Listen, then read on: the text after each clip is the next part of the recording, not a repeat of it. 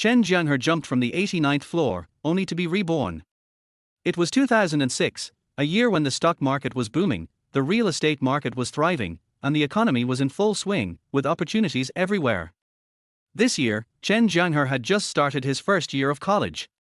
Chen Jianghe, your courage in confessing last night is commendable, but you're just starting university, and it's still too early to be in a relationship. I hope you'll focus on your studies for now. When you enter society, you'll meet girls much better than me, said the teacher. Chen Jianghe, all right, I'll listen to the teacher. I'll go find other girls. Chapter 1, Come to my office. Wake up, Jianghe, the stock market is opening. In his half-dazed state, Chen Jianghe heard someone calling his name. He opened his eyes, and the first thing he saw was a familiar yet unfamiliar face. Damn it, I jumped from the 89th floor, and I still got saved. Chen Jianghe was bewildered, his head pounding, and if he had known it would hurt this much, he would have chosen to burn charcoal instead. After a moment of gathering himself, his eyes focused, and he turned to look at the young man beside him, who looked about 20 years old with thick eyebrows and big eyes. You? Chen Jianghe hesitated. Stop pretending. I'm your buddy Liu Dongliang. Oh. Chen Jianghe not only had a headache, but his stomach was also uneasy. He leaned against the bed frame, almost throwing up. However, the shock in his heart was far greater than the turmoil in his stomach. Liu Dongliang noticed Chen Jianghe's pale face and leaned in to gently pat his back, murmuring, "You're really something. If you can't drink, just have a little less. Usually, you're like a quiet introvert, but when you drink, you turn into a social butterfly. After the party, you even dragged the counselor's wrist and confessed your feelings. That move really shocked me and opened my eyes." The counselor? She's the eternal campus beauty at our East Guangdong Finance University. Not only is confessing to her in public a bold move, but just dreaming about her would be something to brag about. Chen Jianghe listened to Liu Dongliang's rambling, pinched his thigh to shake off some of the fog, and stiffly asked, "Got any cigarettes?" Liu Dongliang stared at him in surprise, took out a cigarette from his pocket, then looked at him with confusion. "Aren't you the one who doesn't smoke?" Chen Jianghe saw his exaggerated expression, shook his head, and said, "I just had a long dream. My mind's all foggy. A cigarette might help clear things up." "Oh." Liu Dongliang responded, then dug through his pocket to pull out a pack of Hongshuangshi cigarettes. After handing him one, he lit it up and held the lighter close. "Here, let me light it for you." Cough. Chen Jianghe had barely taken 2 puffs when he was overcome with a coughing fit. Holding the cigarette, he stifled his cough, lowered his head, and carefully examined his hands and feet. It suddenly dawned on him he seemed to have been reborn. This body felt very young. His lungs, not yet tainted by smoke, felt fresh and tender. Someone like me can have a chance to be reborn. Chen Jianghe sighed inwardly, flicked the ash off the cigarette, and thought, maybe this is what they call, after extreme hardship comes great fortune. In his past life, his parents had passed away, his company had gone bankrupt, and he had jumped off a rooftop. Maybe even heaven couldn't bear to watch, so it quietly pressed the reset button. Liu Dongliang watched Chen Jianghe. Although he looked a bit comical coughing from the smoke, the way he flicked the ash was cool. His eyes, unconsciously revealing a depth beyond his years, had an air of maturity, as if he had experienced many hardships. He seemed like a completely different person from the one he had known. "All right, take a couple of puffs to calm down. The stock market is about to open. Quickly, analyze for me. Which stock should I buy today?" Liu Dongliang turned back to his desk, glancing at his computer screen, then cursed, "What the hell, the auction's not even over, and my stock is already down 3%. What happened to this supposed bull market?" Hearing that, Chen Jianghe got up and walked over, his gaze falling on Liu Dongliang's laptop screen. September 16, 2006. Chen Jianghe squinted. It was 2006, and the stock market was booming, the real estate market was flourishing, and the economy was hot, with opportunities everywhere. In the same year, Chen Jianghe's father had fallen to his death on a construction site, and soon after, his mother died of grief. He would never forget the day that completely changed his life. September 18, 2006. Just 2 more days. Was this fate? At first, he had been somewhat confused after being reborn, but now, faced with this significant moment, it felt as though heaven had opened a window just for him. Jianghe, are you feeling better? Liu Dongliang turned around and glanced at him. You're my stock trading strategist. You can't mess this up. By this one, Chen Company, Chen Jianghe said absent-mindedly. Are you crazy? This is a speculative stock, pumped up by retail investors, hitting 7 consecutive limit ups. If you buy now, it'll only keep going down from here, Liu Dongliang immediately argued. The stock market is about psychology. When others are greedy, I'm fearful. When others are fearful, I'm greedy.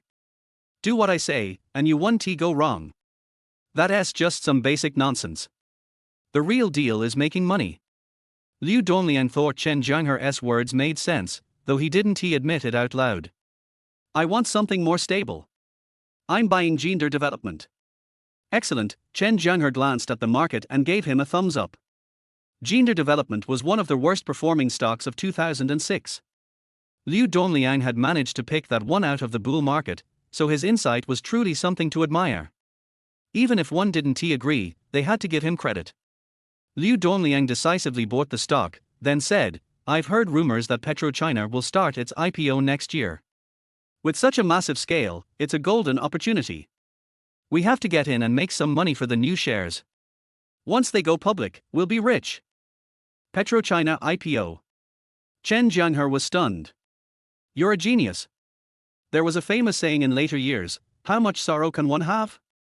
Just like when I was all in with PetroChina. But seeing Liu Dongliang so excited, Chen Jianghe didn't want to pour cold water on him right away. He didn't say much, only tapping the desk with his fingers. Can I use your computer for a bit? Go ahead, it's all yours. Liu Dongliang generously offered, not only letting him use the computer but also giving him full access to his stock account. He trusted him completely, but only Chen Jianghe. Chen Jianghe sat down and, with interest, opened up the QQ window in the lower right corner of the screen. One of the contacts was his own, with the nickname, No Regrets in Youth. The friend list had 7 people, including 5 roommates, their counselor Xu Jishi, and his childhood friend Qin Shaohai. Stop looking, just start trading, Liu Dongliang urged. Chen Jianghe logged into Liu Dongliang's account and, at 3.5 yuan per share, bought one lot 100 shares of Qianrun County. At the time, Qianrun Company was still in the red, but after Chen Jianghe made the purchase, the stock quickly reversed direction and shot up straight into the green. Limit up. Liu Dongliang's eyes widened, and he glanced at the gender development stock he had bought earlier. It was down 4% and still falling. His face darkened. Everything I buy drops, and everything you buy goes up. Is there any justice in this? Don't worry, the best part is still to come. Chen Jianghe smiled. Your stock has already hit the limit up. What else could be better? Liu Dongliang asked curiously. Chen Jianghe exhaled a puff of smoke slowly. I bought this stock, and who knows, it might hit consecutive limit ups in the future. Har. You're dreaming. With today's limit up, this stock already had 8. How could it possibly hit more? This time, Chen Jianghe didn't say anything. He just patted Liu Dongliang on the shoulder, his eyes giving a meaningful look that seemed to say, brother, you really don't want to try that, trust me, it's not worth it. Cough, cough. The atmosphere became a little awkward when, suddenly, a soft cough came from the QQ window in the lower right corner. Chen Jianghe clicked to check, and it was a message from his counselor. Chen Jianghe, your courage to confess last night was admirable, but you are still in your first year of university. It's too early to be in a relationship. I hope you focus on your studies for now. When you enter society, you'll meet girls far better than me. All right, I'll listen to you. I'll go find other girls. Chen Jianghe instantly replied. A moment later, he noticed that Xu Jishi's profile picture had turned black. After a long while. Come to my office. Chapter 2, She Likes Me. There are 3 major illusions in life. My phone vibrated, I can make a comeback, and she likes me. At first, when Chen Jianghe was chatting with Xu Jishi on QQ, he felt no particular emotion. But when he saw the last message, he suddenly realized something. He thought for a moment, then smiled and typed a message. Are there other teachers in the office? Yes, why? Xu Jishi replied. I want to have a private conversation with you. If there are other teachers, I want to go. What are you thinking? Shujishi responded with an emoji of a wooden hammer knocking on a head. Then, she went offline. Chen Jianghe raised an eyebrow. Since he had already confessed, what harm was there in teasing a little? In his past life, there were two girls he admired. One was his university counselor Shujishi, and the other was a high school classmate. He had a deep impression of both but lacked the courage to pursue them, and in the end, nothing came of it. He regretted it deeply. We're back. At that moment, the sound of laughter came from outside, and several young men entered the room. The 414 dormitory was a 6-person room. The relationships in the dorm were arranged by age. The eldest was Liu Dongliang, a man from Chaoju Shanchu, from a wealthy family, and an invisible second-generation rich kid. The second was Zhang Kai, from Jianghe, a very down-to-earth person. He was the one who did the cleaning, brought the meals, fetched the water, and answered roll call. The fourth was Wen Yuanpeng, a player with a history. He had already brought 6 or 7 different girls back to the dorm in just 20 days of school. He had gone to more hotels than stayed in his dorm. The fifth was Li Jun, from Yiwu. He had been with his family in the small commodity market since childhood, and he was sharp. At the beginning of the semester, he somehow got his hands on some used goods, sold them as senior private items to a few freshmen, collecting a IQ tax. The sixth was Sun Qian, from Sangzhou. Sun Qian was the lively member of the dorm. As soon as he entered, he walked over to Liu Dongliang and excitedly said, "Liu Ji, it's a shame you didn't go to class today. During military training, we couldn't see the girls' faces or figures because they were all in uniforms, but today, after they changed clothes, it was a completely different look.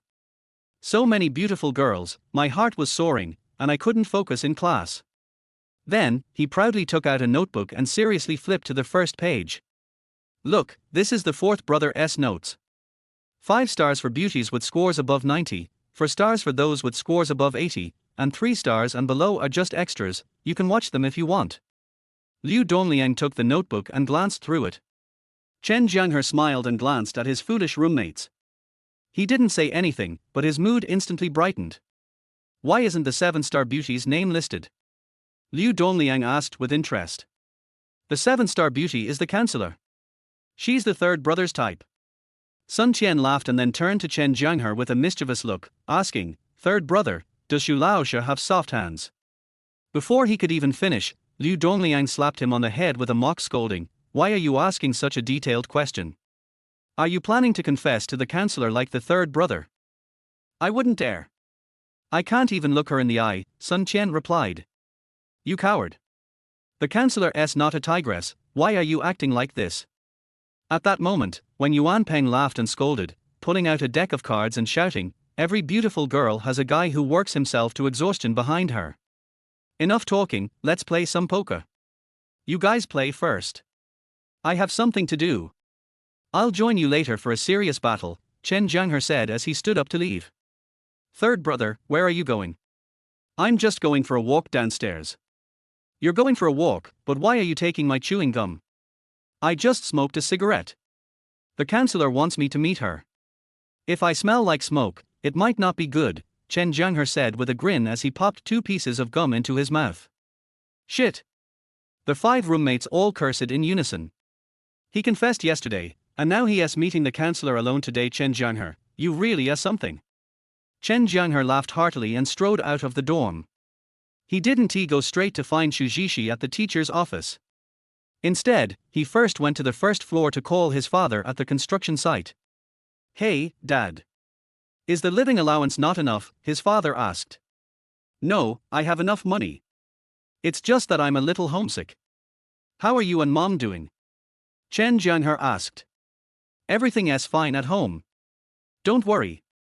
Focus on your studies in the provincial capital. In a few days, I'll ask the foreman to advance some money and send you 200 yuan. Spend it wisely, and if you need more, just let me know. I have enough money. I saw the news yesterday about some geological changes at home, and an earthquake is likely. Don't stay at the construction site. Come home for a while. Stinky kid, where is there any earthquake here? If we don't work, the whole family will starve. Just listen to me." Life is more important than money. You can go back to work after the earthquake warning is over. This is something you must listen to. If not, I'll pack my stuff and go home, and I won't go to school anymore. Stinky kid, you dare. I mean it. All right, fine, I'll listen to you. Tomorrow I'll ask the foreman to let me take leave and go back. Just go home now. If you don't, I'll buy a ticket and come to the construction site to find you. Shit. Wanggong. My wife's going into labor. I need to leave early and get someone to cover my afternoon work. Shit. Didn't your son just get into college? You're still sneaking off work. No time to explain, goodbye. The phone hung up. Chen Jianghe chuckled, put the phone down, and walked out of the dorm building. He looked up at the outside world. The sky was clear and blue, and the sun was shining brightly. In the distance, many male classmates were playing basketball in short sleeves and shorts, sweating it out passionately. A few cute senior girls were watching on the sidelines. The school radio station was playing Wang Lahong's song Big City, Little Love. With the black hair wrapped in a circle, entwined with all my affection for you. Chen Jianghe hummed along happily, strolling towards the teacher's office. On their way, he was carefree, happily greeting the beautiful senior girls he passed by. The Guangdong East Financial College had three treasures: a beautiful environment, delicious food in the cafeteria, and plenty of beautiful girls. So, male students from other schools often came here to hunt. It was really a blessing for the guys here. Senior, can you call me handsome? Get lost, loser. As expected, it was the same old formula, the same old taste. Thank you. Chen Jianghe wasn't angry at all. Instead, he smiled even more brightly and, after thanking her, casually looked her up and down. The senior girl passed by him, sending a sweet scent his way. Seeing that he was clean and his smile was quite charming, she threw him a flirtatious look. Chen Jianghe didn't pay much attention, smiling as he walked past her. His past life had been so hard. Now that he had the chance to be reborn, he was determined to make life sweet. Family, wealth, fame, love, I want them all. When he arrived in front of Xu Zhixie's office, Chen Jianghe confidently pushed open the door. Xu Zhixie just happened to turn around. They both paused for a moment. Her gaze was so captivating as she looked back, as bright as the sky in April, impossibly beautiful. Even though Chen Jianghe had seen many beautiful senior girls on his way here, he couldn't help but be struck by her beauty. However, Chen Jianghe quickly noticed that there was another teacher in the office by Chidong. What a coincidence, he thought. In his previous life, he had fallen into a trap, and his company had gone bankrupt. The one responsible for all of this was Bai Chidong. This guy seemed harmless on the surface, a mild-mannered university teacher, but in reality, he was closely involved with a foreign scam operation. Normally, seeing an enemy would make him furious, but Chen Jianghe's mood was unexpectedly calm. He knew Bai Chidong was a hypocrite, a scheming, sadistic dog who had been licking Xu Zhixie's boots. Before, Chen Jianghe couldn't understand why Bai Chidong had set him up. Now, it all made sense. When dealing with such a person, it was best not to act unless you were going to make them regret their actions for the rest of their lives. Don't you knock or report when you enter a teacher's office. Xu Zhixie broke the awkward silence first. Shall I leave? Chen Jianghe grinned, and after saying this, he really turned to leave. Wait. Xu Zhixie called out to him and waved her hand, come here. I heard you didn't go to class today, were you busy stock trading in the dorm? Chapter 3, The Choice of Genes. As soon as Xu Zhixie finished speaking, Chen Jianghe's expression changed immediately. He denied vehemently, who said that? That is not true. Impossible. Stock trading leads to moral decay, I'm not in favor of the stock market at all. Why are you so agitated? I was just asking casually, Xu Zhixie glanced at him and said gently. Stock trading is not necessarily a bad thing. The market is booming right now, even the cafeteria ladies have opened stock trading accounts. It's quite normal for university students to trade stocks in their dorms, she continued. Oh, Chen Jianghe scratched his head, initially thinking Xu Zhixie was looking for trouble, but it turned out she was just asking out of curiosity. Thinking about the QQ hanging on Liu Dongliang's computer, Chen Jianghe couldn't help but curse the damn old Liu for selling his friends out for personal gain, all while waiting for Xu Zhixie to continue. Sure enough, Xu Zhiqi gestured for Chen Jianghe to come closer and then whispered, I also heard that you have a knack for picking winning stocks. This time, Chen Jianghe smiled and didn't he answer. Instead, he casually asked, Xu teacher, are you into stock trading as well? Yes. For some time now, Chen Jianghe had viewed Xu Zhiqi as a goddess, someone to admire from a distance but not to be touched. Despite secretly having feelings for her, and even sharing an office, he had kept his composure, never crossing any boundaries. Gender development and Ruiyang materials are stocks you should sell quickly. Lose Hu Laojiao and Shui Jingfang are good for long-term holding. You're a bit underinvested in Lose Hu Laojiao. If you have extra funds, I suggest you increase your position, or buy some Maotai. Chen Jianghe glanced at Xu Zhiqi's portfolio and couldn't help but laugh. Xu Zhiqi looked up at him. Oh, nothing, I just remembered something funny, Chen Jianghe replied with a grin. Perhaps feeling that the distance between them was getting a little too intimate, Xu Zhiqi instinctively shifted a bit to the side, feeling a slight itch on her cheek. My way of speaking is something I picked up from my teacher. You should know whether it's polite or not, Chen Jianghe replied with a smile. Old lapdog, you're laughing like a dog basket, smooth on the outside, but all folds on the inside, Xu Zhiqi teased. If you were well educated, would you question my manners in such a sarcastic tone? Chen Jianghe retorted. My mom is having a second child. Bai Chidong, who had been standing nearby, was caught off guard, his smile frozen, his eyes wide in shock. All right, let us get back to the point, Xu Zhiqi said, changing the subject. Especially with the king of liquor stocks, Maotai, whose stock price had soared just like their Flying Fairy series of liquor. Xu Zhiqi rested her chin in her hand, considering. She felt Chen Jianghe's point wasn't entirely wrong. Xu Zhiqi nodded, blushing slightly, and smiled. Unfortunately, my skills aren't up to par, and the few stocks I bought are all in the red. Chen Jianghe noticed Xu Zhiqi's subtle movements and, from the corner of his eye, saw Bai Chidong not far away. However, Bai Chidong didn't show any sign of being affected, his face still wearing a polite smile. This seemingly ordinary behavior made Xu Zhiqi's heart race, her body involuntarily tensing up. Heh. Bai Chidong stared at Chen Jianghe and said, I can't teach a student like you. My students are all polite. Someone like you clearly lacks proper upbringing. What do you mean? Chen Jianghe shot back. Xu Zhiqi froze for a moment, then smiled and said, Congratulations. Chen Jianghe's words were filled with practical tips, straightforward and free from any fluff. Sorry, teacher.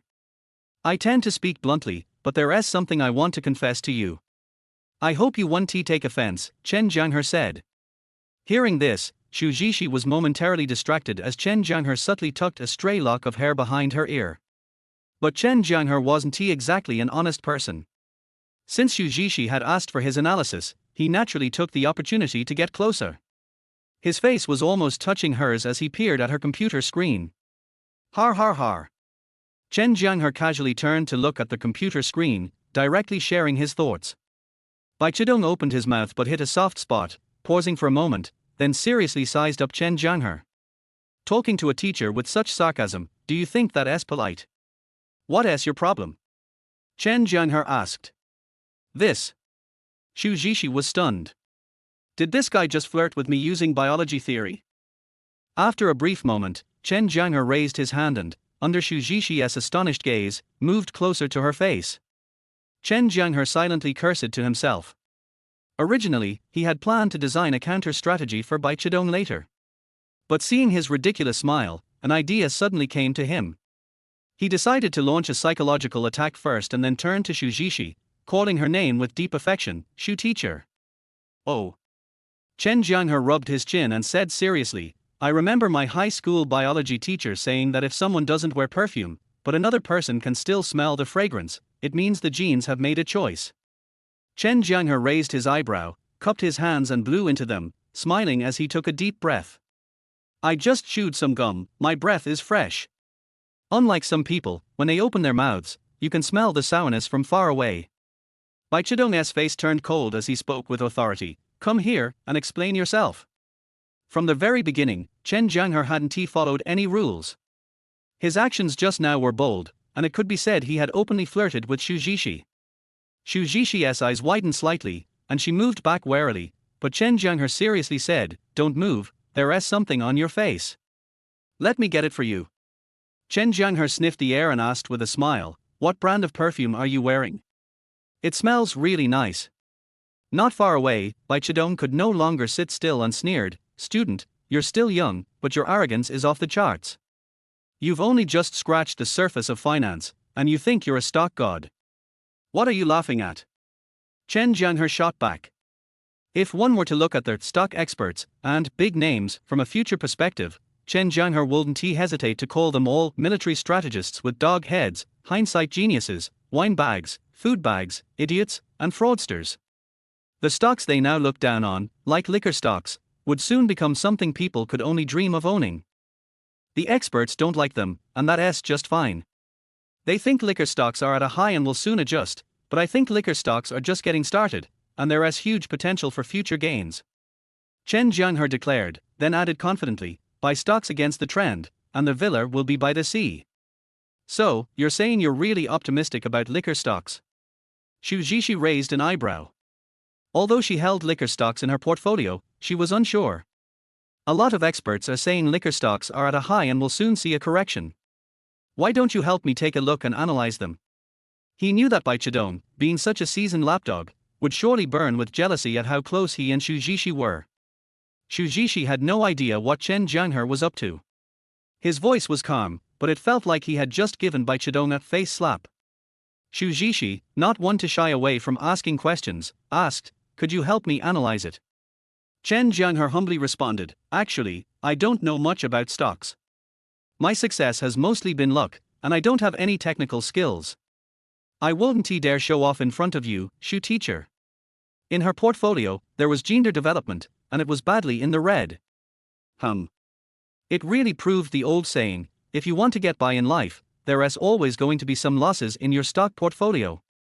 Just as Bai Chidong was about to explode, Chen Jianghe suddenly changed his tone. "You speak," Bai Chidong suppressed his anger. "Actually, I'm a fan of good looks. I don't like getting too close to ugly people," Chen Jianghe said seriously to Bai Chidong. "Chapter for teacher Bai should be full too. You?" Bai Chidong almost slammed the table, his eyes wide open, staring at Chen Jianghe. "Say it again." Chen Jianghe still had a smile on his face, and picked up a small mirror on Xu Zhiqi's desk. "Instead of asking me to say it again, it's better to look in the mirror. Some people always feel that they didn't perform well at the time after quarreling, and silently summarize various coping methods in their hearts, and then they are still scolded speechless and swallow their anger next time they quarrel. Chen Jianghe is different. The feeling of being reborn is like being in a dream. He has a very open mind. No matter who the other party is, if you dare to show your hair, I will dare to pick on you. What if you are unhappy? I am happy." Bai Chidong took a deep breath and stared for a long time. If Teacher Xu was not present, he would want to slap this kid twice, but seeing that he is tall, he is also a little scared.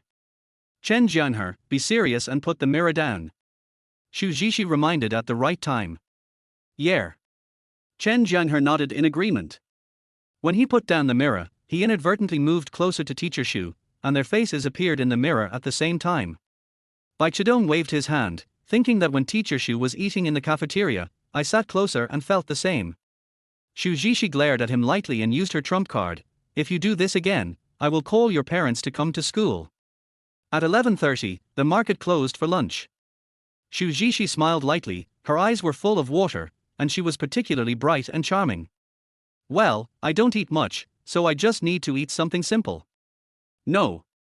Chen Jianghe answered directly, "Compared to technology, I believe in trends more. The three carriages that drive the current domestic economic development are investment, consumption, and exports. Follow the development trend and you can make money in this bull market. Let's go, I'll treat you." "No, I just came here after taking a high-level math class. How about treating me to a meal when you make money?" Chen Jianghe asked her with a smile. The counselor in front of him was actually about the same age as the senior sister, so there was no psychological pressure to flirt with her. Chen Jianghe raised his thumb and gave Xu Zhiqi a thumbs up. After pretending to be cool, he turned around and left. When these words came out, Xu Zhiqi was stunned, thinking that you are really a good student who knows how to feel sorry for the teacher. Chen Jianghe looked at her gently, and the chicken leg in his hand did not move at all. Xu Zhiqi raised her eyebrows and looked at Bai Chidong without saying a word. Okay, I'll eat it. There was no meat on her plate, it was light and plain. Run away. Xu Zhishi was amused by him, but soon asked seriously, it's not even 3 o'clock in the afternoon, are you so sure that those stocks will be strong until the closing? This old liquor is really everywhere. Students nowadays are not easy to lead, Teacher Xu, you can't be too tolerant of them, and you must deal with them seriously when you encounter troublemakers, and don't be soft-hearted. Of course, the premise is to stick to the bottom line and not disrupt the normal teacher-student relationship. Xu Zhishi was startled by his bold move, but she also felt that his words just now were very polite, so she was not angry. She just gritted her teeth and whispered, put it down quickly, many people are watching. Chen Jianghe narrowed his eyes, silently recited the 6th form of the dog-beating stick method, beat the dog's head with a stick, then reached out to pick up the chicken leg and put it to Xu Zhishi's mouth. Teacher Xu, you eat too much vegetarian food, I really can't bear it, give me face, and take a bite. When Teacher Xu was serving food, her voice was sweet and sticky. Chen Jianghe was stunned when he heard it from behind, until she turned around and handed him the full plate, and then he came back to his senses. Okay, if you make money, no matter how much or how little, I will treat you to a meal. Xu Zhishi walked out of the office with the meal card and saw a familiar figure at the door of the faculty building. Teacher Bai, you are too extreme. My students are all very good. Anyway, I will eat Teacher Xu's food. Chen Jianghe grinned and said confidently. Xu Zhishi reluctantly opened her mouth and took a small bite of the chicken leg. She stared at Chen Jianghe without blinking, as if to say, are you satisfied now? A beautiful woman is a feast for the eyes. Chen Jianghe and Xu Zhishi looked at each other, then stuffed the chicken leg into his mouth and took a bite, saying happily, the chicken leg is so delicious. Oh, I am presumptuous. Why are you asking this? Xu Zhishi asked back vigilantly. Seeing Xu Zhishi's reaction, Chen Jianghe refused to agree with her, if you don't eat it, I will keep it. Comparing the two, Chen Jianghe felt a little embarrassed. He wanted to put some dishes on Teacher Xu's plate, but he saw Bai Chidong not far away. Chen Jianghe. This scene fell into Bai Chidong's eyes, and he saw his fingers on the dining table, clacking, almost digging out a Prada palace. Many students were very reserved, cautious, and polite in front of her, making her seem difficult to get along with. Auntie, I want this, and that, 80 cents for rice. I don't mean anything else. I heard that a student got drunk and confessed to you last night. Could it be this boy? Bai Chidong tried to ask. You? Chen Jianghe smiled and shook his head, glanced at Teacher Xu who was holding the meal card in his hand, and deliberately teased, you said that you would treat me to a meal when you make money from stocks. Teacher Xu wouldn't sneak away when I wasn't paying attention, right? In contrast, Chen Jianghe's plate was very rich, with stir-fried pork with peppers, a small portion of pickled fish, and a fat chicken leg lying on the rice, drizzled with chicken soup, which looked very appetizing. Xu Zhishi nodded thoughtfully, I'll try your suggestion just now. The two walked towards the Nanyuan canteen and lined up for food. So he pretended to raise his hand to look at the watch, and then said, it's 11 o'clock before I knew it, Teacher Xu, are you hungry? Let's have lunch together at noon, I'll treat you. Xu Zhishi's eyes flickered, her cheeks flushed, and her white fingers gently poked him. Does the stock operation you just mentioned have any technical basis?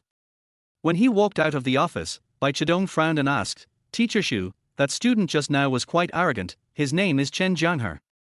Make another serving of small green vegetables, bean curd, winter melon soup, and 20 cents of rice. No, I'm used to eating alone. Xu Zhishi refused in a low voice. Xu Zhishi ignored him and sat down to flip through the documents on the table, occasionally paying attention to the direction of the market. Xu Zhishi was in front of Chen Jianghe, and Chen Jianghe could smell her hair fragrance in his breath, which was a faint orchid fragrance, refreshing. He. Bai Chidong laughed dryly, but from Xu Zhishi's serious, protective look, he realized that he was indeed a bit extreme. Just because I feel sorry for the teacher and want to give the teacher a chicken leg, the teacher has to call the parents. Chen Jianghe stared and asked in surprise. Didn't you eat enough dog food in the morning, so you ran to the cafeteria to have a snack? The two of them took their plates and found a window seat to sit down, but Chen Jianghe was reluctant to move his chopsticks. Chen Jianghe was different. This guy not only dared to confess in public under the influence of alcohol, but also dared to flirt on QQ, and even dared to flirt in person. He was very brave and naughty, but he didn't make people bored. Instead, he got along quite naturally. Looking at his own plate and then at Teacher Shu's, he asked in surprise, "Teacher Shu, can you be full with so little?" Shu Jishi smiled lightly. "That's nice. If nothing else, I'll go back to class." Shu Jishi walked straight towards him, frowned and asked suspiciously, "You won't be waiting for me here all the time, right?" "Wow, they look like a couple." Chen Jianghe muttered to himself. Chen Jianghe is a person who likes small animals very much, especially chickens. If conditions permit, he will eat with them every meal. With Shu Jishi as a companion and Bai Chidong as a side dish, today's meal is particularly delicious. Chen Jianghe finished the full plate of rice and vegetables worth 80 cents in a flash, and looked down at his belly. The 8 abdominal muscles that he had worked hard to move bricks on the construction site during the summer vacation have merged into one. At this time, Shu Jishi put down her chopsticks and said, "I'm full." "I'm full too." Chen Jianghe rubbed his belly, looked at Bai Chidong, and asked with a smile, "Teacher Bai should be full too." Chapter 5, The pattern cannot be small, the vision must be broadened, and people must be cool. WTF. Bai Chidong almost cursed out loud, but his breath got stuck in his throat, his face turned red and his neck became thick. He noticed from the corner of his eye that many of his classmates were looking at him strangely, so he had to suppress his anger and concentrate on eating. Teacher Bai has a good appetite. I didn't eat enough this time. I'll continue next time. Chen Jianghe smiled unkindly, picked up his plate and left. This guy. Shu Jishi looked at his back and pursed her lips, a bit bad. If he does this again next time, should I still cooperate with him? Shu Jishi wondered in her heart. However, in the next few days, Chen Jianghe never appeared in front of Shu Jishi, and he didn't go online on QQ. In the past few days, the shares of Chen Run purchased by Chen Jianghe have been hitting the daily limit for consecutive days. The stock price has risen from his purchase cost price of 3.5 to 4.6, an increase of 31.43%, and the unwritten profit on the account is 110 yuan. And this was only what happened on the surface. Secretly, Chen Jianghe opened an account for himself and used a student loan for poor students that had just arrived in his account 2 days ago to directly fill up his warehouse with Wangfujing. That's good. That's good. As a result, before I could even sit down, I heard the dormitory manager downstairs yelling. 414 Chen Jianghe, there's a call from home. Second brother Zhang Kai is soaking his feet. Hearing this, Chen Jianghe first greeted Bai Chidong's mother warmly in his heart, and then explained righteously, "This is absolutely a rumor. I have been self-disciplined, studied hard, and respected my teachers since I was a child. I am a good child in the eyes of my parents and a good child in the hearts of my teachers. If you don't believe it, you can look at my elementary school transcript and see the comments on it. Har har, I didn't say age either. Fuck, Xiaoqian, you bastard, I put you on 3 against 1 and you just put you on 4 against 2.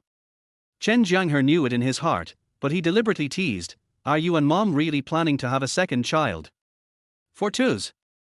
Chen Jianghe threw out the big and small kings with a smile, and then hit Zhang Kai and Sun Qian in a wave, making them both confused. Chen Jianghe, who had just touched a few cards, decisively gave up the game, hurried out of the dormitory, went to the dormitory management office on the first floor, and took the phone from the aunt. "Jianghe, are you listening to me carefully?" Liu Dongliang glared. "I can't bear it." Chen Jianghe let out a long sigh, feeling relieved. When I opened the door, the atmosphere in the dormitory had unexpectedly become quiet. Chen Jianghe was a little confused, wondering if his aunt had heard something she shouldn't have heard. Chen Jianghe glared and simply turned around to respond to Liu Dongliang, "Old Liu, find an opportunity to sell Chen Run shares tomorrow. The monster stock has risen too much and it is easy to attract the attention of relevant departments. It may collapse at any time." There was a rustling sound on the other end of the phone, followed by the voice of Dad Chen Jianghe. "A small earthquake of magnitude 3.5 occurred in my hometown this afternoon. Your mom and I were working in the fields at the time. We are safe and sound. Damn it. Who dares to commit a crime now? When your mother was still in confinement after giving birth to you, the gang of idiots from the Village Women's Federation came to your house overnight to preach. Before they left a bunch of family planning supplies, which have not been used up yet. I will pass them on to you later." The dormitory aunt looked at him for a while, then asked quietly, "Student Chen, How old are you? Chen Jianghe nodded and waved his hand, 3 for each. Zhang Kai stared at Chen Jianghe for a while, and actually raised his foot to make room for him. Zhang Kai really couldn't stand it. The sixth brother, Sun Qian, was lying on the bed with headphones on, probably listening to music. His fingers would occasionally press the MP3 buttons to change songs. I heard it. Chen Jianghe said perfunctorily. Just as he was about to throw away all the cards in his hand, he heard Sun Qian shout, "Wait! Okay, I'll play a few games with you guys." Sun Qian smiled and threw out for twos. Liu Dongliang stood up and walked over, carrying a small stool, and sat down. Yes, I know. Don't worry, I have a trump card. Move somewhere else so I can soak in the water, too. I can't bear it.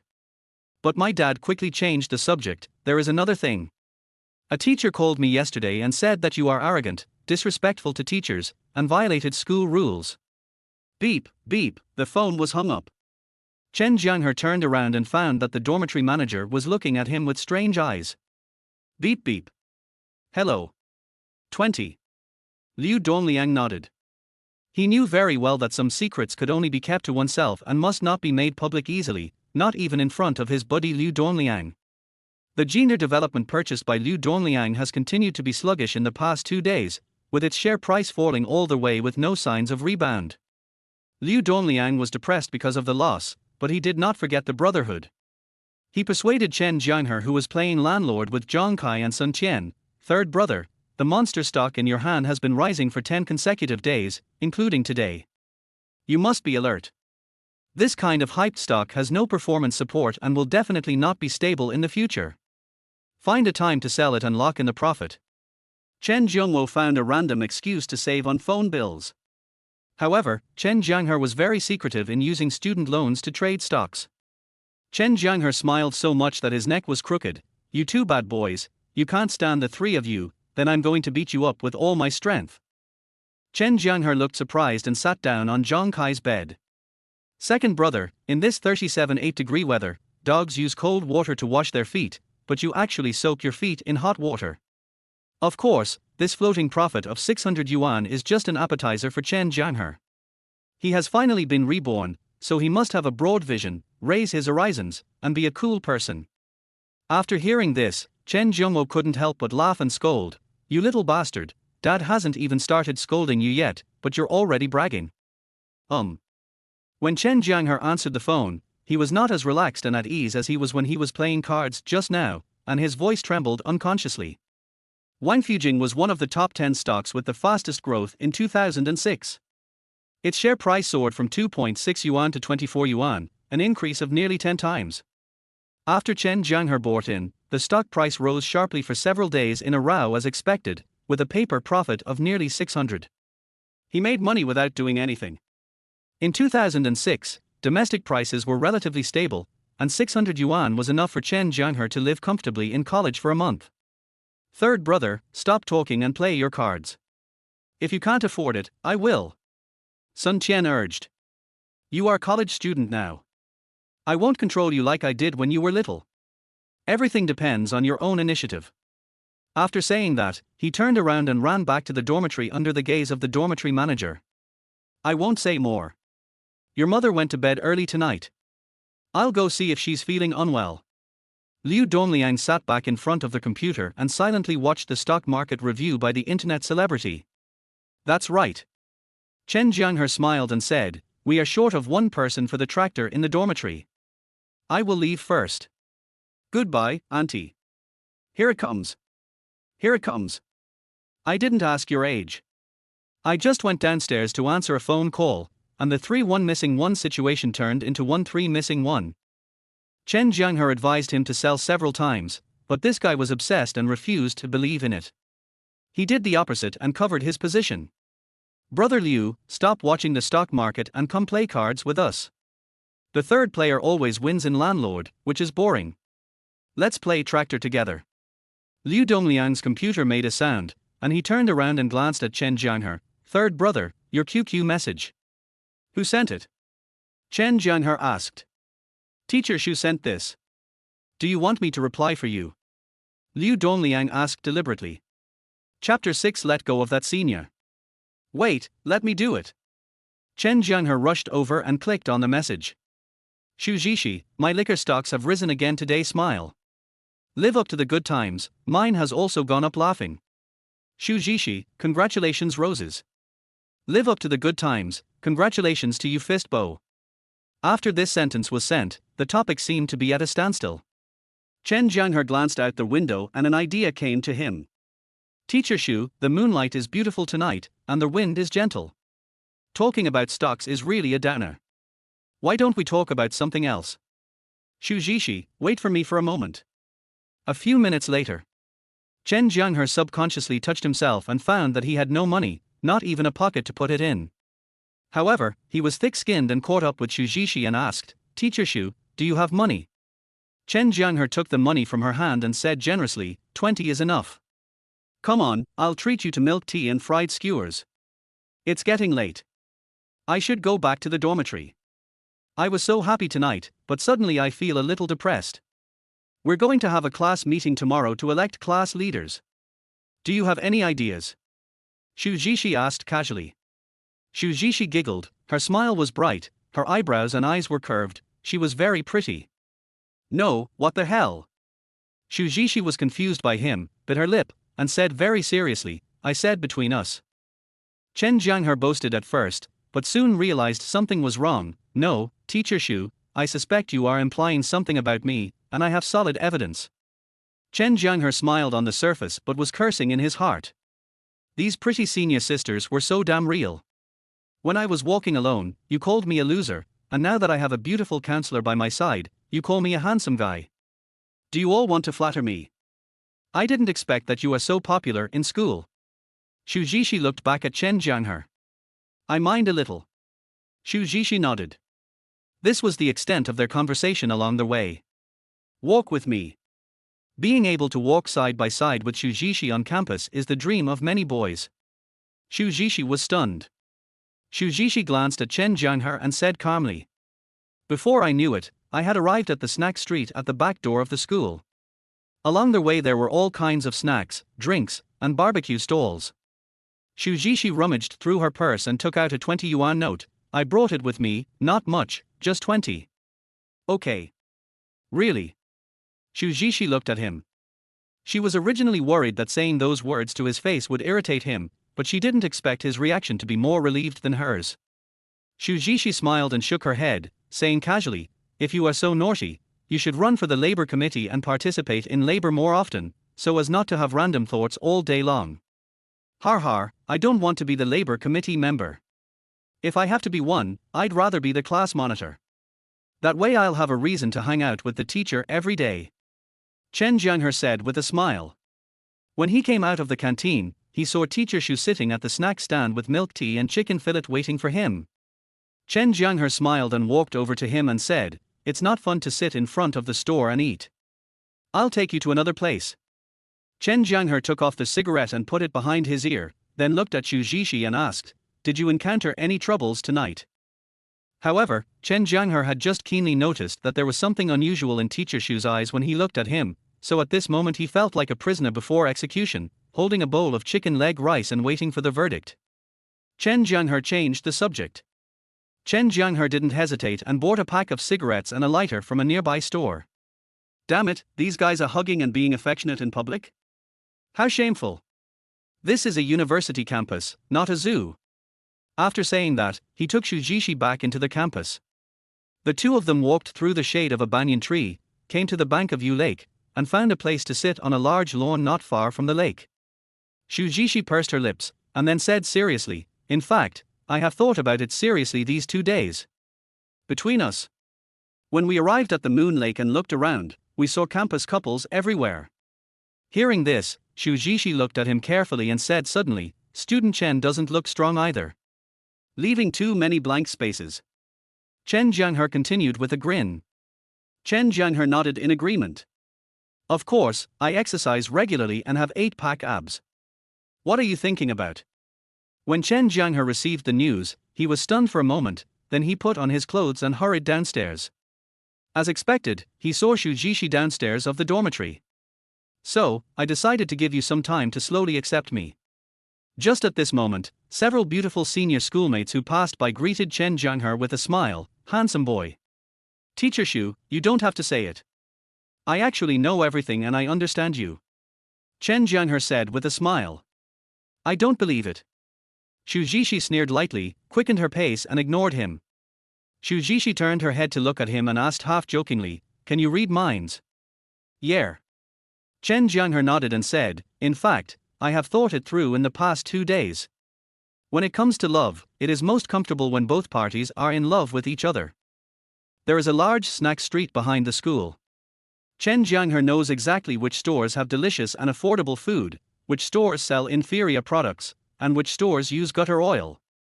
In 2006, 20 yuan still had strong purchasing power in the snack street behind the college.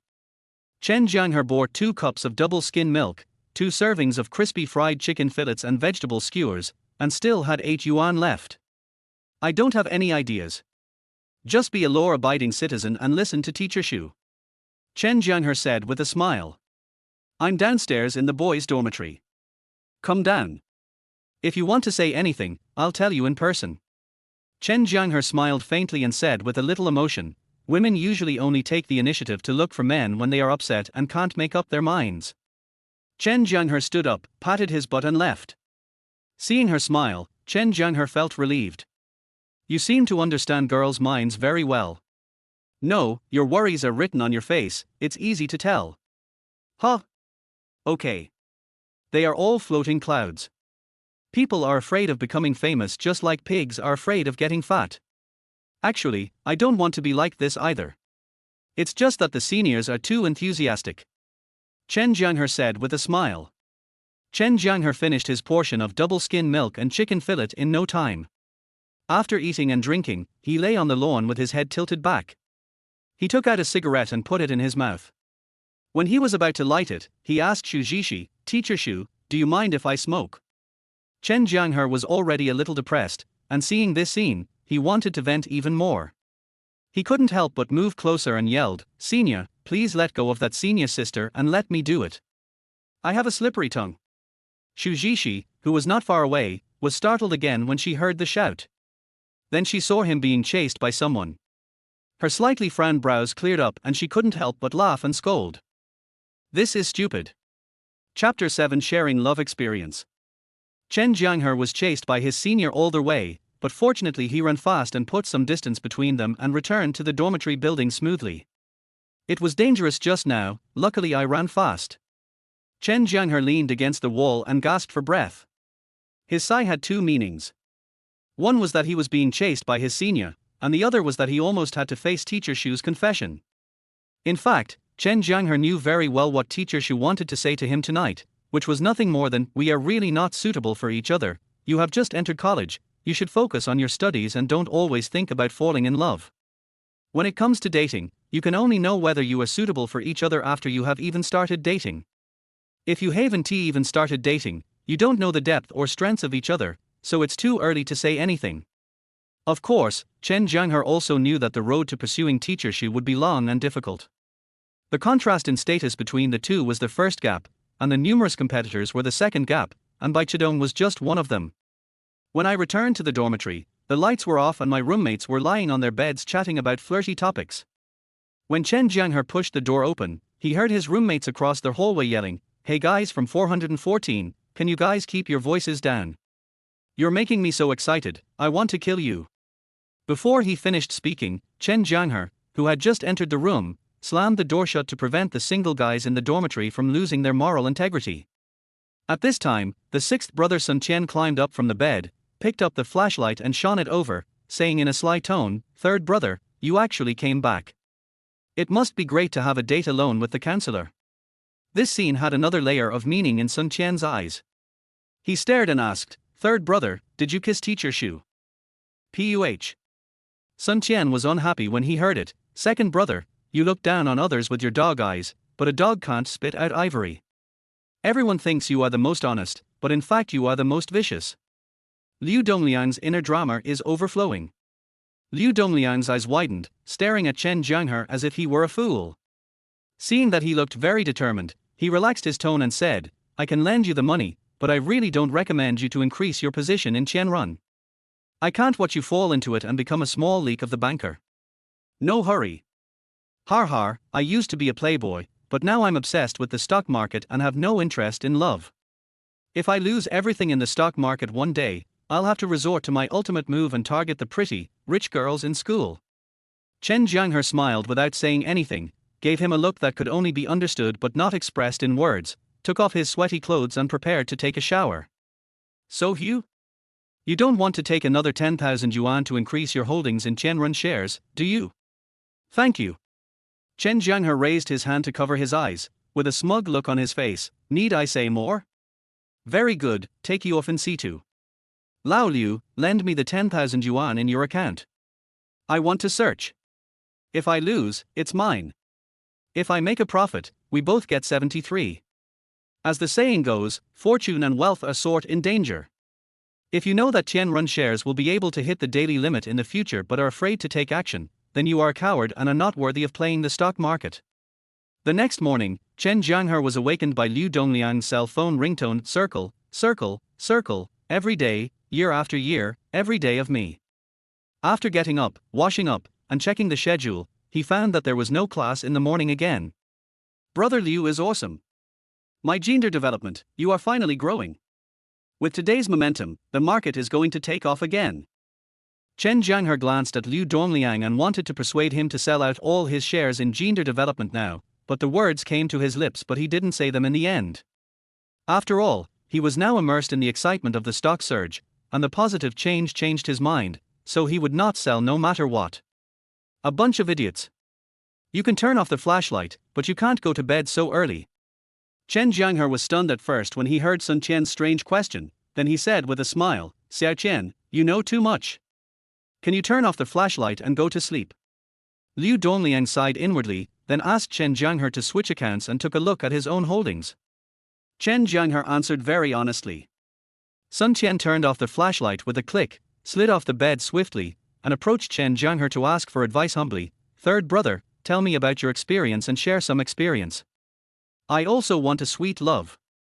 At 9:30, Liu Dongliang jumped out of bed, rubbed his eyes and looked at Chen Jianghe who was sitting in front of the computer watching the market. Without even bothering to brush his teeth or wash up, he excitedly moved closer. There's nothing much to say.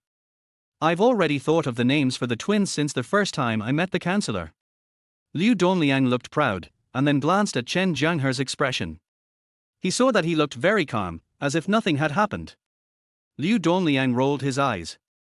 Chen Jianghe woke up with a clear mind. He remembered that Chen Holdings, a monster stock, had risen by a full 16 daily limits, attracting a large number of retail investors. It then began to adjust slightly, and then plummeted all the way, and finally delisted. This is too sexy. In this situation, most of the retail investors who had made profits in the early stage were thinking about cashing out and running away. How dare Chen Jianghe do the opposite and directly do it? It seems my dad was right. The stock market is a big casino and a meat grinder. The only fate of leaks is to be chopped. If you make a wrong move, there is no way back. Are you crazy? Chen Jianghe thanked him and then used all the 10,000 yuan in Liu Dongliang's account to buy Chen shares. Zhang Kai, who had always been taciturn, smiled and said, Xiao Qian, you said you have no money, no face, no height, and no waist. You are little chicken who curls up like a pencil sharpener. Why do you always think of good things? It seems that stocks are only suitable for steady people like me. If you don't have a strong heart, you will get a heart attack sooner or later if you invest in monster stocks, chasing high prices, and searching for stocks. At this time, Liu Dongliang spoke up, Sixth brother, if you want to be single, I will give you 20 words of advice. Please experience them yourself, meet challenges head on, play hard to get, be distant, approach carefully, and flirt boldly.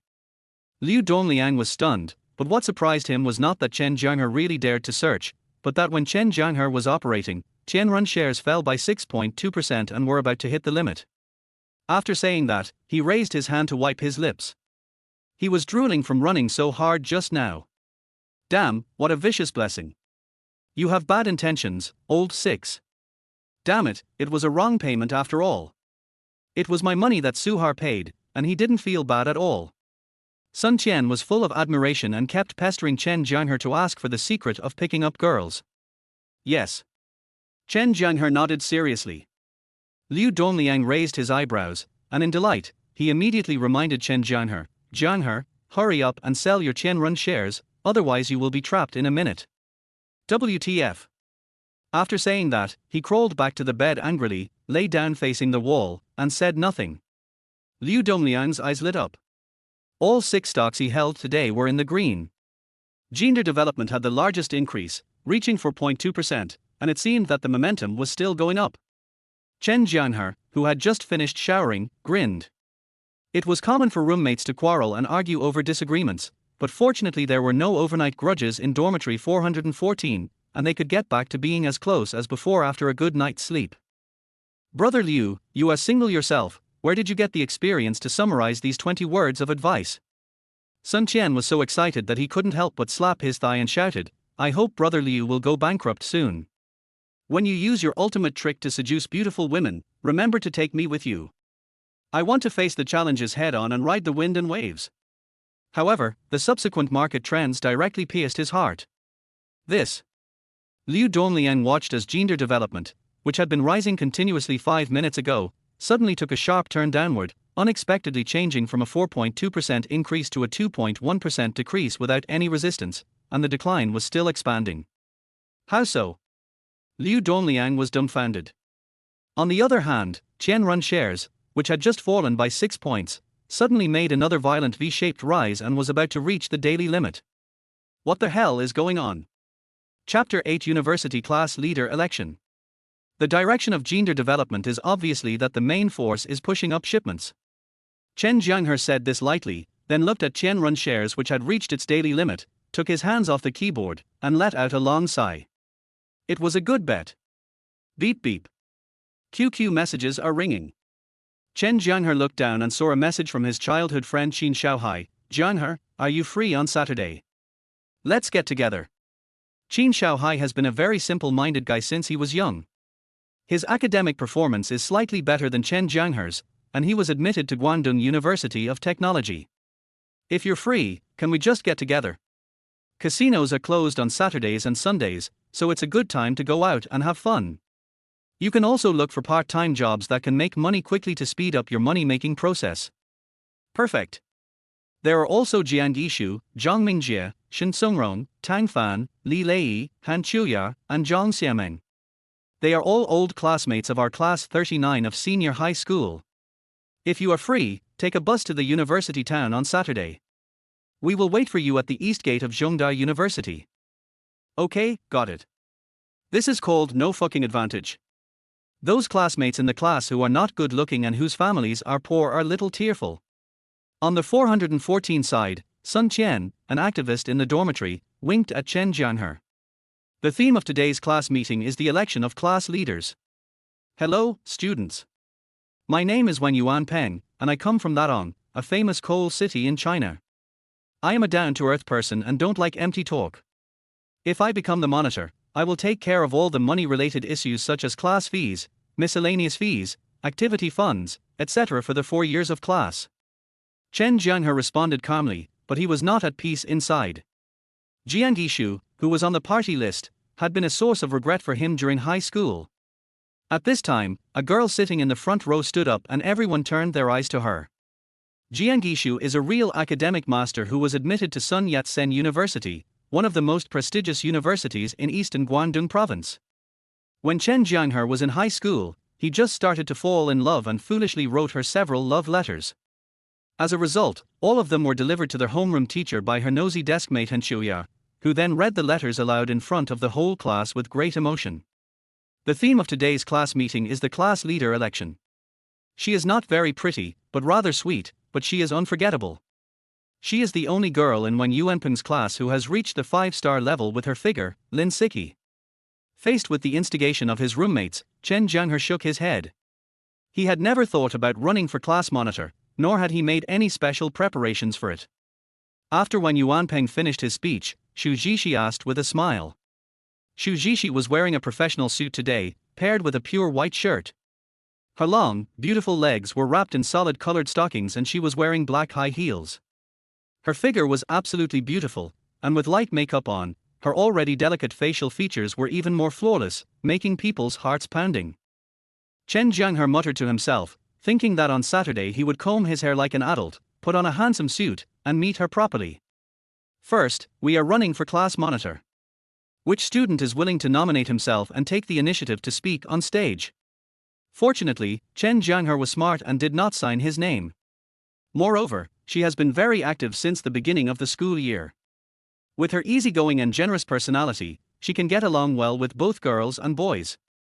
In the eyes of many classmates, she is the best candidate for class monitor. After Wang Yuanpeng finished speaking, he raised his hand and patted his chest, appearing very confident. Isn't it just that she's pretty, has good grades, and is both talented and pretty? What's there to be proud of? After everyone was in place, Xu Zhishi looked around with a list in her hand. A perfect body, A for waist, 36D, any one of these can make girls envious and boys fall in love with her, and Lin Siki has all three, a perfect figure. Third brother, I'm sorry. In addition, Chen Jianghe had an impression of their plot, of the class leader election. If nothing unexpected happened, the monitor of the business administration class 1 was a woman named Lin Siki. In dormitory 414, Liu Dongliang first followed suit and applauded, then shook his head. Old for is rich and powerful, and knows how to win people's hearts, but it's a pity that he is too arrogant, too much is as bad as too little. Chen Jianghe narrowed his eyes slightly, feeling that Wang Yuanpeng's move was not aimed at the position of class monitor, but his real target was most likely the counselor Xu Zhishi. Which other students are going to run for election? As soon as Lin Siki came on stage and opened his mouth, a group of male classmates applauded and cheered. Third brother, your chance has come. At 4:50 p.m., after the probability and statistics class, the industrial management class 1 received a notice from the counselor to hold a class meeting in classroom number 3. After looking through the list, Xu Zhishi put it down and said with a smile, all the students are here. Let's have a meeting now. As soon as Xu Zhishi finished speaking, the originally quiet classroom became noisy, and the students whispered to each other. Wang Yuanpeng, who was sitting in the back row, suddenly stood up, patted Chen Jianghe on the shoulder, then held his head high and walked towards the podium confidently. Liu Dongliang also said, Jianghe, only when you become the class monitor will you have a better chance of wooing the counselor. I support you, buddy. The students immediately set off for the lecture hall. Wang Yuanpeng went on stage and briefly introduced himself. Seeing that the students below did not react much, he raised his lips and started to show off. I don't have any advantages. Apart from being handsome, having a rich family, and being selfless and enthusiastic about helping classmates, I have nothing else to offer. The reason I'm running for class monitor is mainly because I want to improve my abilities and do something for my classmates. Freshmen basically sit in dormitories, with a clear distinction between boys and girls. Amid the applause, she smiled and continued, height, weight, measurements and so on have already been introduced during the military training, so I won't repeat them now. If you want to know more, you can chat with me privately. Hello, students. I am Lin Siki. The other brothers remained silent after hearing this. The classmates cheered and encouraged him, and seemed to be giving him face. Most girls with good figures can give people a sexy feeling with just a casual movement. Lin Siki has a sweet and pure sexy style, which makes her very eye-catching wherever she is.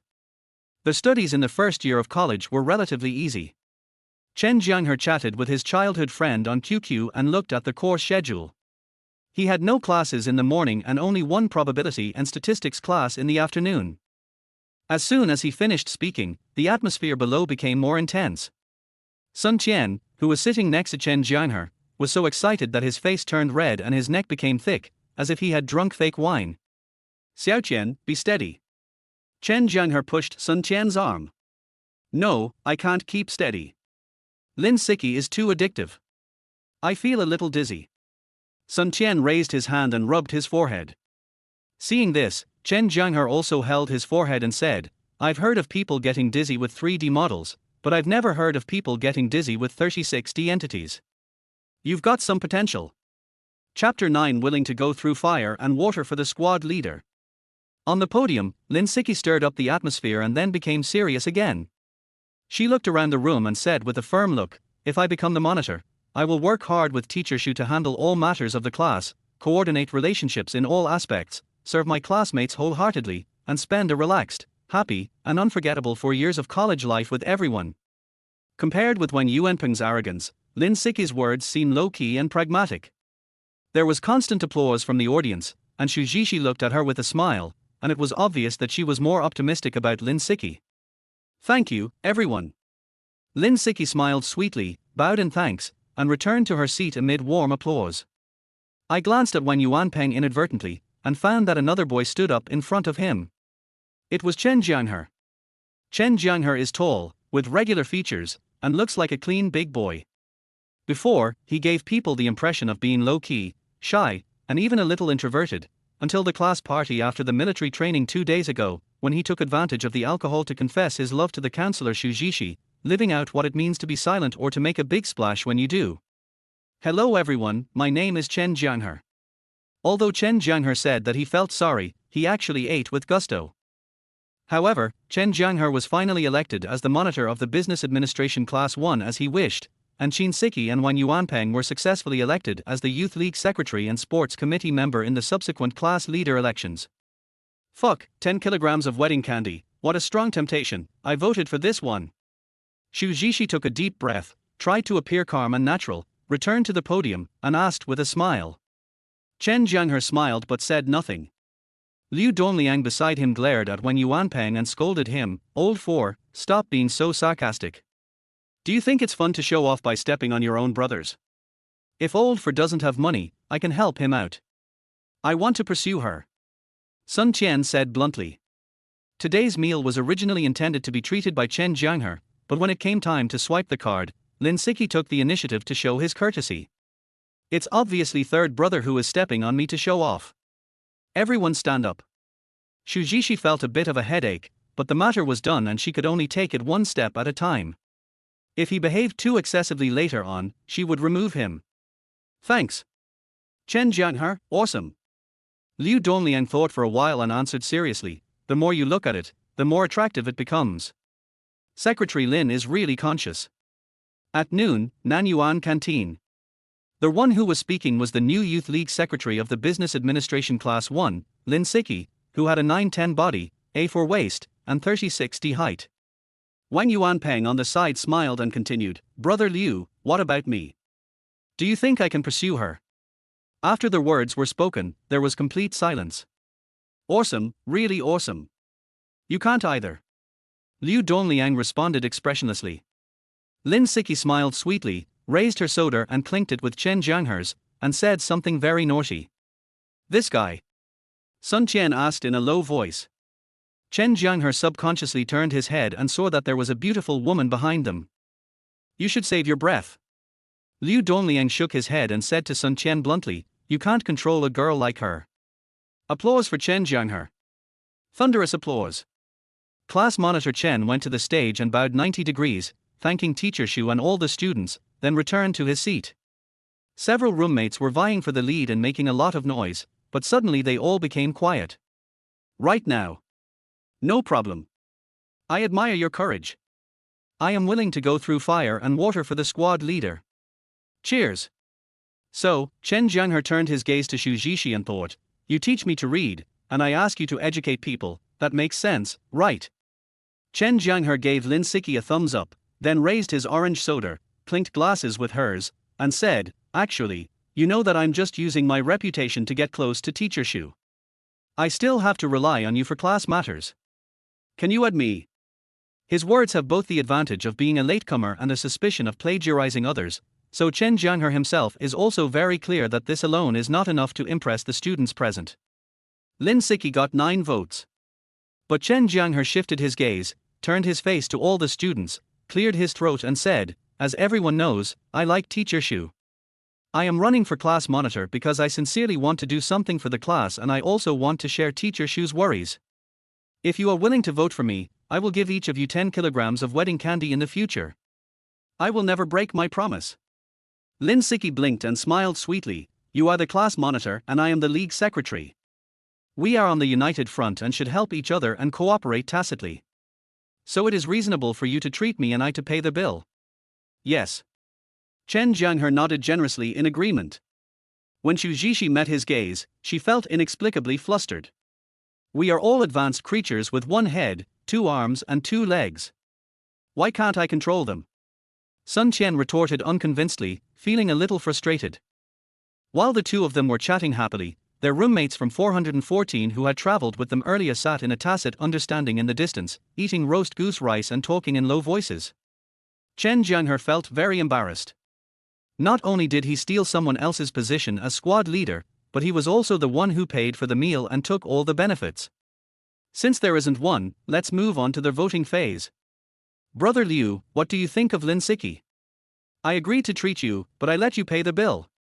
I feel bad about it. Sun Qian came closer and smiled to take credit. Third brother, I shouted myself hoarse in support of you just now. Since you've worked so hard, I guess it's not too much to give you a free roast goose meal at noon. I want one too. Wang Yuanpeng curled his lips and softened his tone. Third brother, I'm just not convinced, but I still admire you in my heart. You are really brave to say those words on the podium. You will achieve great things in the future. Chen Jianghe's self-introduction was so brief that it only included his name, and he got straight to the point. First of all, let me say that I can satisfy all the benefits that Wang Yuanpeng and Lin Siki promised you. Industrial Management Class 1. The voting results came out quickly, for a total of 51 students in the class. As soon as Chen Jianghe sat down, Wang Yuanpeng patted him on the shoulder and whispered, Third brother, when I went on stage, I said I would help everyone with class fees and activity expenses. That was real money. It won't be a blank check to you, right?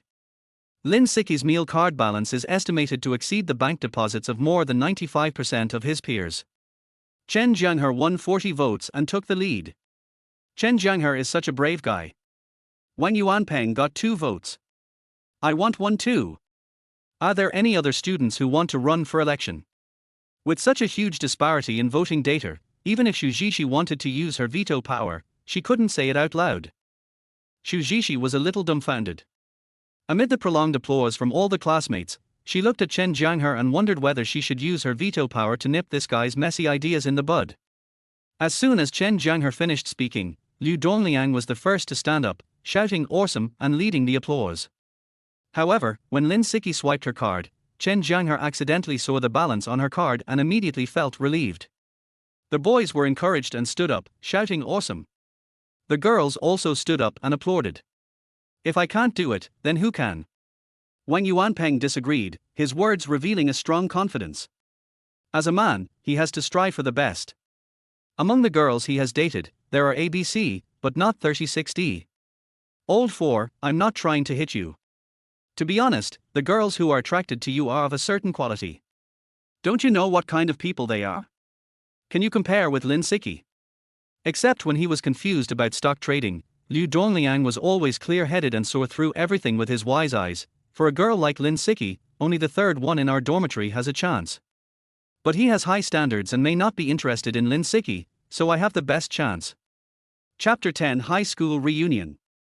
When Liu Dongliang said this, all the brothers in dormitory 414 were dumbfounded. Wang Yuanpeng was secretly competing in his heart. If Sanji can get a girl, how can I not handle it? I'm kidding, I don't plan to pursue Lin Siki, my ultimate goal is the counselor Xu Zhishi. After lunch, the afternoon classes were very full. Those who wanted to attend classes in dormitory 414 went to class as usual, and those who wanted to trade stocks went back to the dormitory to watch the market and trade stocks. No one was delayed. On Friday, the shares of Qianrun that Chen Jianghe bought through Suhar hit the daily limit again and closed perfectly. Liu Dongliang, who watches the market every day, has become numb. His gender development has been falling continuously, which has almost ruined his mentality. He thought that if the stock price continues to fall next Monday, he will just cut his losses and leave the market and never touch it again. On Saturday morning, Chen Jianghe got up early, washed up, and stood in front of the dressing mirror in the dormitory to fix his hair. Originally, he planned to comb his hair like an adult and wear a handsome suit to attend a class reunion at CUHK. However, he regretfully discovered that he didn't have a suit at all, so he had no choice but to get a flirty hairstyle. Third brother, today is Saturday. You are fixing your hair in front of the mirror early in the morning. Don't you have another date? When Sun Qian got up to change his underwear, he dazedly saw Chen Jianghe standing in front of the mirror and asked casually. Chen Jianghe shook his head. No date, I'm going to Zhongda to seek advice from the female academic master. Jianghe, this way. Honestly, when Chen Jianghe first saw his childhood friend standing in the distance and waving at him, he was a little confused. He felt that the scene in front of him was like a dream, familiar, yet a little unreal. Qin Shaohai ran up and put his arm around Chen Jianghe's shoulders. When old friends met, the first things he said were friendly greetings like, "Fuck you," and "Fuck, I missed you so much." She kept looking at him until her pretty face turned red and she turned away. Chen Jianghe walked forward, put his hand on Jiang Yishu's shoulder, and said with a familiar smile, "Classmate Jiang Yishu, we are old acquaintances. I have always treated you as a brother. I haven't seen you for a long time, so I'd like to see you more. Why are you hiding from me with a red face? Don't accuse a good person." As soon as Chen Jianghe showed up, Qin Shaohai saw him and waved at him happily. "What are you standing there for?"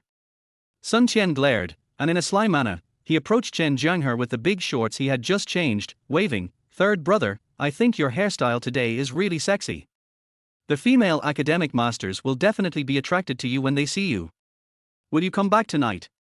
The two of them walked towards the crowd laughing, and when they got closer they realized that it was not only Chen Jianghe who had a flirty hairstyle today, all the boys had the same hairstyle. Did I remember it wrongly? When Chen Jianghe stared at Jiang Yishu, she first looked at him gently, then pretended to look away, but after a moment she couldn't help but secretly glanced at him twice. Han Chuya was also pretty, but she had a rather flamboyant personality. She was arrogant and confident. Chen Jianghe remembered that she was admitted to Guangdong University of Technology just like Qin Shaohai. The banner for the university banquet was forcibly pulled from the town to the city, and those who didn't know the truth thought she was admitted to Peking University or Tsinghua University. Han Chuya took the man away and did not forget to turn around and call Chen Jianghe a bastard. Chen Jianghe muttered to himself that in his previous life, after Jiang Yishu was admitted to Zhongda, the two of them had no more contact. He only heard that she worked in the capital after graduation and was still unmarried in her 30s. Chen Jianghe was vague, then frowned in disdain. "Xiao Qian, your taste is too strong, it feels sour. Is this girl interested in me?"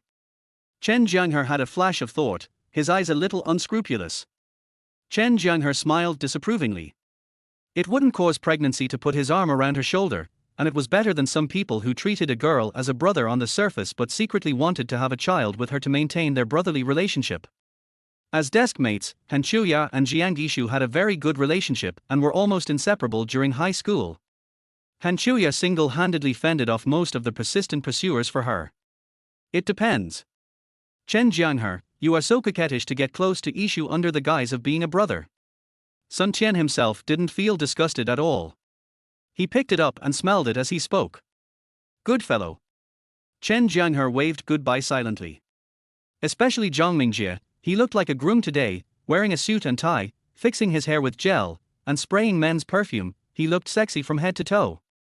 Chen Jianghe stared at her for a long time and felt that Jiang Yishu in front of him seemed a little different from the image of the arrogant female academic master with both talent and beauty in his memory. Chen Jianghe was smiling playfully, without any psychological burden, and did not care about anything with Han Chuya. Only Chen Jianghe would dare to do such a thing, others can only watch with envy. Unlike Qin Shaohai, who was shocked, Jiang Yishu's close classmate Han Chuya seemed very angry. She walked forward righteously and rescued Jiang Yishu from his clutches. "You idiot, I'm leaving now." "You bastard, you scared Yishu so much that her body is shaking." "Har har har, is that so? Why don't I feel it's pungent at all? It smells good to me." Zhang Mingjie also stood up and criticized Chen Jianghe's showy behavior. However, Chen Jianghe was too lazy to look at him, and his eyes were more focused on Jiang Yishu. However, when Chen Jianghe saw Han Chuya standing up for Jiang Yishu, he finally came to his senses. Qin Shaohai was stunned watching from a distance, and exclaimed in his heart, "Wow!" The gathering was scheduled to take place at the new campus of CUHK. Chen Jianghe took a bus all the way to the east gate of CUHK and got off. When he looked up, he saw several familiar figures not far away. Jiang Yishu is beautiful, has good academic performance, and is both talented and pretty, but the one who is arrogant is her deskmate Han Chuya. After leaving the school gate, take the bus to Yadong University town. Chen Jianghe, you can talk, but why are you hugging Ishu?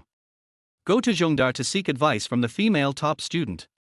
The girl was indeed very beautiful, with the graceful and elegant features unique to southern girls, delicate features, and long eyelashes. She looked very gentle and pleasing to the eye.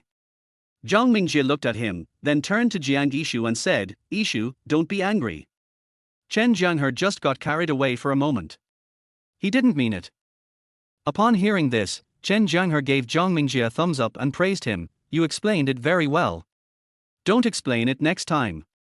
It's quite unnecessary. After that, he was too lazy to say anything more. He turned his head and looked at the gate of Zhongda University, and said with emotion, it is worthy of being the most powerful university in the province. The gate is built so majestically, and the dog raised in the security room is more energetic than the uncle guarding the gate of our school. Jiang Ishu, you are the host, please take us for a stroll. Chen Jianghe turned his gaze to Jiang Ishu again. Chapter 11 Finding the Way, Entrepreneurial Project. Jiang Ishu nodded slightly. I stepped forward and led everyone into the gate of Sun Yat-sen University. As we walked inside, we found that 985 universities are indeed extraordinary. Not only do they cover a vast area and have grand buildings, but they are also full of cultural atmosphere. This kind of foundation is completely lacking in the ordinary second-tier Guangdong University of Finance and Economics, and even the Guangdong University of Technology where Qin Shaohai is located is far behind. Fortunately, God is fair. The girls on the CUHK campus are generally not good-looking, and there are quite a few who are ugly. Occasionally there are one or two girls who are not bad-looking, but they are aloof and cold, and walk with a swagger, which makes people lose interest in them. Chen Jianghe was a little disappointed and turned to look at Jiang Ishu. A girl like her would stand out in the Yujin College, which is full of beautiful girls. If she were in Sun Yat-sen University, she would definitely be the school beauty. The weather was hot and everyone was sweating after walking for a while. So they simply found a pavilion in front to sit down and talked about their university life over the past month. At the beginning the topic was quite light-hearted and everyone was quite excited, but as the conversation went on it went off track and everyone started complaining. Chen Jianghe neither joined the ranks of those who complained about the school, nor did he focus his attention on Jiang Ishu intentionally or unintentionally like others. He was more focused on the pillar on the right side of the pavilion. There are quite a few notes posted on this pillar, most of which are about part-time jobs on campus. Juwerki Network Technology Company, Limited is recruiting college students for part-time jobs. Market development direction. Salary and benefits will be discussed later. If interested, please call 1348-829. Oh, if I had known that the Department of Mathematics at Guangdong University of Technology was so bad, I shouldn't have filled out the application and would have just repeated a year. Qin Shaohai sighed. However, it is too early to start a business now. You have no funds, no connections, no resources, and only 3 no products. Even if you have a money-making project in mind, it will be difficult to get it started. This is the charm of 985 universities. Unlike Guangdong Finance College, which is so desolate, it is extremely difficult for college students to find a part-time tutoring job. After all, in the impression of many old Cantonese, Guangdong Finance College is still stuck in the quagmire of technical colleges and cannot extricate itself. If you ask a college student to tutor your children's homework, will your children also go to college in the future? This is an internet startup company that mainly engages in food delivery and errand-running business, which later became popular as 020. At that time, the company had just received venture capital from Shenzhen Mar and expanded aggressively in the eastern Guangdong region. It was very prosperous for a while, but unfortunately it was quickly defeated by several giants such as Meituan, L.me, Baidu Nuomi, and Koubei, and suffered a bitter defeat in the capital market. Hearing this, everyone shook their heads. Chen Jianghe had no interest in the part-time tutoring job. He glanced at it and looked down, and found something that caught his eye. Chen Jianghe's mind started to work rapidly. Everyone was complaining about this, and Zhang Mingjie changed the subject. All right, these are all my own choices. I have to study hard and make progress every day even if I cry.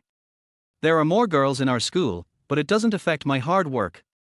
Furthermore, in addition to the 2 legs of stock trading and entrepreneurship, Chen Jianghe has a 3rd leg, but the timing is not yet ripe, and he needs to wait until 2008 to choose the opportunity to enter the market. 9527.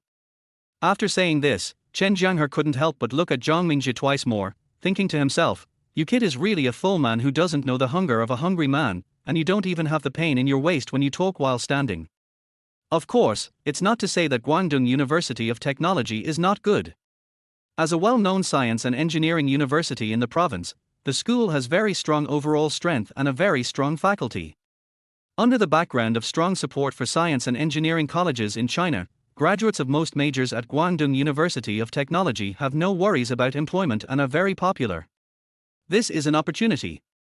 Not only is the school known as the East Guangdong Technician College, it is also only the size of a palm and one can walk from the front door to the back in 5 minutes. There is nothing special about the campus, but black men and girls can be seen everywhere. Zhang Mingjie started talking but no one answered. He felt a little embarrassed and said with a wry smile, "College life is so wonderful, why are you guys so passive? I've already joined the college's youth league committee. Find some time to get to know the guys first. I thought that the Department of Mathematics at Guangdong University of Technology where Chen Jianghe studied was already miserable enough, but unexpectedly, there was someone who was even worse off than Chen Jianghe, and that was Chen Jianghe who studied at Guangdong Technical Teachers College.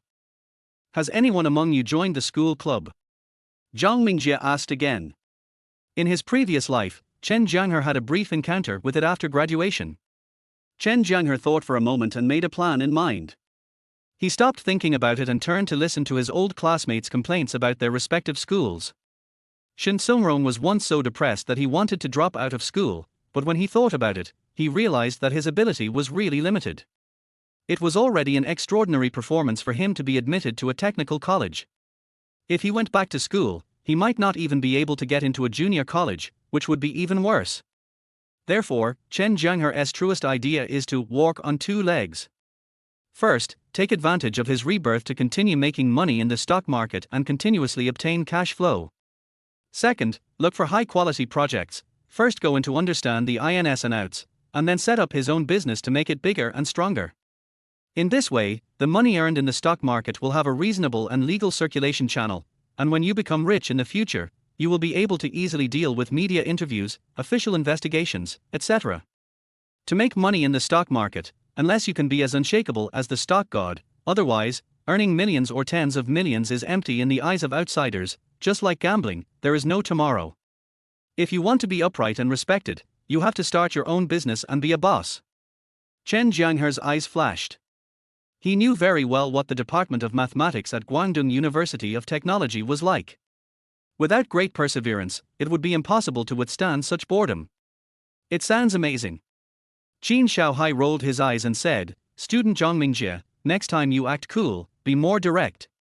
Don't ask everyone first and then act cool. This will make you look unpolished." Zhang Mingjie's mouth twitched slightly and he ignored Chen Jianghe.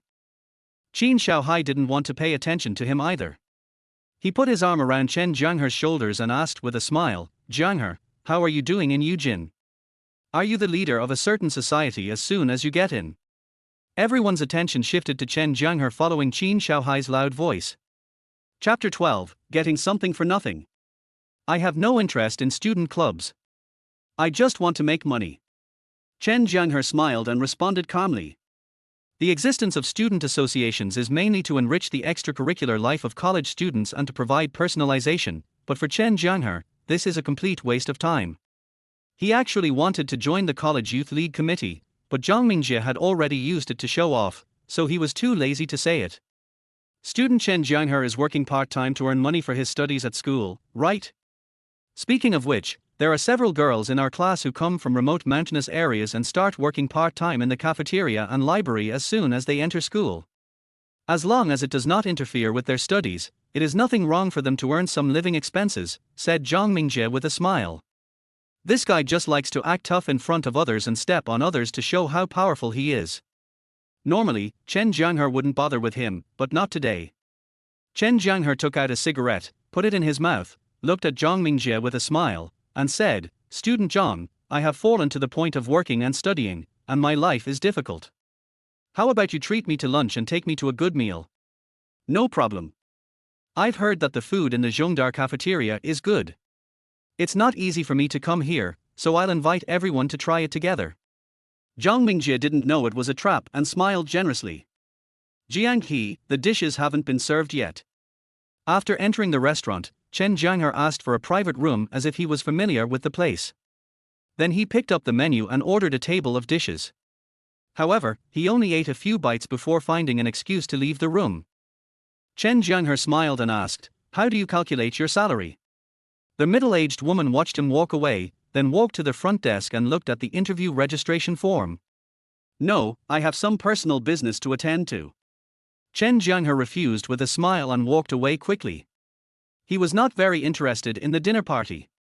He was able to trick Zhang Mingjie and treat his classmates to a good meal. This party was already a success. Next, he should attend to his own personal business. They set off as soon as they said they would.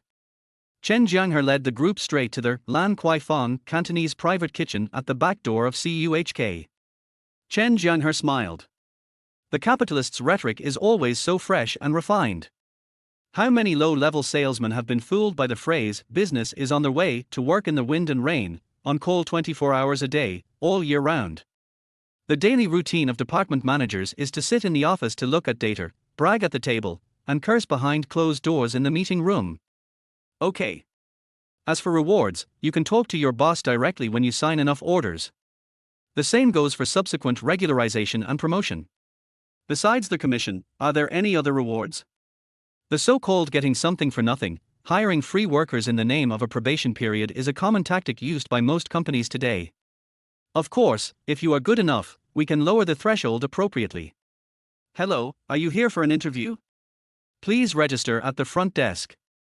As long as you sign with a legitimate merchant and don't cheat, you can get a commission." The boss is generous. After searching around for a while, Chen Jianghe finally found the exact location of the 9527 company.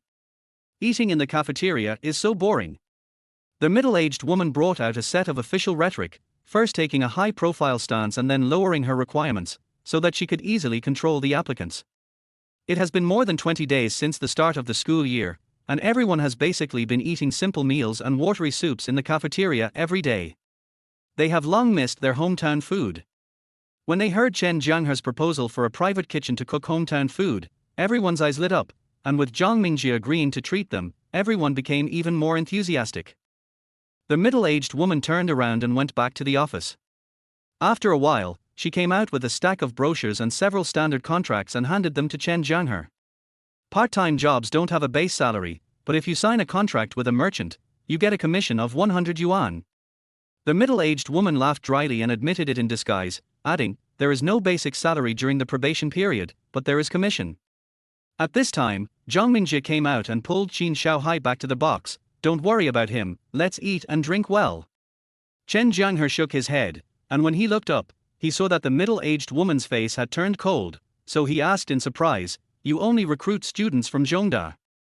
When Zhang Mingjie heard that the price was a bit high, his eyelids twitched a few times, but he had already pretended to be arrogant, and there was absolutely no reason to take it back. He still looked calm, "Har har, it's a rare gathering for old classmates, so it's only natural for me to take everyone to splurge. There is a very capable CUHK intern who signed 3 contracts within 7 days of joining the company." "No." Chen Jianghe shook his head in denial, then smiled and said, "I know there is a private kitchen near the north gate of Sun Yat-sen University. The owner and chef are both from Dongguan. They cook delicious hometown dishes, but the prices are a little expensive. I wonder if classmate Zhang is willing to take us on a splurge. Is this 100 yuan commission just for signing the order, or are there other indicators for assessment?" Chen Jianghe didn't answer, but asked casually, "Do you have any students from CUHK working part-time here? To put it bluntly, you just want to find free work, and get away with it for a while. If you can sign a contract, you can stay, and if you can't, you can leave, right?" Chen Jianghe said it all. He said it lightly, but his heart was bleeding. The dishes he just ordered were enough for his living expenses for a month. It was obvious that Chen Jianghe was playing fighting landlord. "By the way, does the company work normally on Saturdays and Sundays?" "Not really, it's just that our current business focus is on developing the Zhongda market. If you are not a student of Zhongda, I'm sorry." The middle-aged woman answered straightforwardly. Chen Jianghe frowned. "Only students of Zhongda can develop the Zhongda market. Is this the company's rule? Chen Jianghe directly changed his name to him, not giving him a chance to regret. He rubbed his belly and stood up. Boss Zhang will pay for today's lunch. Classmates, let's go. A middle-aged woman came out and asked him directly when she saw him, are you a student of CUHK? Chen Jianghe led the atmosphere. Chen Jianghe was the first to respond, and other students were also excited. Sign 3 orders in 7 days. Har har, the word freeloading is too vulgar. Whether you are full-time or part-time worker, there is a probation period. Chen Jianghe simply registered at the front desk and then waited for about 5 minutes. The company has no regulations, but we recruit based on merit, and students from CUHK are our first choice. Chen Jianghe took these things and turned away. At this point, Chen Jianghe was too lazy to continue asking and said directly, go and get me 20 company business brochures and 3 contracts. I will report in tomorrow. Chen Jianghe lit a cigarette, strode back to Zhongda, walked all the way to the pavilion, tore off the recruitment notice of 9527, found a small store, called to ask for the company address, and then rushed over. The middle-aged woman smiled and nodded, yes, business is always on the road. When others are resting, it is our busiest time. The company is located in a logistics park about 2 kilometers away from the east gate of Zhongda University. The company's receptionist was a fat girl with 2 dimples when she smiled. She looked like the later popular female comedian Zhou. The middle-aged woman said, as long as you are good enough, it's easy to sign the contract. Chen Jianghe followed Chen Jianghe out of the box. Where are you going? Do you want me to go with you? Chen Jianghe, what a grand name. The middle-aged woman looked at the flamboyant signature, muttered something, and turned back to her office. Chen Jianghe walked out of the logistics park and returned to Sun Yat-sen University.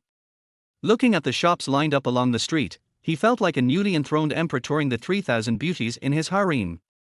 I will try to take you all down within a month. Chen Jianghe was full of confidence. With a business promotion leaflet in hand, he strode towards the first restaurant stall on the left side of the street. Chapter 13 Love Can Conquer Mountains and Seas. Boss, would you like to know more about group purchase of takeout? No.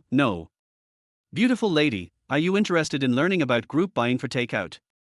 I can help you make 100 more orders every day, which is both profitable and worry-free. Not interested. Boss. Roll.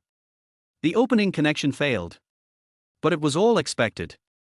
Chen Jianghe had a very stable mentality and was not discouraged at all. All things are difficult at the beginning, especially in business. Even with the halo of rebirth, it is impossible to achieve success overnight. The idea of being able to sign orders casually with just a little mouth is just a trick in online novels and basically does not exist in reality. Several boys were obviously stunned, and seeing that he was not easy to deal with, they left in a hurry. He thought he could get close to her anytime after becoming the class monitor, but unexpectedly, Teacher Shu kept a distance from him deliberately. She would just send him a notification on QQ if there was anything. Chen Jianghe went to the office to look for her several times but came up empty-handed. Chen Jianghe stared for a long time before looking away and asked casually, you work part-time in the milk tea shop mainly to experience life, right? Under the scorching sun, Chen Jianghe asked all the merchants on the street in one afternoon. Only one showed good intention. After talking for half an hour in the store, the boss still had many concerns and could not sign the contract for the time being. You're holding me too tight. At around 9 o'clock, he successfully signed his first order. Jianghe Shu's body stiffened visibly, and her expression became as nervous as a frightened rabbit. Her pretty face suddenly turned red to her ears, but she did not move. However, the umbrella in her hand was a little small, and she was so focused on shielding Chen Jianghe that she didn't consider that half of her body was already wet. Chen Jianghe simply stopped chasing after her, holding the small flower umbrella that Jianghe Shu had given him, and continued to harass the stall owners. Chen Jianghe muttered something and was thinking about running forward a few meters and hiding in the shop in front. After a while, Jianghe Shu finally pushed him gently. Yeah. Jianghe Shu nodded. Her heart beat a little faster because he had been staring at her for a long time. After responding, she pursed her lips and looked away. It's raining so hard that the awning is leaking. At this time, several boys passing by with umbrellas stopped to watch, staring at Chen Jianghe with hostility. Due to the rain, business at the stall was slow at night. Chen Jianghe bought 2 packs of cigarettes and went from door to door handing cigarettes to the owners while chatting. Chen Jianghe was a little unhappy. He raised his eyelids and looked fierce. What are you looking at? Have you never seen love before? As the topic was opened up, the bosses naturally put away their daytime indifference and became talkative, occasionally taking the initiative to ask about the takeaway business. Jianghe was a little flustered by his gaze and avoided his gaze. Chen Jianghe took a few steps back and found that the rain had subsided. I was working part-time at that store and I saw you. Chen Jianghe sighed intentionally or unintentionally, took the umbrella from Jianghe and hugged her in his arms. Life is not easy, let's keep each other warm. Chen Jianghe bought a bottle of mineral water, gulped down a few gulps, rested in the shade for a while, and continued asking questions with the flyer. In the evening, when he passed a Dakuju milk tea shop, he seemed to see a familiar figure, but he didn't pay much attention to it. Hey, we're both wanderers in this world. After signing the 3 orders, Chen Jianghe returned to school with satisfaction. Why are you avoiding my gaze? Are you afraid to look me in the face? Chen Jianghe looked at her and said, did my action this morning scare you? I was too cowardly in my previous life. I missed such a good girl. Chen Jianghe hugged this tender girl, his heart was distracted. The only regret is that the beautiful senior sister's hand is held by someone, but I am alone. Chen Jianghe smiled but didn't answer. He looked at her seriously. The apron she was wearing was a style that most people couldn't pull off, but on her, it made her look delicate and graceful, full of girlishness and unique charm. Being so close, Chen Jianghe's eyes were a little out of control. He looked from top to bottom. The watery almond eyes, the straight nose, the thin lips, the shy purity when she lowered her eyebrows, and the white and tender skin that was faintly visible after being wet by the rain were like a medicine that stimulated the secretion of male hormones. However, when thinking of Shujishi, Chen Jianghe felt a little heartbroken. The difficulty of expanding the takeout business in 2006 was much greater than it was 10 years after graduating from university in my previous life. I'll give you the umbrella. I'm going back to the dormitory. Someone handed him a ladder and Chen Jianghe climbed up. Until 8 o'clock in the evening, the weather turned bad and it started to rain heavily. The weather was so hot that I was sweating so much that I could hardly open my eyes. Jianghe left a word, then turned and ran away. Jianghe raised her hand and pointed at the Dakuju milk tea shop not far away.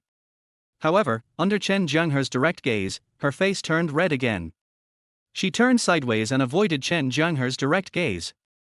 Chen Jianghe tried to chase her, but found that this weak girl ran faster than a rabbit and quickly disappeared into the night.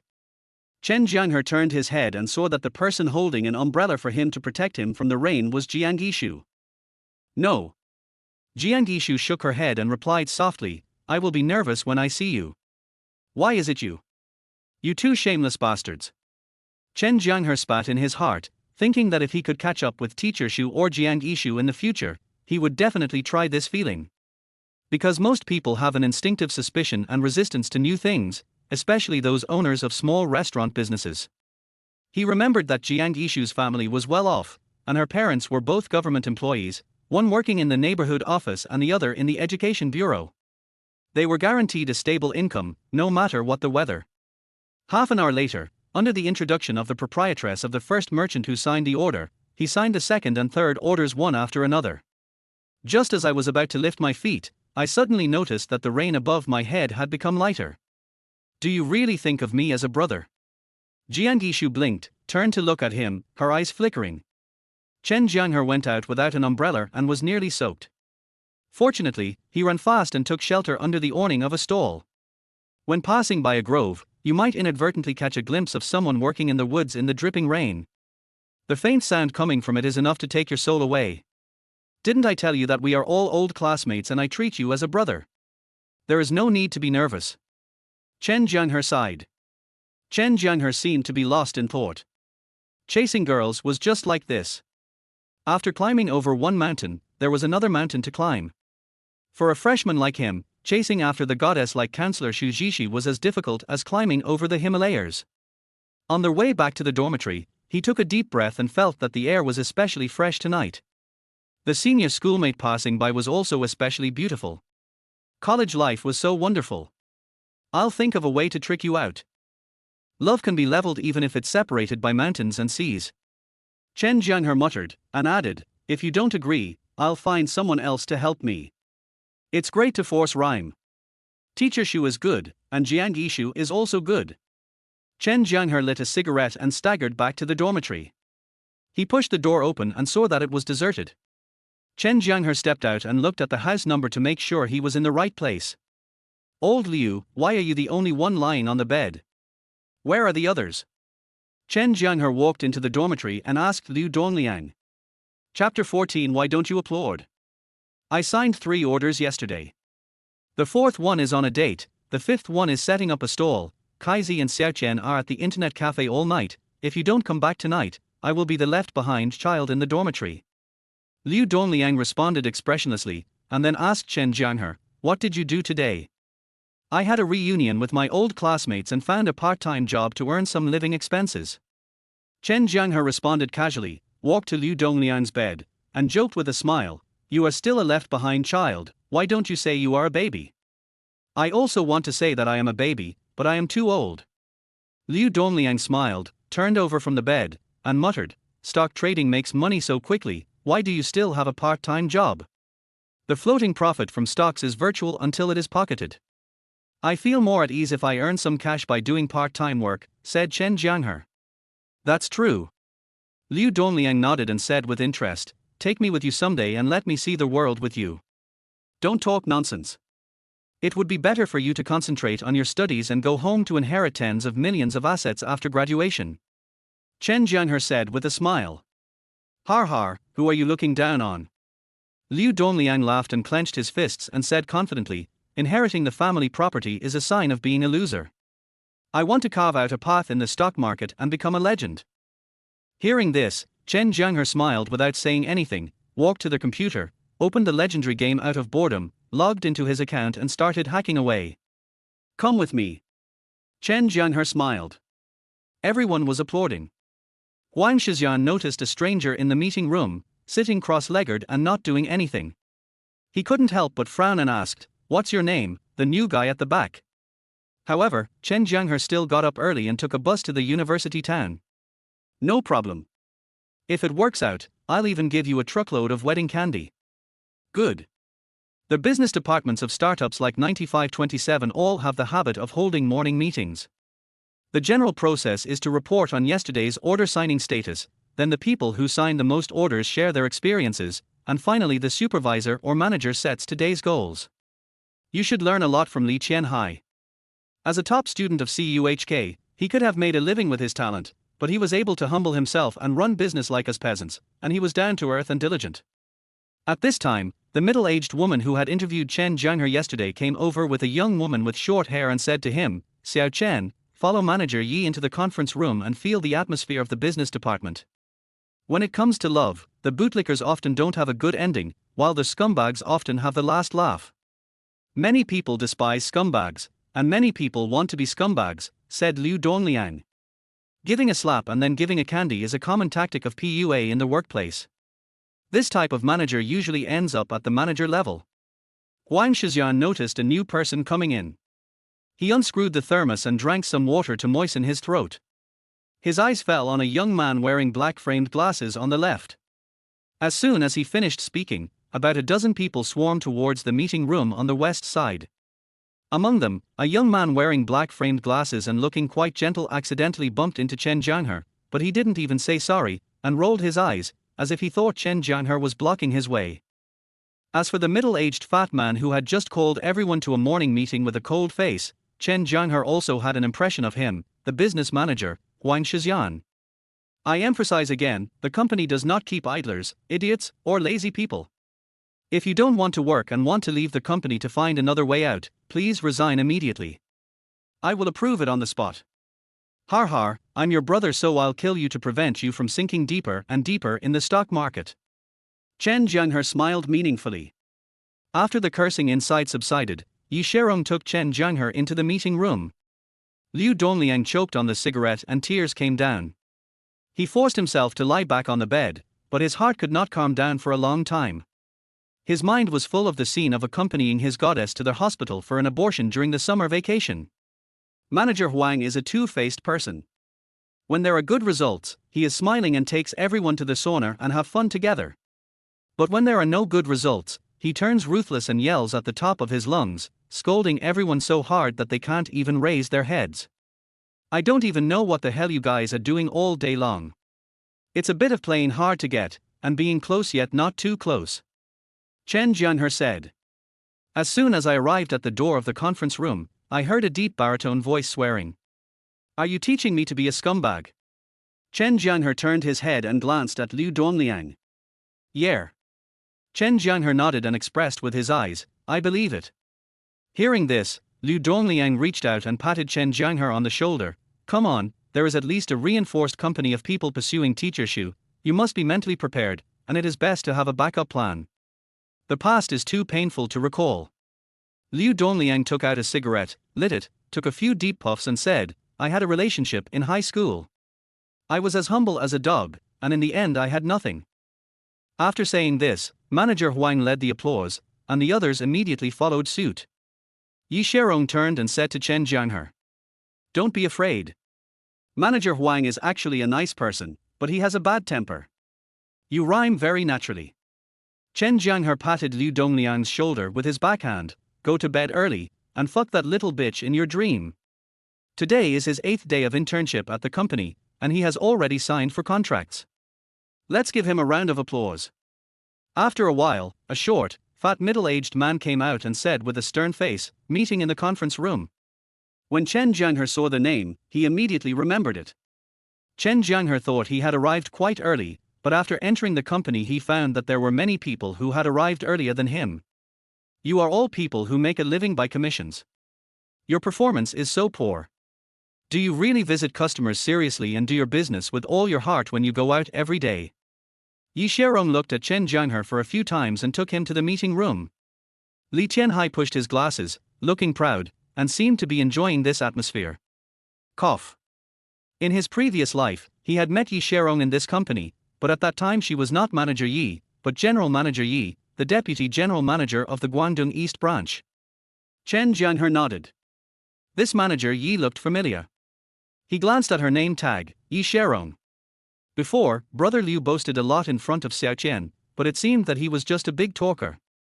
When they really faced each other, he was most likely killed by someone who jumped over the tower. Old Liu, have you ever been hurt by a woman before? Chen Jianghe suddenly realized something. Okay, you have a conscience. Liu Dongliang came closer to watch him kill Legend, and asked casually, how far have you and teacher Shu developed? When Liu Dongliang heard the noise, he cursed with a smile, Chen Jianghe, you uncle, are you still a brother? I just said I wanted to become a legend, and you started to chop me. At the end of his words, Wang Shixian almost roared at the top of his lungs. The next day was Sunday, another day without classes. Isn't this my motto? You learned it so quickly. Liu Dongliang glared at him. If you and teacher Shu are together in the future, you have to give me 10 kilograms of wedding candy as tuition. Chen Jianghe. Chen Jianghe gave his name. Why don't you applaud? Wang Shixian asked him calmly, looking unhappy, stand up and answer me. Chen Jianghe stood up and took out 3 contracts from his backpack. He said calmly, I signed 3 contracts yesterday. Chapter 15 Let me kiss you, just on the face. What? Wang Shixian raised his eyebrows suddenly and walked towards Chen Jianghe with big strides, thinking to himself, if you, a newcomer on your first day here, dare to make fun of me, I will just throw you out. When he got there, Chen Jianghe laid out the 3 contracts in a row. You really signed 3 orders. Wang Shixian picked up the 3 contracts and read them over and over again. He never expected that the guy in front of him was so powerful. Good. Great. Newbie signed 3 orders on the first day of work. Great job. Wang Shixian laughed heartily, just like the face-changing performance in Sichuan opera, with a cheerful face. He put his hand on Chen Jianghe's shoulder and walked him to the front of the stage. Jianghe, can you briefly share with us how you negotiated these 3 orders? It's nothing, just pure luck. Chen Jianghe stood in front of the stage and said with a grin. The salesman present agreed with this. After all, this guy looked very young and was a complete newcomer. If he wasn't lucky, how could he sign 3 orders on the first day? Chen Jianghe looked at everyone's reactions and continued, the first stall I negotiated with was a new store. The boss lady was easy to talk to, so I persuaded her to sign me up. After signing the contract, the boss lady introduced me to the owner of the stall next door, and I was happy to sign the contract. For the third stall, she saw that 2 nearby stalls had signed contracts with me to do takeout, and she was afraid that she would not be able to outperform them in the future, so she took the initiative to talk to me about cooperation, and I won the contract. Okay. There were many boys nearby who were obviously of the same kind as Chen Jianghe. After ordering a cup of milk tea, they found a place to sit down, glancing towards the bar from time to time, just to take a few more glances at the milk tea girl. Call me. I heard from Jianghe yesterday that you have had a crush on me since high school and you are still obsessed with me even after entering college. I didn't want to hurt your self-esteem for the sake of our old classmates, but I didn't expect you to follow me here so early in the morning. Han Chuya said. Wang Shijian was also stunned, and then laughed as if he had found a treasure. Did you hear that? What is professionalism? This is professionalism, 1 shot and 3 hits. Everyone applaud and encourage. This newcomer is no ordinary person. He starts with new stores, flatters them, signs contracts and makes referrals. It sounds easy, but it actually involves many tricks. Puff. Chen Jianghe spat out a mouthful of milk tea onto the ground, staring at Han Chuya with wide eyes. This guy is obviously a scumbag. He got the contract purely out of sheer luck. Wu Zhonghua took the cigarette and nodded. He had actually memoized Chen Jianghe's name but was just too lazy to call it out for show. Sister, you are poisonous. Wu Zhonghua originally wanted to see how Chen Jianghe visited merchants and how he negotiated with them, but he didn't expect that after he arrived, he found a milk tea shop, sat down, and ordered 2 cups of milk tea. Chen Jianghe turned around, took out a cigarette case and handed him a cigarette without saying a word. He glanced at the work badge on Wu Zhonghua's neck and introduced himself. Brother Wu, my name is Chen Jianghe. Chen Jianghe's eyes widened. Okay. Don't be dissatisfied. This newcomer is no ordinary person. Go out with him today and see how he negotiates and signs contracts with merchants. Wang Shijian said. Chen Jianghe was stunned for a moment, then sighed in his heart. You are really inseparable. Wherever Ishu is, there is Yu Chuya. When these words were spoken, the salesmen in the audience were a little dumbfounded. Jiang Ishu nodded slightly and walked over. Wu Zhonghua couldn't sit still anymore, he muttered, got up and left. Han Chuya was a little annoyed by Chen Jianghe's glare, so she just said, don't stare at me like that. I'm telling you, I don't want to fall in love now. Even if I do, it's not with you. Wu Zhonghua muttered to himself, lowered his head and took 2 sips of the milk tea that Chen Jianghe had just handed him. He felt that the taste was too sweet, and there was a bunch of messy ingredients in it. It neither quenched his thirst nor filled him up. He really didn't understand why young people nowadays like to drink this stuff. Chen Jianghe couldn't take it anymore. He cursed and suddenly stood up and shouted at the bar, Jiang Ishu. Chen Jianghe responded politely and looked around. At this moment, the stalls on both sides of the street were full of college students who came out to buy breakfast. The bosses were busy and exhausted. If Lao Wu went to them to discuss business now, it would be like banging his head against the wall and practicing iron head kung fu like crazy. Here I come. However, Wu Zhonghua discovered that the girl in the green apron in this milk tea shop was really pretty. No wonder Chen Jianghe was reluctant to leave after he sat down. Arhua, does this merchant look familiar to you? Wang Shijian handed over the contract. Chen Jianghe found a shady place to sit down, drinking milk tea while looking at the bar of the milk tea shop with interest. Why should I come here and report to you in advance? Do you have a bigger face or a bigger butt? Chen Jianghe, what are you doing here? Wu Zhonghua took the contract, glanced at it, and nodded, saying, I visited this mighty man fried rice many times before. The boss has a bad temper and is aloof. It's impossible to communicate with him. This college student who works part-time must be born in the year of the dog. How could he be able to take down such a hard bone? Heh. Han Chuya smiled and raised her chin and said, don't think I don't know. You came all the way to see me, right? After a while, his eyes flashed, and he suddenly noticed a fierce gaze coming straight at him from the front. Chen Jianghe shook his head and watched Wu Zhonghua carrying the bag and striding forward without looking back. Jiang Ishu looked up at him and smiled gently. She had had a crush on Chen Jianghe since high school, and it would not be an exaggeration to say that she had a secret crush on him. She thought they would not have much interaction after entering college, but she did not expect that he was quite active. After the morning meeting, Wang Shixian walked up to a salesperson named Wu with a contract signed by Chen Jianghe. Chen Jianghe stretched out his hand and hooked his finger at her. "Come here." Han Chuya walked straight up to Chen Jianghe, patted the green apron she was wearing, the same style as Jiang Yishu, and asked with her hands on her hips. Afterwards, the two went out together and walked towards the food street at the back door of Zhongda University. This was Chen Jianghe's true reaction, but after all, they were old classmates, so there was no need to jump over the tower and kill each other as soon as they met. So he smiled and asked, "Classmate Chuya, didn't you see the milk tea on my table? I'll go walk around the front."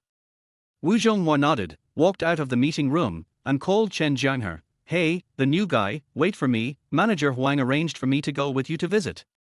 Wouldn't it be nice to just sit here and enjoy life early in the morning? Then play music and dance." When he got to her, Chen Jianghe saw that she was still the same as yesterday, and couldn't help but say, "Come over to me and let me kiss you." Hearing this, Jiang Yishu was stunned at first, then looked around, and was shocked to find that she was being stared at by dozens of pairs of eyes. She was instantly stunned. "Chen Jianghe, you are shameless, flirting with your old classmate in public." Han Chuya cursed directly. But Jiang Yishu came back to her senses, stepped closer to Chen Jianghe, took a deep breath, closed her eyes, and whispered, "Only kiss on the face." Chapter 16. I have slept in the same bed with her since I was a child. Jiang Yishu's voice came out. Han Chuya was petrified on the spot. Chen Jianghe was also dumbfounded. "Do you have a lot of children?" Han Chuya was stunned for a moment, raised her hand and touched Jiang Yishu's forehead, and said in surprise, "Yishu, your forehead is very hot, you feel like you have a fever, do you need to go to the infirmary?" "No need." Jiang Yishu waved her hand, her cheeks red to her ears, as if she didn't expect how she had the courage to make such a response just now. "Maybe I never thought of rejecting Chen Jianghe." Seeing her like this, Chen Jianghe felt that the joke he had just made might have been a bit too much, and being stared at by dozens of hostile eyes was also very uncomfortable, so he casually took out the small flower umbrella from last night and pretended to be dissatisfied and said, "Kissing the cheek is boring, forget it, I'll return the umbrella to you, and go back to work." "Yeah." Jiang Yishu reached out to take the umbrella, responded softly, and turned back. "Chen Jianghe, are you sick? Just because Yishu is pretty and gentle, you want to bully her? If you have the guts, try to bully me." Han Chuya glared and said fiercely. Chen Jianghe was very direct and asked at the end, "Do you know?" Chen Jianghe glanced at him and asked in surprise, "Brother Wu, what's wrong with you?" "Okay, there's nothing else to do. Just go do your thing. I don't think it's necessary to ask." Li Hongwen stood still, obviously not believing Chen Jianghe's nonsense. "This kid is quite good at dealing with things. Does he really think of me as Jiang Yishu's brother?" Chen Jianghe couldn't help laughing. He picked up a pack of cigarettes, opened it, crossed his legs, lit a cigarette, and smoked it calmly. Jiang Yishu, a top student from a 985 university and the campus beauty of CUHK, ruined her life because of his love letter. Unfortunately, she was kept in the dark until her death in her previous life. After saying this, he left without looking back. "I won't give up. Damn it, you opened a dyeing factory when I gave you some color, and you almost kicked me in the balls. It's true, although the taste of Huazi cigarettes is a little light and it's hard to get used to it, but the taste is still a little better than Hongshuangxi and Hongtashan. What a sin!" Huh. Li Hongwen's eyes narrowed slightly, and he didn't react for a moment. He just looked at Chen Jianghe in disbelief. Hearing this rhetorical question, the visitor was visibly stunned, and then he introduced himself gracefully. "I am the vice president of the Law School 2005 Student Union, Li Hongwen." Chen Jianghe waved his hand to let her go back, then looked up at the dumbfounded Li Hongwen and said, "You can leave too. He looks like a scumbag. It's best to stay away from him and don't give him any chances. Also, let me make it clear that I like Yishu from the bottom of my heart, and I will not give up." Li Hongwen got straight to the point without any nonsense. He stared at Chen Jianghe with a sharp look in his eyes. "I heard that you flirted with her." Chen Jianghe picked up the milk tea on the table and took a few big sips. He felt the taste was too bland, so he lit a cigarette, took 9 shallow puffs and 1 deep puff, exhaled deeply and inhaled slowly. His surging thoughts finally calmed down a little. Chen Jianghe took out a cigarette and handed it to him. Death face. Li Hongwen's face turned cold. No matter how well-mannered he was, he couldn't stand such teasing, especially when the other party was most likely a love rival. Chen Jianghe looked up at him and asked bluntly, "What does my college have to do with you? Who are you? If you want to blame someone, blame it on my high school class teacher Zhu Yujin." He took the love letter I wrote and read it aloud in front of the podium with great emotion. Not only Jianghe, but even I was moved. Didn't I tell you to leave? Why are you still standing here? Chen Jianghe picked up the milk tea and took a sip, then asked Li Hongwen with a half-smile.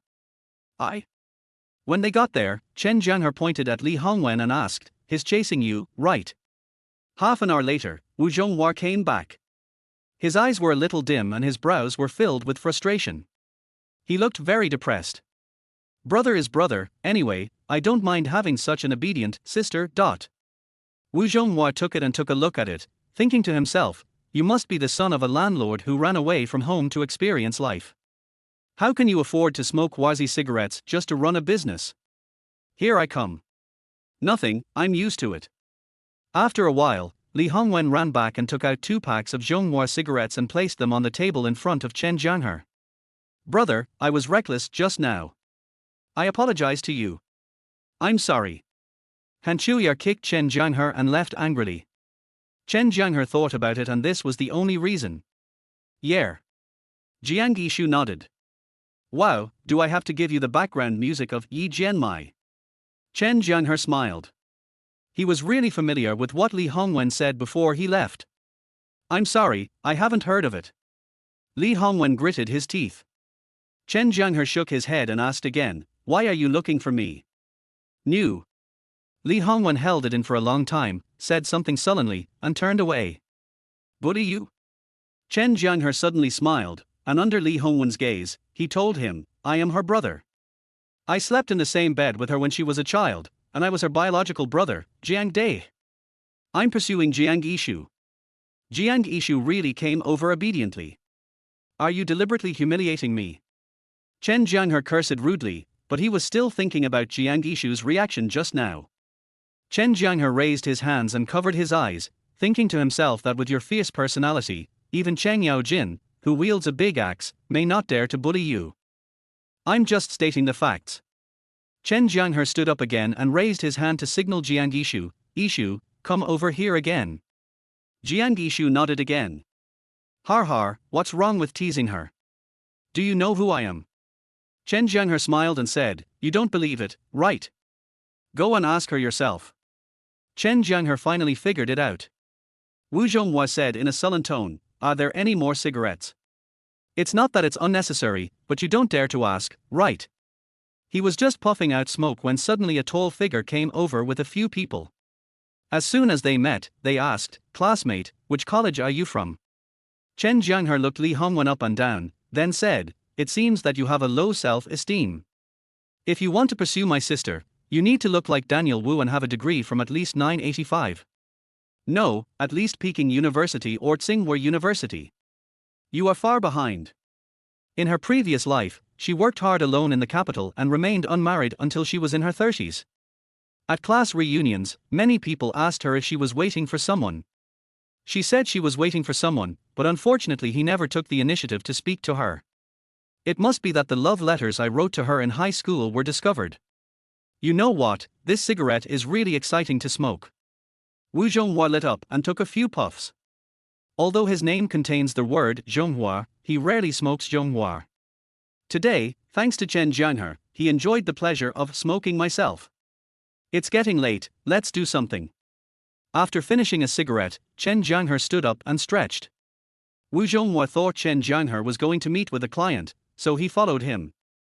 Unexpectedly, he turned around and went to their Xiong Xianxia internet cafe not far away. Chapter 17 Search for Huaxia ships. You didn't plan to do any business today. You came here purely for entertainment, right? At the entrance of the internet cafe, Wu Zhonghua looked at Chen Jianghe with a look of surprise. Business is business, and entertainment is entertainment. If you strike the right balance, you can do both. Chen Jianghe smiled indifferently, then asked Wu Zhonghua, "Brother Wu, do you want to play? I'll treat you." "I'm not going to play. I have to visit merchants." Wu Zhonghua felt as if he and Chen Jianghe had swapped identities. He was a veteran, and he was the green newcomer. "Okay, go ahead, I'll turn on the computer and play some games." Chen Jianghe didn't force it at all. He went to the front desk to pay and got a card. Turning around, he saw that Wu Zhonghua had not left. He was standing aside and watching others play Legend with great interest. Without saying a word, he handed the card to him, and then went back to open a second card. They had lunch and dinner in the internet cafe and continued to play until about 8 o'clock in the evening. Chen Jianghe stood up and poked Wu Zhonghua's elbow to remind him that it was time to get off their computer. When they walked out of the internet cafe, Wu Zhonghua put his arm around Chen Jianghe's shoulder and said with a grin like brothers, "To be honest, I've been doing business for more than 2 years, and this is the first time I've seen someone slacking off so blatantly like you, and you've led me astray." The honest people went to class, but the two handsome guys who were used to skipping classes, Chen Jianghe and Liu Dongliang, were sitting in front of the computer watching the stock market. "Brother Wu, you can't falsely accuse a good person. You were playing Legend more enthusiastically than I was just now. The whole internet cafe was filled with your shouts and screams." Chen Jianghe said with a smile. Although Chen Jianghe has the advantage of rebirth, he knows that Tianrun Holdings, this monster stock, will be able to hit the daily limit in the future. The rule for withdrawing funds from the domestic stock market is T+1. If you sell on Monday, you can withdraw the funds to your bank card on Tuesday.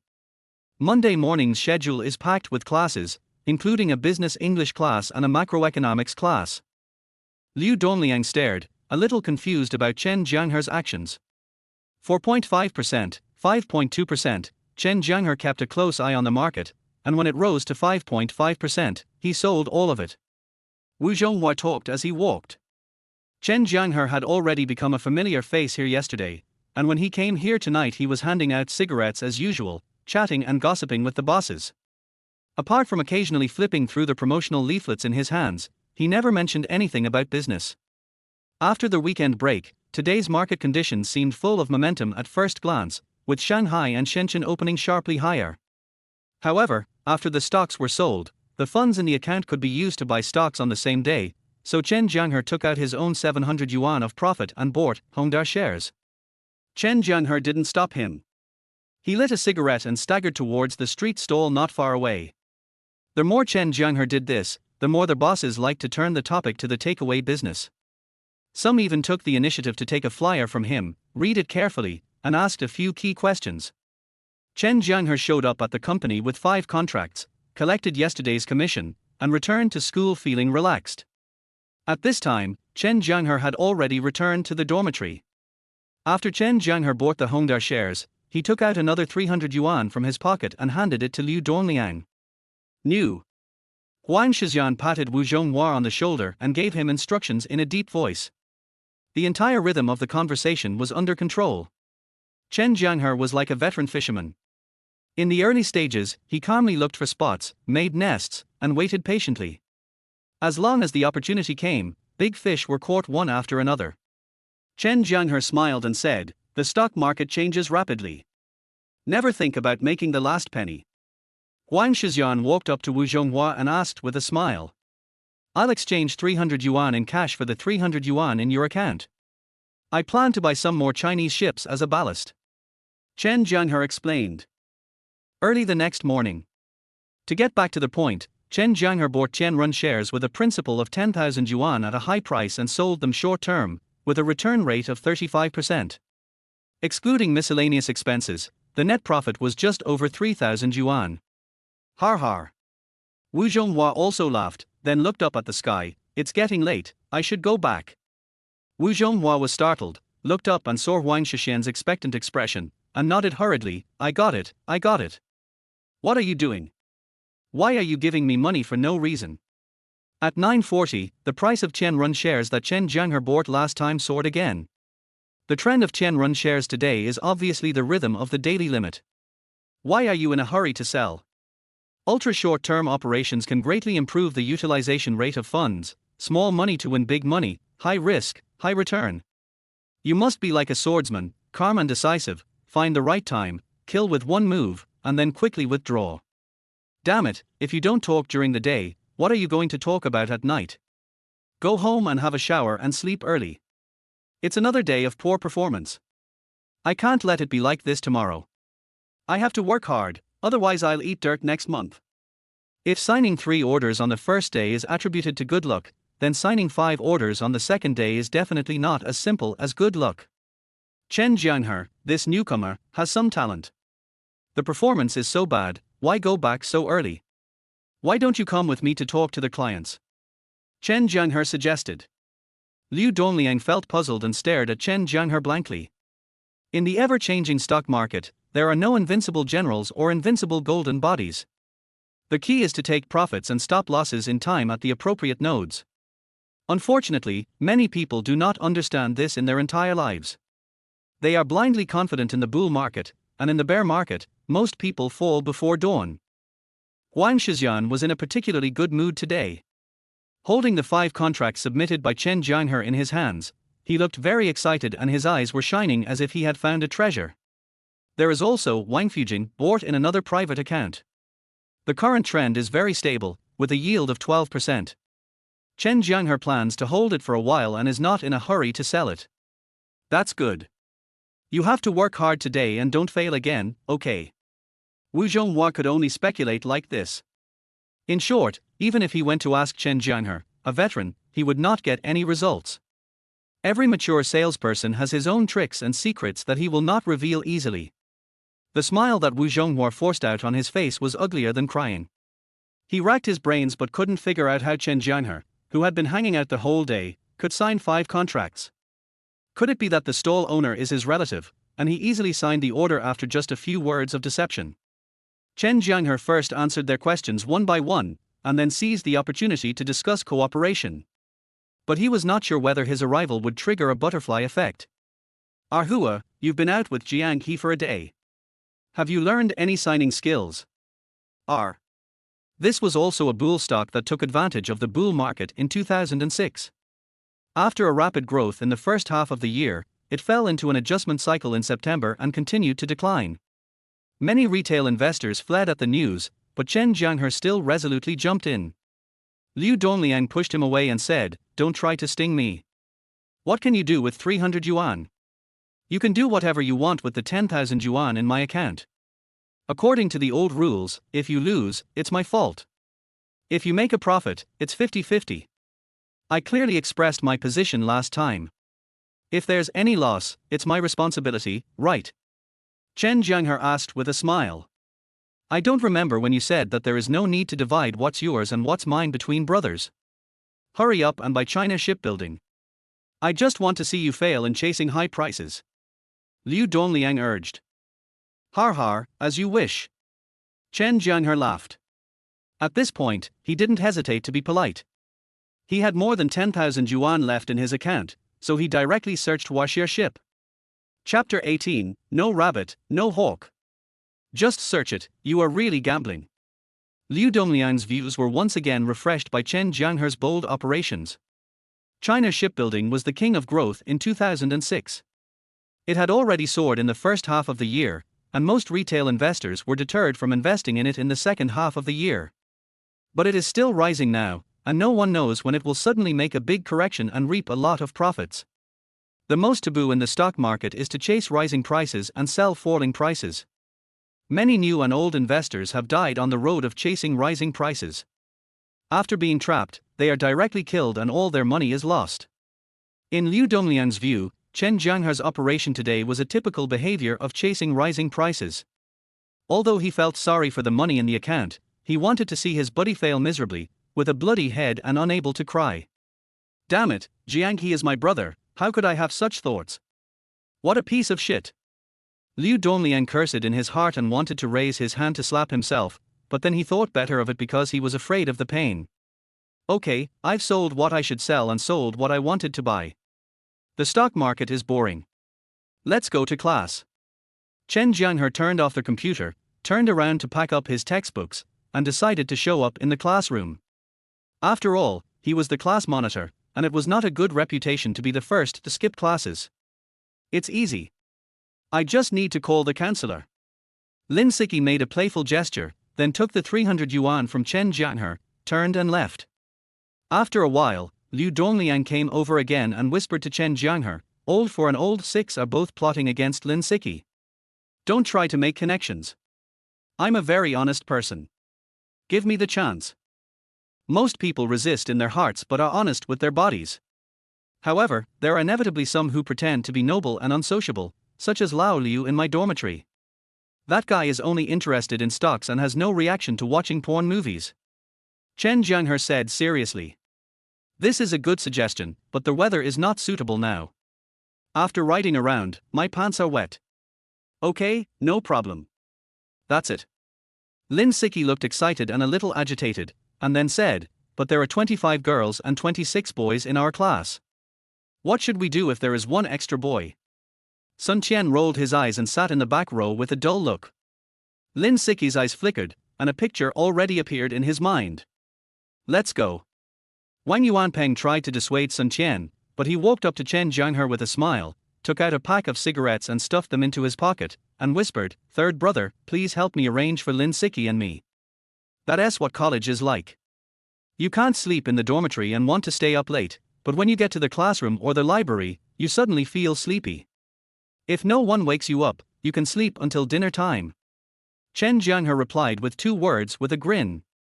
Sun Qian raised his eyebrows and thought to himself, "This is not a coincidence, I am just looking for an opportunity to get close to Lin Siki," and quickly asked, "Can you tell me what the event is, so I can prepare in advance?" Lin Siki's eyes lit up, but he was a little worried. Is it too avant-garde? Some students don't know how to dance and may be resistant. Chen Jianghe laughed and joked, then took out 300 yuan from his pocket and said, "Use this money to order a batch of masks and hold a masquerade. We'll draw lots on the spot to decide our dance partners. When the music starts and the lights are turned off, no matter if you can dance or not, just dance wildly and rock the whole audience." Liu Dongliang followed Chen Jianghe shoulder to shoulder. They each lit a cigarette and walked towards the East District Teaching Building, talking and laughing. "Third brother, what did Secretary Lin whisper to you just now?"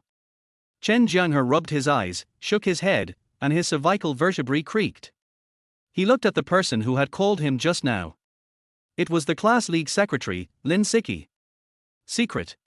Team building. Go to the University Student Activity Center to apply for a venue, hold a dance party, pair up men and women, and have fun together. Chen Jianghe said. No problem. Chen Jianghe was sleeping soundly when he suddenly heard a clear and pleasant call. Sun Qian was anxious. "Third brother, we are brothers wearing the same pair of pants, why are you keeping it a secret from me?" Chen Jianghe smiled confidently and said, "I will be responsible for dealing with the counselors and all the boys, and you will be in charge of the girls. This is the first team building, and everyone must be present, not one less." "Nothing, just discuss the class team building." "Okay." "Oh." Sun Qian nodded, but he had other ideas in his mind. Chen Jianghe was sitting in the last row. He had not felt sleepy at first, but as he listened, he seemed to be hypnotized. He supported himself on the table with his hands and soon fell asleep. As soon as Sun Qian entered the classroom, he moved closer to Chen Jianghe and asked in a low voice. At this time, the 5 brothers in dormitory 414 all came back, their hands were wet, and it was obvious that they had just gone to the toilet as a group. "Prom? Come on, why would I dare to wear the pants you've worn?" "Huh." Lin Siki smiled and couldn't help turning her head to see where Liu Dongliang was sitting. "How about organizing an outing and going cycling together at Dafu Mountain?" Lin Siki suggested again. "Not yet, it's break time. Economics is a rather boring subject. Plus, the teacher was a rehired professor who was very old and had a hoarse voice. He stood in front of the podium and spoke incoherently, as if he was talking about something incomprehensible. It was really hard to accept.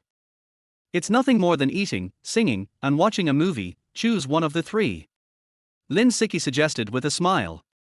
During this period, I couldn't catch the first business English class, so I went directly to attend the macroeconomics class.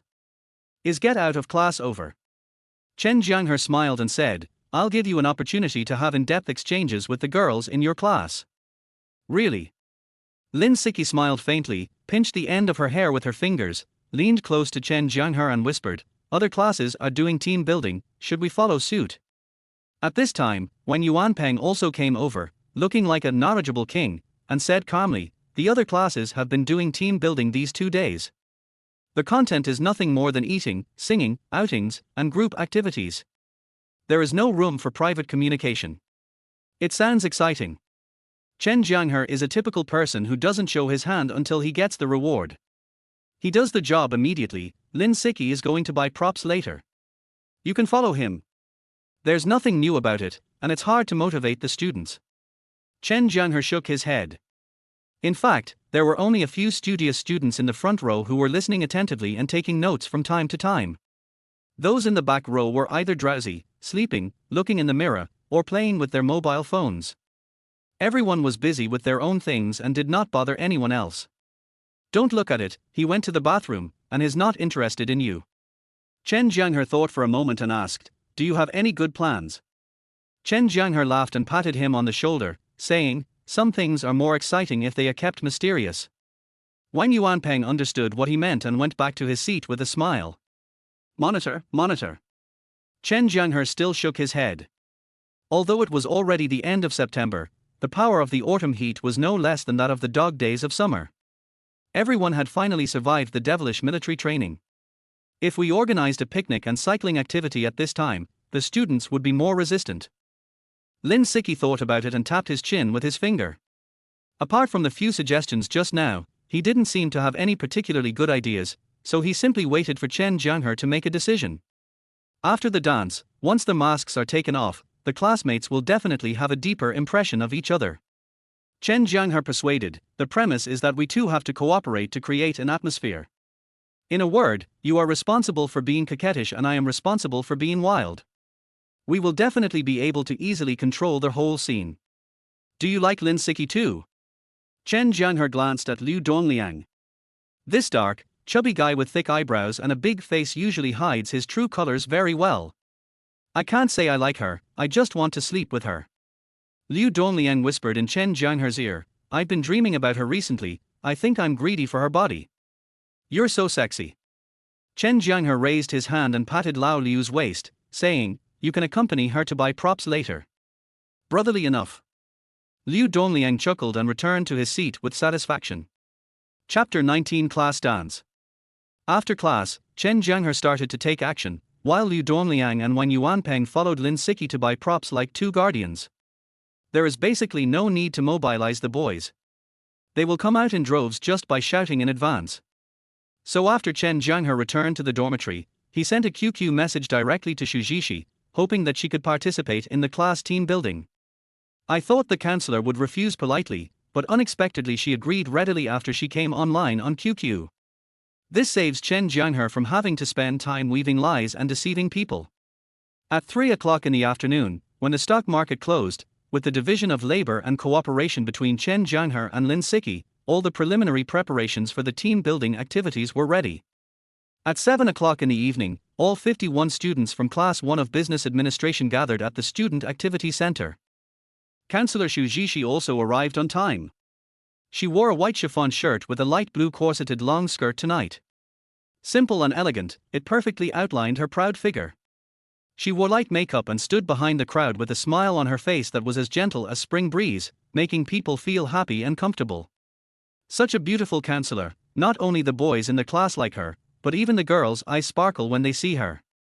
A real beauty has always been popular with both men and women. Chen Jianghe couldn't help but look at Shujishi a few more times, then he picked up the microphone and walked to the front of the crowd, wanting to say a few words to warm up the crowd. But before he opened his mouth, he heard someone shouting. Monitor, sing a song. Squad leader, look at me quickly, I am your destined love in your previous life. After Chen Jianghe finished the song, he looked up and shouted. Chen Jianghe extended his hand toward Shujishi without asking for her opinion. Chen Jianghe agreed readily this time.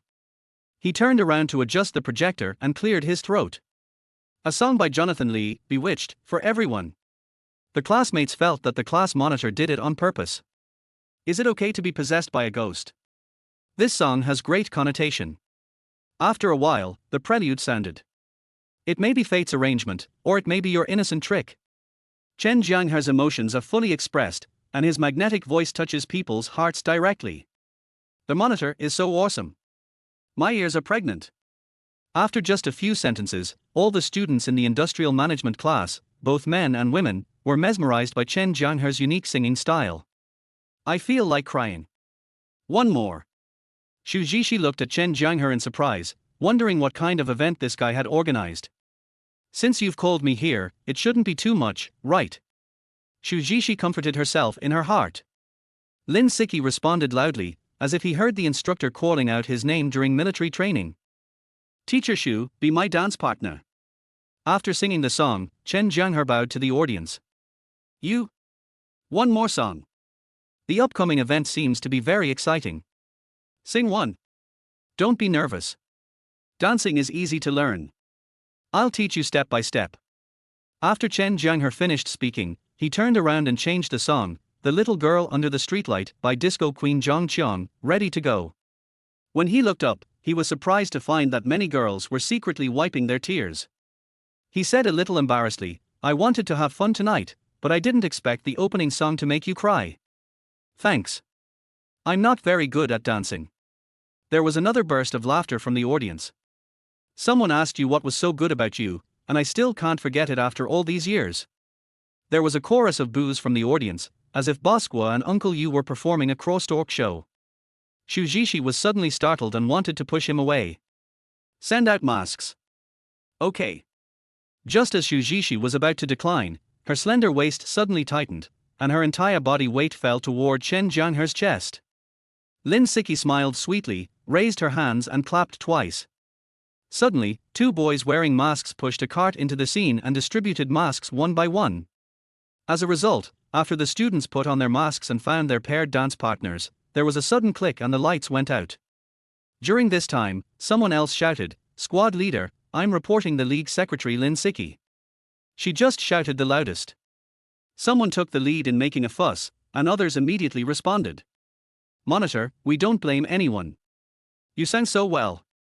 Xu Zhishi still wanted to keep a reasonable distance from Chen Jianghe, but the next second, her hand was already held in his palm.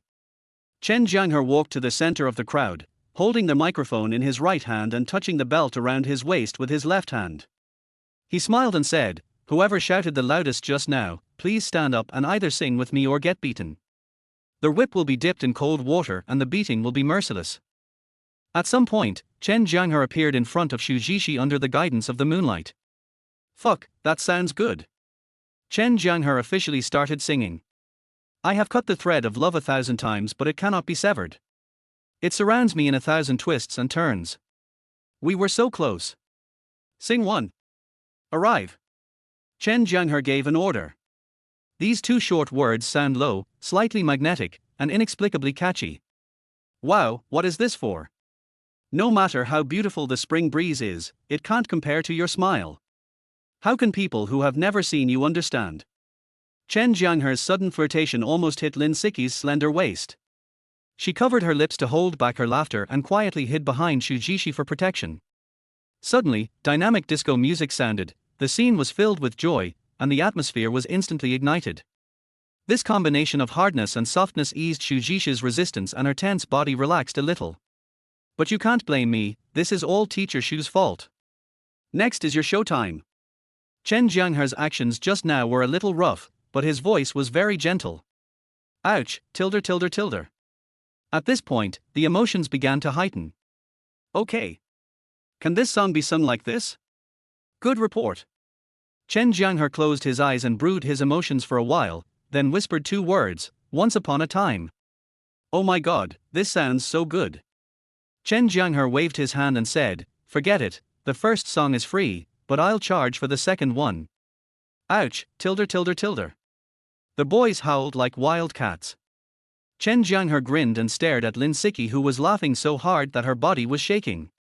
Get some warriors to hold her down, take off her pants, hang her up and beat her. When the girls received the masks, their pretty faces blushed, and they were curious and shy. Chen Jianghe's singing style is completely different from that of the original singer Li Zongxin. His voice is not like the hoarse voice of someone who has smoked for decades and has a mouthful of phlegm stuck in his mouth that can't come up or go down. Instead, it is affectionate and gentle, a clean voice that seems to be telling a story. His voice is very pure. His deep and magnetic voice is very infectious and penetrating when he sings softly. He is simply the legendary, kneeling down at the first sound. Chen Jianghe, stop acting like a hooligan and sing a song honestly. Xu Zhishi said. Lin Siki. Chen Jianghe changed the subject and directly blamed Xu Zhishi. I thought that team leader Chen sang this song Bewitched, just to be funny, but now I vaguely feel that he seems to be serious about it. I really thought that life was like this, and my calm heart refused to have any more waves. Chen Jianghe opened his eyes and looked at Xu Zhishi in the crowd, smiling affectionately. It doesn't matter if you were bewitched by a ghost or its fate from your previous life, but it doesn't matter anymore, as long as you can return to my arms. In this way, Xu Zhishi was almost close to Chen Jianghe and had no room for resistance. Their male hormones hit me in the face, their hot air and their warm breath intertwined, and the uncontrollable contact between the bodies. The contrast between the identities of counselor and student seemed to bring a strange feeling to the body, and Xu Zhishi even felt a little ashamed. If the human body's sound insulation wasn't so good, Chen Jianghe would definitely be able to hear Xu Zhishi's pounding heartbeat at this moment. Left, right, blend your body into this rhythm, no one will be afraid of being embarrassed. Chapter 20 I Just Like You. Chen Jianghe guided Xu Zhishi step by step while humming a tuneless Cantonese song. In fact, he was not very good at dancing, but the atmosphere at the moment did not require any skills. As long as your body sways, collides, moves, and impacts your balls to the rhythm, charge forward fearlessly and you will have more and more fun.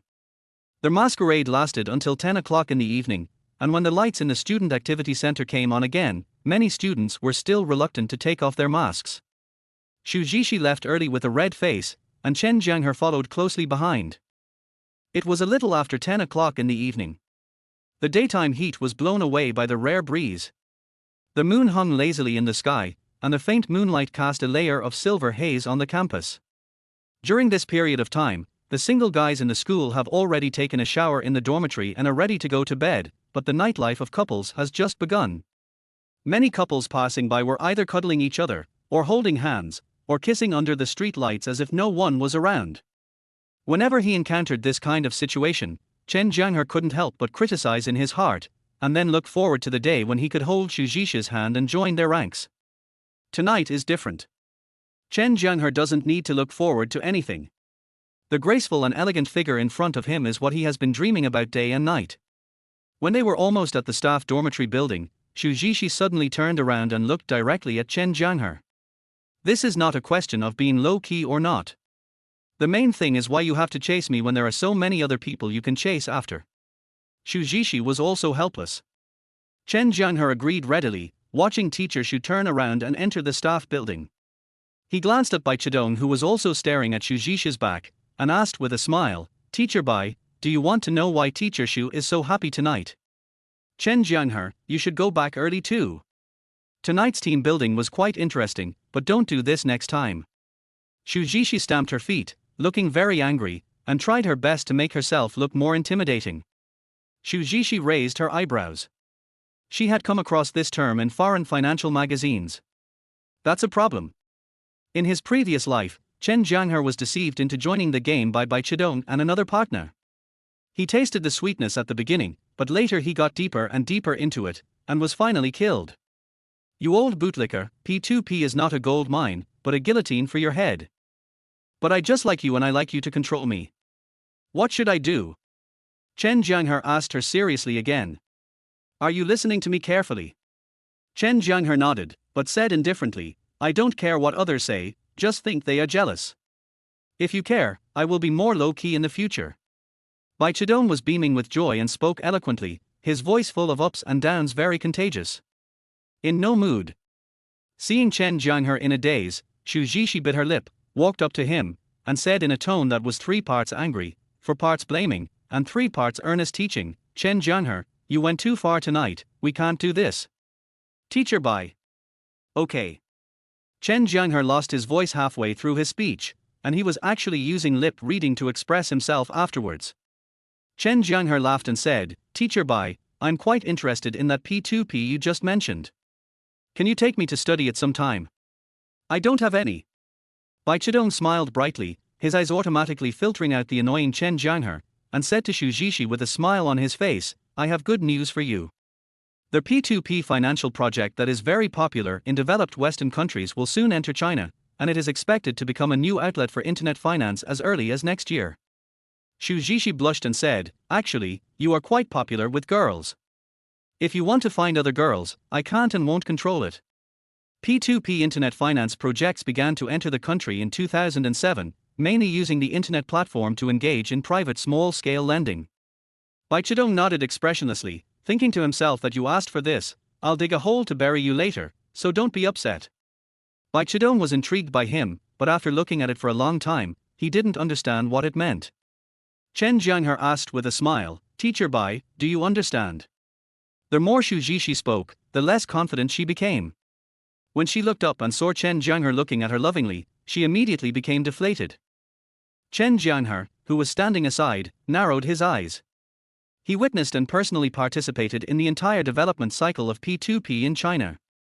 "No, you think so, let me tell you, Teacher Xu is because of with me." Chen Jianghe looked at her. Teacher Xu's blushing face looked like a blooming peach blossom. He really wanted to kiss her cheek. The end result was massive bankruptcies, executives fleeing, countless investors losing their fortunes, and families being torn apart. It was a horrific sight. Yes, I have discussed this project in depth with several classmates who work in financial institutions and investment bank experts. We all agree that it will set off a wave of internet wealth creation after it enters China. A bootlicker may be late, but he will never be absent. The meeting has concluded successfully. Teacher Xu. I understand. Bai Chedong rolled his eyes, as if to say, I understand shit. When Xu Zhiqi said, we can't do this, just now, Chen Jianghe didn't take it to heart at all. He even had the urge to move closer and kiss her. Yeah, I heard it. Sometimes, she felt strange. She had always rejected her suitors decisively and without leaving any room for negotiation before, but she was soft-hearted towards Chen Jianghe. Sure, if you want to know, come to me anytime. When you meet the right person at the right age, you must make the right choice. Xu Zhiqi's defense was instantly broken, and her pretty face turned red. These words were too provocative. You old bootlicker, you're ruining my good thing at the critical moment. Chen Jianghe cursed inwardly after hearing their voice and identifying the person. When Xu Zhiqi suddenly turned around, Chen Jianghe was obviously stunned. She was so beautiful that it seemed that even the moon in the sky favored her. Under the bright moonlight, she was tall and graceful, so beautiful that she was beyond description. He was like a polite bystander. He took out a cigarette and lit it, quietly listening to Bai Chedong excitedly describing the future of P2P to Xu Zhiqi. It was like a super gold mine waiting to be developed, waiting for the first batch of gold diggers to come in. Chen Jianghe nodded.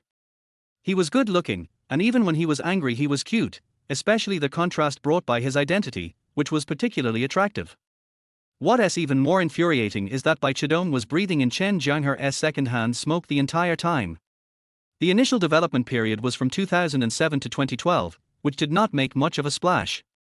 12 years later, with the rise of the concept of internet finance, the scale expanded rapidly and reached a brief peak, which was followed by a series of bankruptcies and heavy regulatory hammers. Bai Chedong spoke a lot in front of Xu Zhiqi with great enthusiasm, but it turned out that he was just entertaining himself the whole time. Teacher Xu had almost no other reaction except for symbolic nods, and oh. Xu Zhiqi also obviously noticed Chen Jianghe's intention. She turned her face away from him so that he couldn't see her, but her heart was pounding wildly and she could hardly control herself. At this moment, a shout came from not far away, breaking the delicate atmosphere at the moment. The atmosphere was a little awkward. Xu Zhiqi glanced at her watch and said, It's getting late, Teacher Bai. I'm going back to the dormitory to rest. Let's talk again when we have time.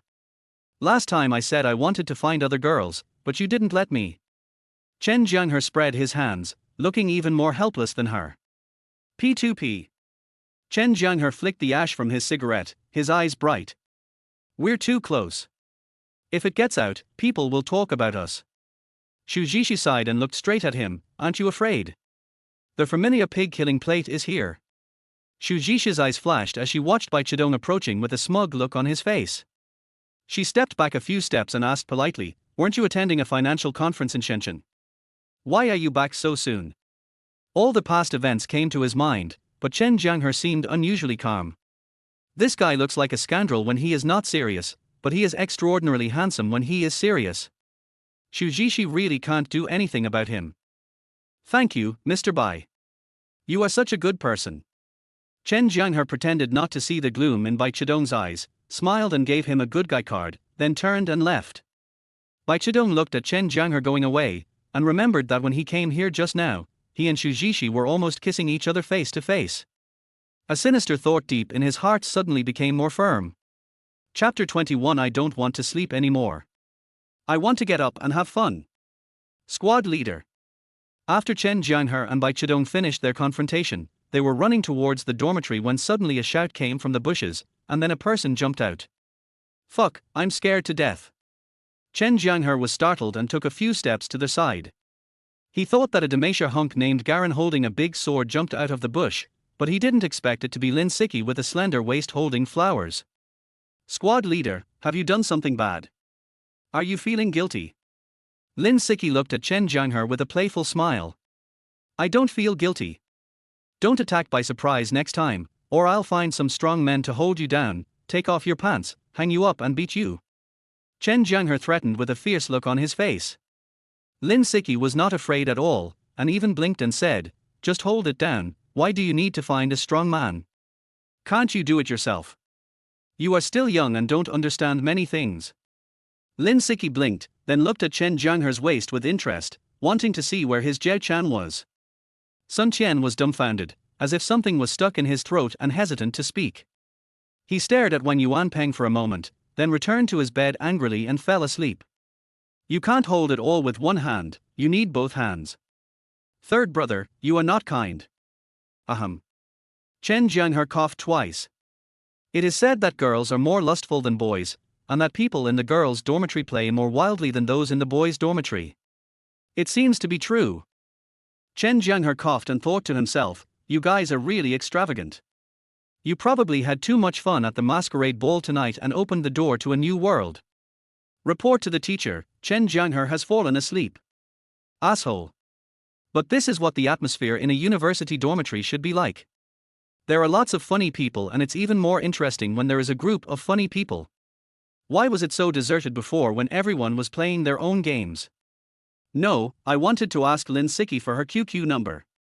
I hesitated for a long time and didn't dare to ask.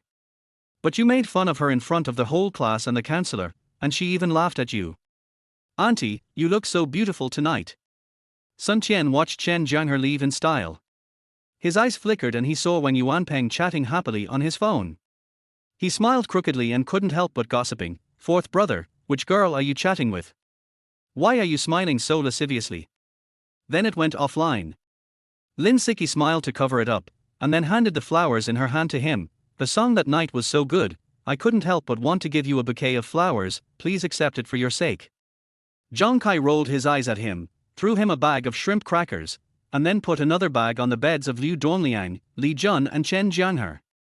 No, I want to do this on my own. Lin Siki chuckled, the class monitor was just so flirty, but in her opinion, Chen Jianghe's personality was really popular with girls, much better than Wang Yuanpeng and Liu Donliang who accompanied her to buy props in the afternoon. Chen Jianghe raised his hand and pretended to clench it in the air, his eyes narrowed in enjoyment. A limerick he wrote in high school flashed through his mind. Who else can I talk to? Lin Siki. Wang Yuanpeng answered casually. The nickname in the chat window was clearly Beauty number 164, who likes sweets, Lotus Position, and Aunt number 2023, but he deliberately said it was Lin Siki. Wang Yuanpeng said with a smile. Chen Jianghe came out of the shower and felt that the atmosphere was a little strange. Just as he was about to ask what was going on, he saw Liu Donliang sitting in front of the computer and waving at him, QQ message. Old 4, you are such a fool. You knew that old 6 had a crush on Lin Siki, so why did you have to provoke him? When I pushed the door open and entered the dormitory, I first heard Liu Dongliang's coquettish voice, a VIP on the 4th floor. When I raise my head, it feels heavy when I lower my head, I feel like I have no toes when I run, I feel like waves when I lie down, I feel like I am lying on the edge of the bed. Chen Jianghe, are you asleep? We must give Secretary Lin face. Fuck you. Xu Jishi cursed in her heart, but gently typed 2 words on the keyboard: good night. Chen Jianghe accepted it and reminded, but don't be crazy about me. There is a future ahead. Keep going. Chen Jianghe waved his hand and said, keep a low profile. Giving priority to a spouse doesn't mean you can fire at anyone. There's nothing to congratulate. Xu Jishi hit him with a hammer, go to sleep. Occasionally. Lin Siki smiled faintly and said, it's mainly because my roommates like to climb to the top. Chen Jianghe, who was born in Dongguan City, played tricks with his roommates, then took off his clothes and prepared to go to the bathroom. How am I being unfair? All 5 of us can attack together, so that we can share the spoils equally, right? Oh, you are Liu Dongliang, right? Lin Siki is both unrestrained and confident. Then the 5 roommates shouted in unison, welcome to Red Romance. No massage, no foot washing, just a shower. I'll book you all night, all 5 of you can have sex together. Unlimited fire. I was just making a joke on her, and you're jealous. You're too slutty, there's nothing to eat. Yeah. Chen Jianghe was tickled by her words and teased, do you girls often measure your body size with your hands when you take a shower? I'm just kidding, don't take it seriously. After that, he took out a few packets of shrimp crackers from the bedside and stuffed them into Sun Qian's bed. There is no problem that can't be solved by a packet of shrimp crackers. If there is, then use 2 packets. Sun Qian refused with great dignity, but in fact, his meal card balance was insufficient. He had been living on Zhang Kai's relief food for the past 2 days, so how could he have money to treat Chen Jianghe to a meal? After entering the dormitory building, Chen Jianghe directly handed the bouquet of flowers in his hand to the dormitory manager, and then ran up to the 4th floor in one breath under the aunt's surprised gaze. R-tilde. Lin Siki immediately understood the meaning of Chen Jianghe's words and asked him mischievously, do you want to try it? No, I'm Chen Jianghe's brother, Chen Jianghe. Chen Jianghe retorted seriously. Chen Jianghe was no longer sleepy when he saw these 2 words, and responded excitedly, Teacher Xu, I don't want to sleep anymore, I want to get up and have fun. Finally, Sun Qian came over in a coquettish manner, winking at Chen Jianghe and speaking in a mama-san-like voice, hello, VIP. Would you like a massage or a foot wash? Girls should be more reserved and don't look around. Chen Jianghe saw through it but didn't say anything. He patted him on the shoulder and went into the bathroom to take a shower. Okay. Lin Siki raised her chin and said coquettishly, who is crazy about flowers? This bouquet of flowers is actually to express admiration on behalf of all the girls in the class. By the way, congratulations to the class monitor for getting the priority to choose a spouse for 4 years in college. Brother Kai, I want to eat too. Hey tilde, I'm not small at all. Chen Jianghe smiled and said, it's just a QQ number. It's no big deal. Treat me to a meal tomorrow and I'll give it to you. Cough. Chen Jianghe avoided her gaze and shook his head coolly, his cock in sync with his head, go back to the dormitory and take a shower and go to bed. You should go back to bed too. Don't think about me at night and have erotic dreams. I'm not responsible. Zhang Kai, the good guy in the dormitory, stepped in to smooth things over and comforted Sun Qian, don't be angry, Xiao Qian. I'll ask Brother Liu to download some movies for you someday where the female lead has a figure similar to Lin Siki's. Take a good look at them. Har har. Chen Jianghe suddenly found the expression of the hammer hitting his head particularly cute. He smiled foolishly at the computer for a moment, then typed 2 lines of words carefully and sent them out. Good night. Teacher Xu. Chapter 22 How bold the people are, how productive the land is. The next day was another sunny day. Chen Jianghe was lying on the bed with his arms and legs spread out, and he was cuddling with Xu Jishi in his dream, muttering to himself in his sleep. Fuck, you son of a bitch Chen Jianghe, you are so godly. Tianrun shares opened at the limit down, while Hongda shares and Huaxia shipbuilding opened at the limit up. Liu Dongliang was so excited that he almost jumped up. He glanced at Chen Jianghe who was still sleeping soundly on the bed, stepped forward, and slapped his thighs. Jianghe, it's almost 10 o'clock, how can you still sleep? Hurry up and get up. Chen Jianghe opened his eyes. Liu Dongliang had already slipped back to the computer, pretending nothing had happened. Stop pretending. I know it's you, you bastard, who disturbed my sweet dream. Come on, give me a cigarette. Chen Jianghe said unhappily. He. Liu Dongliang took out a cigarette and smiled, threw one to him and lit one for himself. Chen Jianghe lit a cigarette and took a few puffs, then walked to Liu Dongliang's computer and glanced at the screen with a calm expression. Of course, the business industry itself is extremely inward-looking. Chen Jianghe missed a day yesterday because of class team building.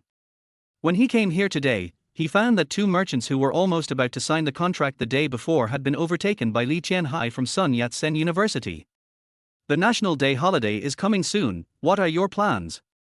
Each business unit has performance appraisals. In the early stages, we must at least achieve 10 orders a week. Later, we will set specific goals based on development conditions. We must be mentally prepared, Sun Haolin said seriously. Chen Jianghe, who is kind-hearted by nature, is now worried that signing 3 or 5 orders every day will overwhelm his colleagues who often fail. But everything has two sides, and the same is true for leverage. High risk means high returns. Sun Haolin took in the reactions of the two and said calmly, "Let's stop here for today. Go get to work. Do you have any ideas?" Chen Jianghe was not a person who would swallow his anger, so he took out a pen and started to write down what Li Qianhai, the bastard, had done. This development model is quite common in startup companies. In fact, later industry giants such as Meituan and L.me also did the same. Chen Jianghe, what about you? Chen Jianghe lowered his head and drank his tea without saying anything. He knew clearly in his mind that it would be best not to make any promises before being sure which area he would be assigned to. After a brief thought, Li Qianhai directly expressed his thoughts. This type of operation is very risky. Once a position is liquidated, not only will you lose all your money, but you will also be heavily in debt. Many people have ended up with extremely high stock prices, basically because they have exhausted their leverage. Doing business is like falling in love. The first time is strange, the second time is familiar, and the third time is holding hands. And you have to strike while the iron is hot to avoid being snatched away by others. Sun Haolin smiled heartily and felt that Chen Jianghe was a very interesting boy. Sun Haolin smiled, picked up his teacup and took a sip, then went straight to the point. The company intends to divide the market of Eastern Guangdong into 6 business units: Yueshou, Haizhou, Qianhe, Panyu, Baiyun, and Luan. Each business unit will be assigned an independent manager to take over and lead a team to expand the business. Chen Jianghe responded with a smile, finished a cigarette, stood up and stretched, then washed up and went out. However, he did not go to class, but went directly to the Zhongda business district to do business. Chen Jianghe turned around and came back. Sun Haolin didn't comment and glanced at Chen Jianghe. "Jianghe, what about you?" In his opinion, even if you seize the opportunity, it is not necessarily a sure win. The uncertainty of the stock market is very large, and you must not act rashly when you are short of funds. Chen Jianghe, Li Qianhai, President Sun wants to talk to you. Chen Jianghe had reason to believe that as long as he became the sales champion with an absolute advantage, the company's top management and even the boss would soon call him for a talk. Although Li Qianhai's colleagues will certainly dislike him for doing things the way he does, he has academic qualifications and good performance, so he is favored by the management and lives a very comfortable life. In fact, as long as he is willing to become a regular employee, he will be promoted to management soon. Chen Jianghe flattered him calmly. Boss Sun really has a keen eye. For 9527, a startup company, performance is the basis for the company's survival, and the sales champion is the company's core resource and the goose that lays golden eggs. Chen Jianghe smiled and said, "I am a screw of the revolution, I will be there wherever I am needed." Taking Eastern Guangdong as an example, once this model is successful, it can be directly copied to cities around the Pearl River Delta, and then use the Pearl River Delta as a foundation to expand outward and quickly occupy the market. Okay. Chen Jianghe picked up the tea, took a sip, and replied calmly, "I don't have any special plans. I will just go home and spend the 7-day National Day holiday with my family and friends." Sun Haolin asked with a smile. "Just don't be afraid of losing everything you have." A large group in later generations, with billions of funds and leveraged 2 trillion yuan and became the industry leader, enjoying unlimited glory. It proved with practical actions what it means that, the bolder the people, the more productive the land. Har har. Damn it, you stole my order. Don't blame me for being rude next time. I can be anywhere. Take me out to play with you when you have the chance. I feel that if I follow you, I will become rich sooner or later. Liu Dongliang looked at Chen Jianghe with a smile. Sun Haolin crossed his arms, smiled and nodded. Sure, sign the order during the holiday, and I'll get a commission of 200 per order. Li Qianhai responded decisively. Doing business is painful, but signing contracts is joyful. In the next few days, Chen Jianghe felt both pain and joy. This is the two-way rush that many salesmen dream of. At this step, signing the order is a natural thing and not difficult. By September 29, Chen Jianghe's total number of signed orders reached 20, 12 more than the second place Li Qianhai, far ahead. Have fun during the holidays, and keep up the good work when you come back. I have high hopes for you, little brother. Sun Haolin said with a smile. I thought, the time is not right yet. Chen Jianghe smiled faintly. After the two sat down, Sun Haolin raised his hand and poured them each a cup of tea. Chen Jianghe is a very outgoing person who likes to brag. In just a few days, he became famous in the restaurant street at the back door of Sun Yat-sen University. The bosses were all very friendly when they saw him and were willing to chat with him. The so-called financing plus leverage means borrowing funds with a certain leverage ratio through margin trading or securities lending from securities companies in order to make a small investment for a big return. Sun Haolin looks to be in his early 30s, the age when men are most energetic. He has a deep and loud voice, as if he has served in the military. Hearing this, Li Qianhai straightened his back and replied seriously, business is always on the road. I would like to apply for overtime during the National Day holiday. Is that okay? Sit. After the morning meeting, Chen Jianghe and Li Qianhai were called to the office of Sun Haolin, the company's general manager. Mr. Sun, my idea is to stay in Panyu. After spending a few days together, Chen Jianghe had gotten to know Li Qianhai. Apart from the glamorous label of a college student, this person had almost no other shining points. He liked to take shortcuts, especially taking advantage of his colleagues and snatching orders and getting bargains. He was particularly cunning. Chen Jianghe's goal is different from Li Qianhai's.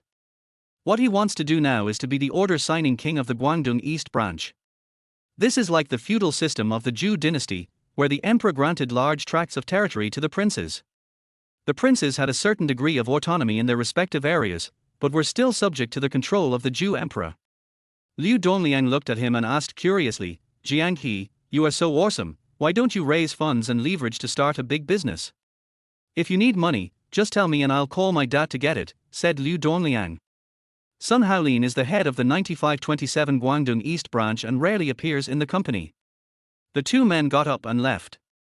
Combine work and rest, and travel light. This is your secret to becoming the sales champion, right? Sun Haolin continued to smile. Sun Haolin took out an envelope from the drawer and placed it on the table. This is a personal reward from me. As a result, Chen Jianghe was converted to a regular employee ahead of schedule and had a basic salary of 1,200 yuan. He also had the additional privilege of being able to freely arrange his working hours, just like during his part-time period. Of course, this freedom is premised on sustained performance support. Just as they reached the door, Sun Haolin called Chen Jianghe again. Jianghe, please stay a moment. When Chen Jianghe and Li Qianhai knocked on the door and walked into the general manager's office, General Manager Sun was making tea. Chen Jianghe shook his head. Everyone wants to get rich overnight, but making money requires timing. If you step on the right one, you will take off directly, but if you step on the wrong one, you will fall into the abyss. You must be cautious. It's not about the money. Leveraging stocks is a bad idea. If you really want to speculate, there are many things you can do. When you have sufficient funds and the time is right, you can take out some money to try more aggressive speculative products, such as domestic real estate, stock market warrants, foreign cryptocurrencies, etc. Don't worry, Mr. Sunday. I will complete the task. Thank you, Brother Sunday. Chen Jianghe took the envelope and his way of addressing Mr. Sun changed subtly. Sun Haolin also showed a satisfied smile on his face. It was not without reason that this kid could become the company's sales champion in less than 10 days. His emotional intelligence was much higher than that of the top student from CUHK. He is a talented person with great potential. Chapter 23, Do you have spicy hot pot? The kind that costs 6 yuan. Chen Jianghe walked out of the general manager's office and found Li Qianhai standing outside the door, apparently waiting for him. Want a cigarette? Chen Jianghe took out a cigarette from his pocket and handed it to him. I don't smoke. Li Qianhai waved his hand to refuse. Let's go out and talk for a while. Chen Jianghe didn't say anything. He lowered his head, picked up the cigarette, took out his lighter, lit the cigarette at an angle, and exhaled white smoke leisurely. The way you light a cigarette looks a bit like Leslie Chung. Li Qianhai said with a smile, then walked towards the corridor. Chen Jianghe exhaled white mist from his mouth and followed casually. In fact, he had already guessed what Li Qianhai wanted to say, but he still decided to patiently listen to his words. At the end of the corridor, Li Qianhai raised his hand to fan away the smoke, his eyes fixed on Chen Jianghe. Li Qianhai called him. You, Li Qianhai choked. After Chen Jianghe finished speaking, he patted Li Qianhai on the shoulder and turned to leave with a calm face. You are so confident, do you dare to bet with me? You may be nothing if you leave this company. I am different from you. I will be valued in any company. In fact, Chen Jianghe only said half of what he said. The other half was, when I make enough money and acquire 9527, I hope you can still maintain your current confidence and innocence. Yes. The two of them sat down by the window.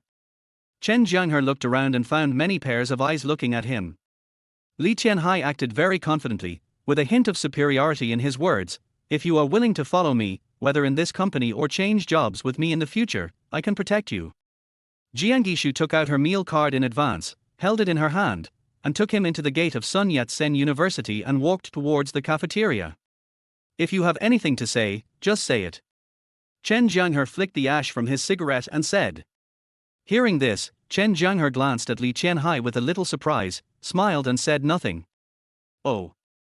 Jianghe said, oh, and hesitated to speak. Chen Jianghe pretended to be angry and glared at her, as if he was a little dissatisfied with this answer. If I want to, I want to. If I don't want to, I don't want to.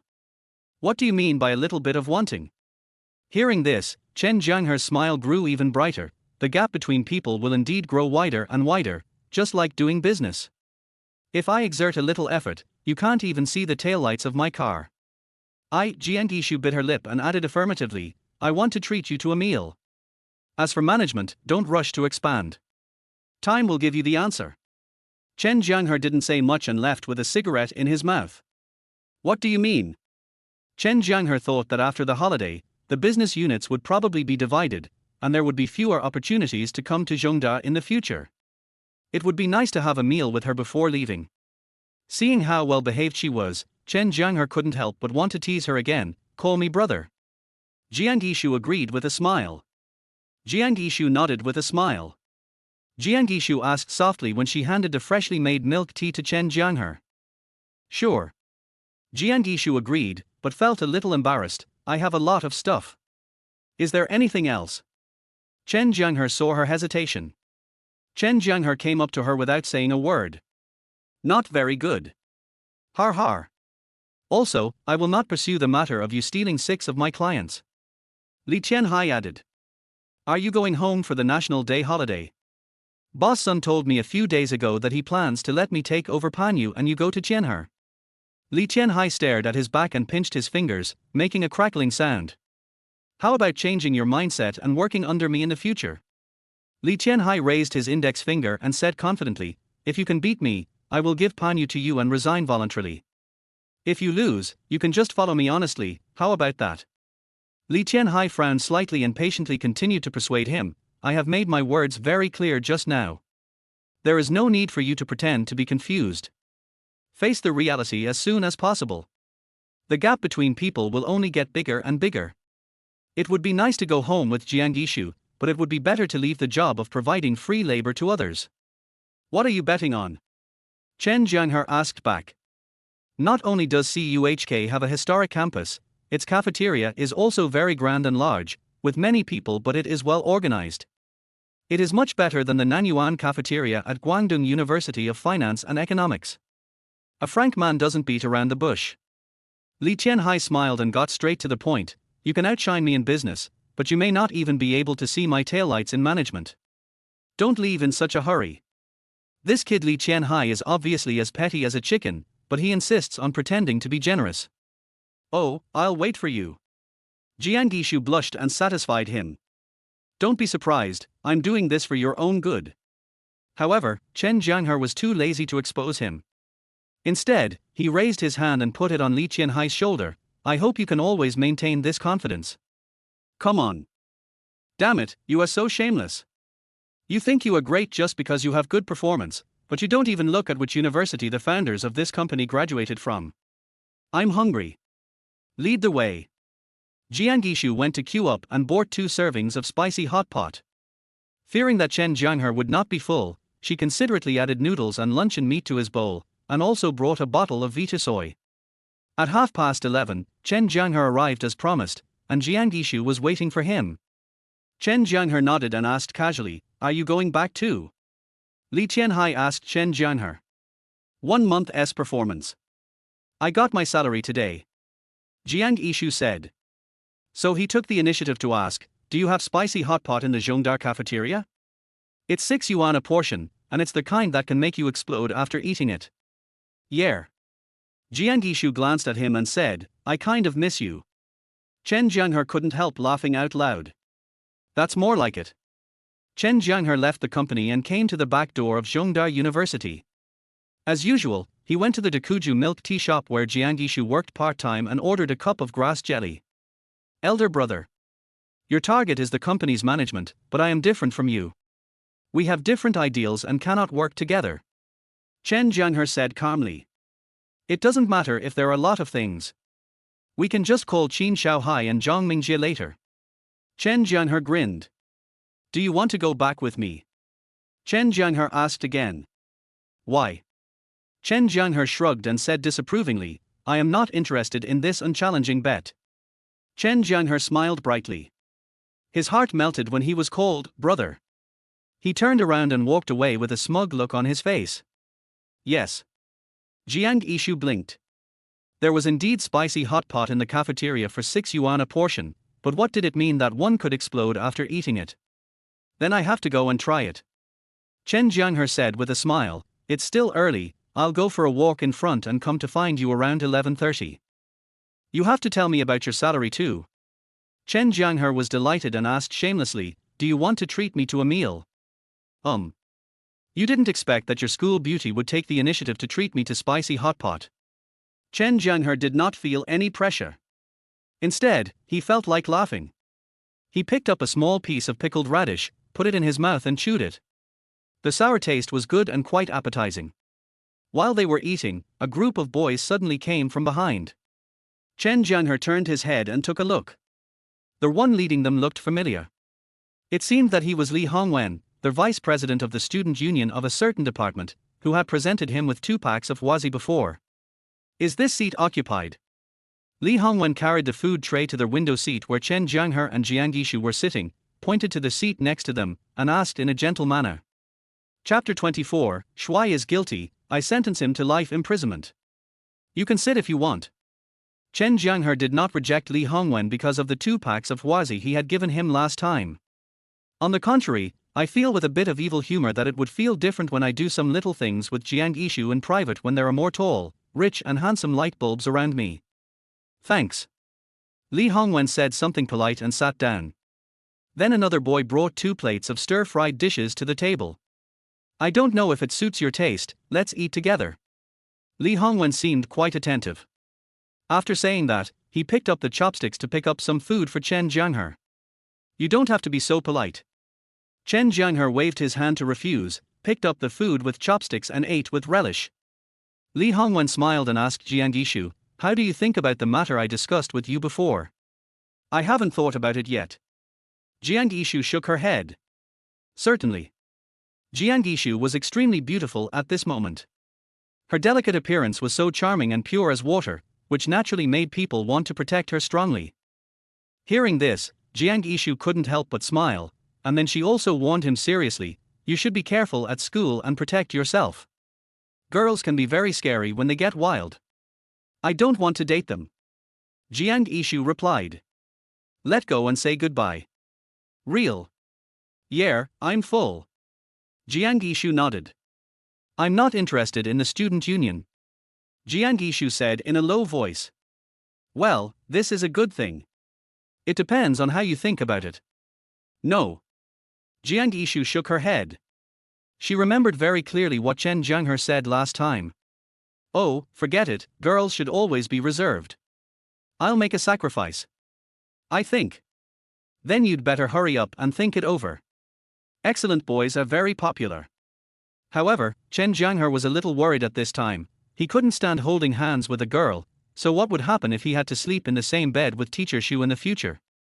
Holding Jiang Yishu's hand, he walked to the downstairs of her dormitory. Jiang Yishu bit her lip, hesitant. Jiang Yishu's eyebrows were curved, and her watery almond eyes were shining with soft light, and she seemed to be very envious of such dormitory relationships. Li Hongwen sat there staring at Jiang Yishu's back. He always felt that something was wrong, but he didn't want to think about it too deeply. Jiang Yishu's voice trembled slightly. The moment Chen Jianghe held her hand, she felt as if an electric current was passing through her heart from her fingers, and her whole body felt numb. Oh, it's okay. I can wait. Give me an answer when you have thought it through. Li Hongwen responded patiently and then buried his head in eating. Chen Jianghe seemed to be talking to himself, but Jiang Yishu heard it. The soft light in her eyes condensed slightly, and she looked up at him. His action was natural and gentle. Jiang Yishu ran out after a moment, and handed Chen Jianghe a small note. His presence made the atmosphere of the meal somewhat subtle. With your simple personality, you probably won't be able to get along in the girls' dormitory. Senior Li wants me to join the student union and serve as the deputy director of the propaganda department. Chen Jianghe said seriously, if Shuai is also guilty, I will definitely be sentenced to life imprisonment. Ahem. Why are you looking at me like that? Is there something on my face? A few minutes later, Chen Jianghe reached out to wipe his mouth, then pulled out a pack of napkins from his pocket and asked Jiang Yishu with a smile, are you full? Chen Jianghe laughed and teased, bragging at the same time. For example, when someone like me wanders around the campus alone, many pretty senior schoolmates look at me with gleaming eyes like hungry wolves, eager to come up and pounce on me. Okay, let's go. How can we reject other people's pursuit more effectively? Jiang Yishu asked. Jiang Yishu's eyes flickered. She knew in her heart that Chen Jianghe might be bragging, but she was curious. When will I be able to wipe the corners of her lips like Brother Darhar? Li Hongwen wondered in his heart. Li Hongwen stole a glance from the side, his eyes wide open. I'm full. Jiang Yishu looked troubled. You just want to make money. Chen Jianghe smiled.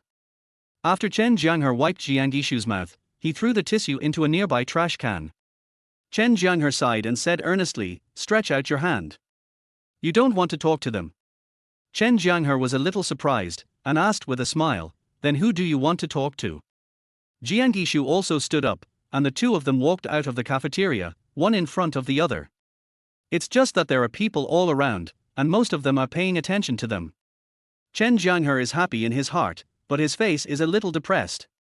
He frowned and asked, are there a lot of boys chasing you in your school? I'm actually fine. Jiang Yishu noticed Chen Jianghe's concern, smiled slightly, and asked him, are the boys in your dormitory easy to get along with? Chen Jianghe casually held her hand, then told her very seriously, let me make it clear in advance that I only risked my life to block the bullet for you because you treated me to spicy hot pot. This is only the first time, and it won't happen again. Do you understand? Ask.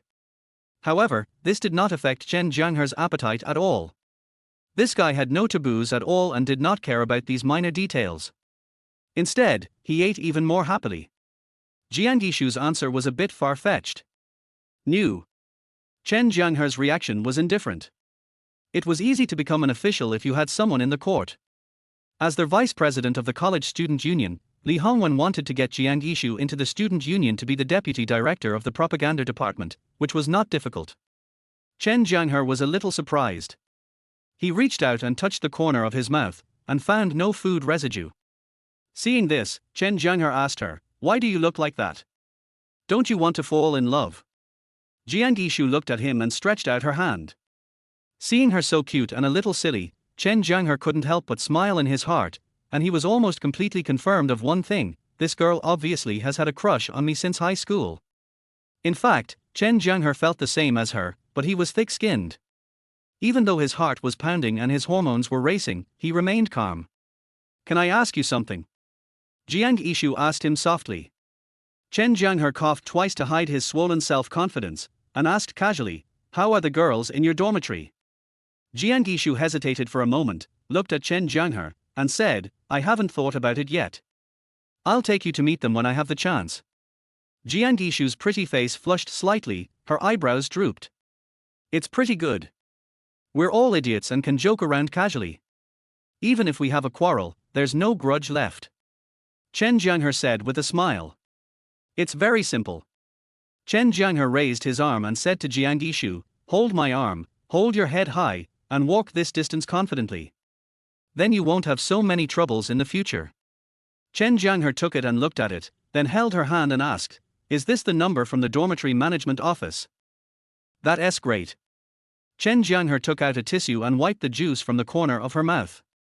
"It's okay." Chen Jianghe felt inexplicably sorry for her. The complexity of the university girls' dormitory was like a mini harem. A girl like Jiang Ishu, who had a very low appearance, many suitors, and a soft personality, would most likely be ostracized. Outside the cafeteria, Jiang Ishu took the initiative to tell Chen Jianghe what happened between Li Hongwen and her. "No." Jiang Ishu shook her head. "My dormitory phone number." "Oh." Chen Jianghe put the note in his pocket and thought to himself, what kind of fake university is Guangdong University of Finance and Economics? The only phone number in the entire male dormitory is the dormitory management office. Look at National Chung Kuk University. Every dormitory has its own telephone. Wouldn't it be much more convenient to fall in love? The weather is too hot. You should go back to the dormitory and take a nap. I should go back too. Chen Jianghe urged Jiang Ishu to go back to the dormitory, but he forgot that he was still holding her soft little hand. Chapter 25 Return Home. Then I'll go back. Jiang Ishu struggled slightly, but found that Chen Jianghe was holding her hand tightly, so she stopped moving. Chen Jianghe looked at her with a smile. "I really didn't realize that this girl could be tricked so easily before. She is not only a top student, but also so beautiful. Maybe it's true as the old saying goes, God opened countless doors for her, and then quietly closed a window. Do you have anything else to say?" Jiang Ishu asked him softly. "There's nothing else to do. I just feel like I have to do my best to the end. I have to do good things to the end." Chen Jianghe talked a lot of nonsense, and finally said to Jiang Ishu seriously, "Kiss me before you leave." "Relative." Jiang Ishu hesitated for a moment, then asked him, "Where do you want to kiss? What do you think?" Chen Jianghe asked back with interest. Chen Jianghe smiled and said cheerfully, "The car window is so hard, it's uncomfortable to lean on it. How about I lend you my shoulder?" On this day of national celebration, traffic jams on the highway have gradually become the norm.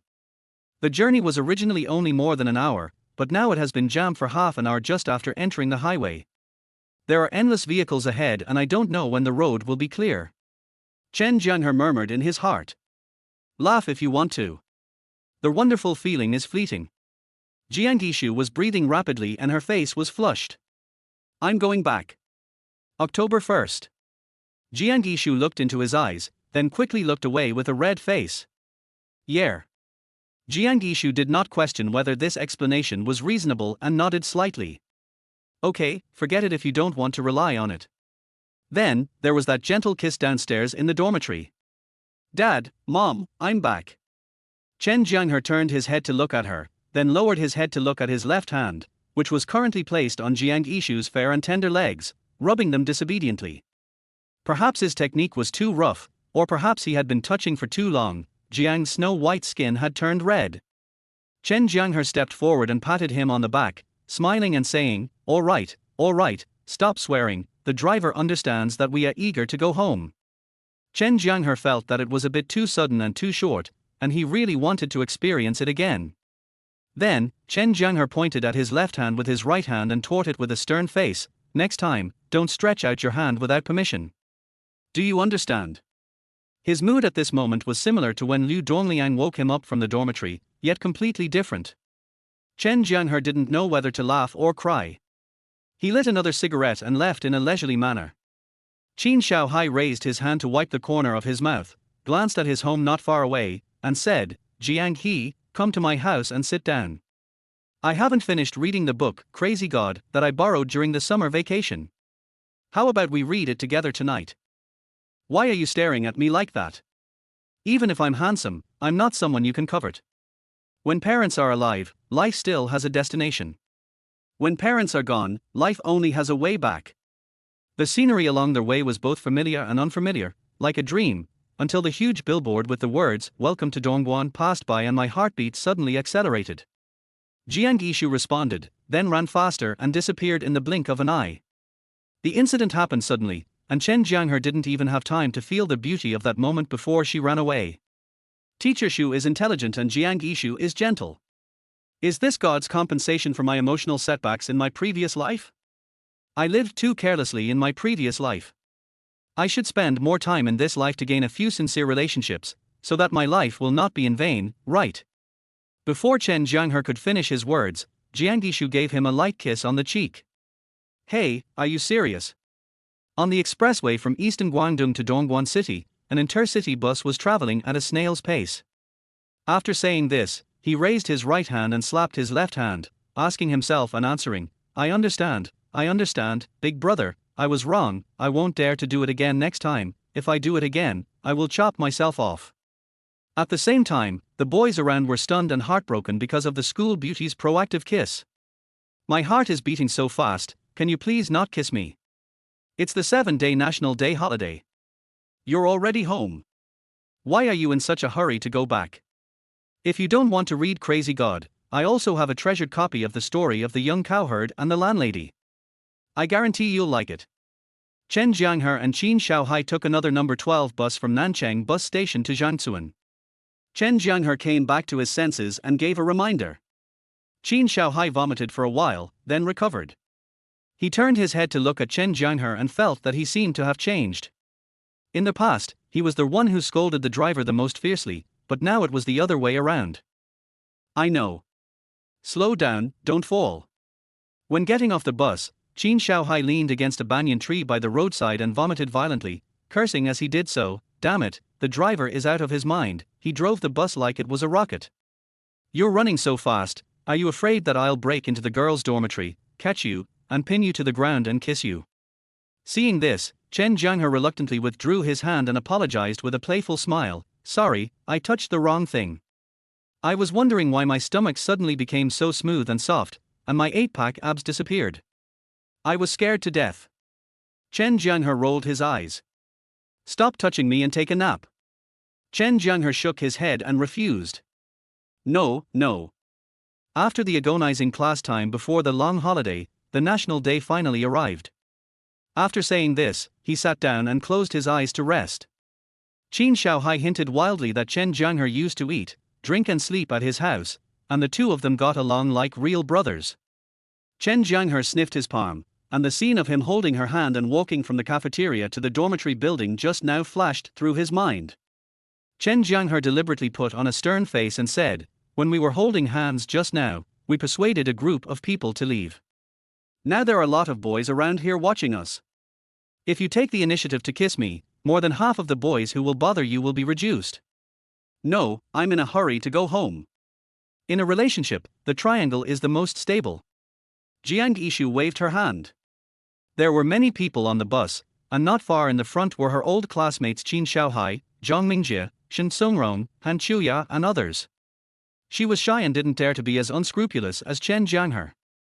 Chen Jianghe flicked the ash from his cigarette, without thinking too much about it, and took the bus back to school.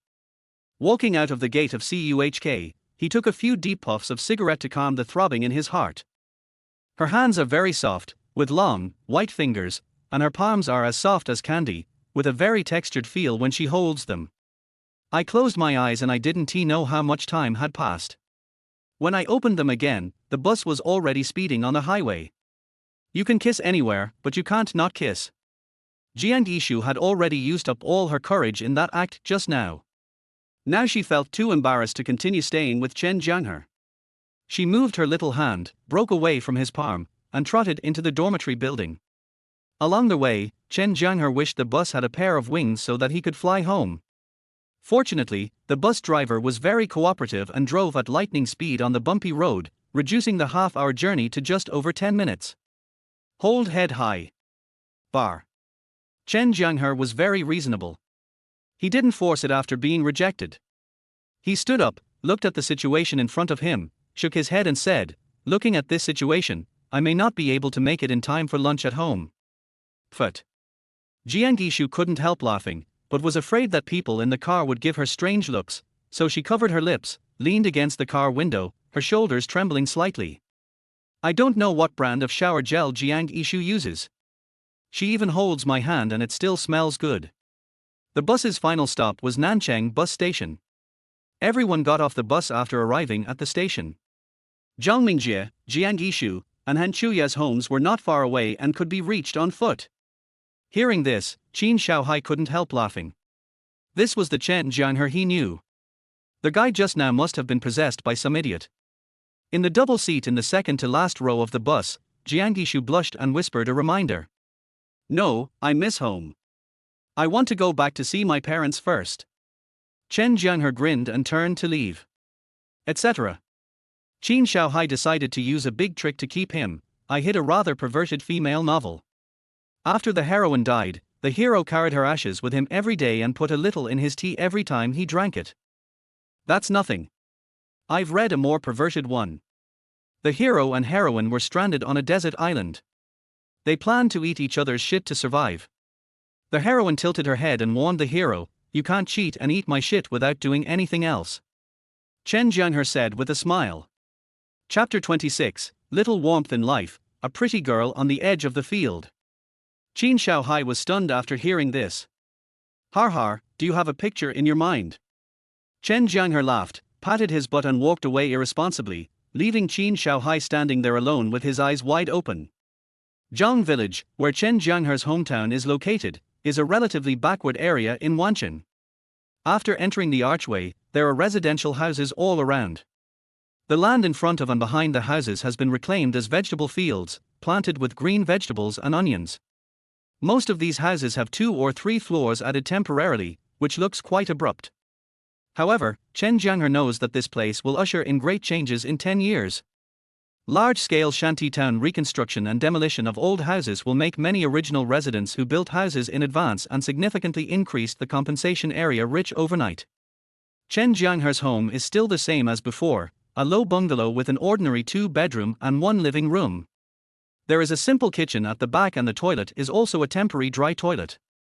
Every once in a while, he has to use a dung shovel to scoop out fertilizer and carry it to the field to apply it as fertilizer. River. As soon as Chen Jianghe reached the door of his house, he heard a surprised call coming from the rooftop of his house. Chen Jianghe looked up and saw his mother Zheng was standing on the roof with a rake in her hand, looking at him happily. Mom. As a result, Chen Jianghe held her back and said with a smile, Mom, don't worry. It's so hot today, it's more comfortable to eat some cold dishes. Before Chen Jianghe could react, Liao Youji beside him brightened his eyes and grinned. Chen Jianghe's throat was a little blocked and tears were about to come out. Chen Jianghe picked up the bowl again and brought it to his mouth with a smile. Come on, open your mouth. In the evening, Chen Jianghe, covered in mud, walked home with his neighbor Liao Youji, chatting and laughing under the silhouette of the setting sun. Behind him followed a girl of about 17 or 18 years old, who was also covered in mud, wearing a straw hat and old clothes. Chen Jianghe asked in confusion. As soon as the door opened, she stepped forward and held Chen Jianghe's hand, saying with both joy and distress, Why did you get home only now? There must have been a traffic jam on the way. You've only been in college for a month, and you've lost a lot of weight. Chen Jianghe picked up a loach and took a few bites. It was fragrant, crispy on the outside and tender on the inside. It was so delicious that he narrowed his eyes. Liao Wanlan bit her lip and said nothing, but her eyes flickered as she looked at Chen Jianghe. At this moment, Zheng Lihua realized that her son had really grown up.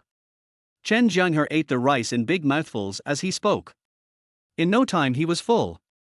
He burped contentedly and strode upstairs to work.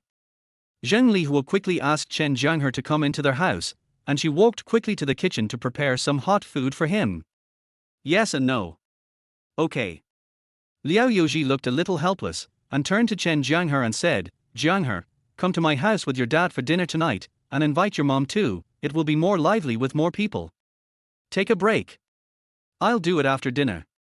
The mother in front of him was exactly the same as the one Chen Jianghe had seen countless times in his dreams, with long black hair, big eyes, a slightly plump figure, and she looked so young at less than 40 years old. In my hometown, people generally grow one season of rice, which is sown around May and harvested in October, so the National Day holiday is often during the autumn harvest season. This girl.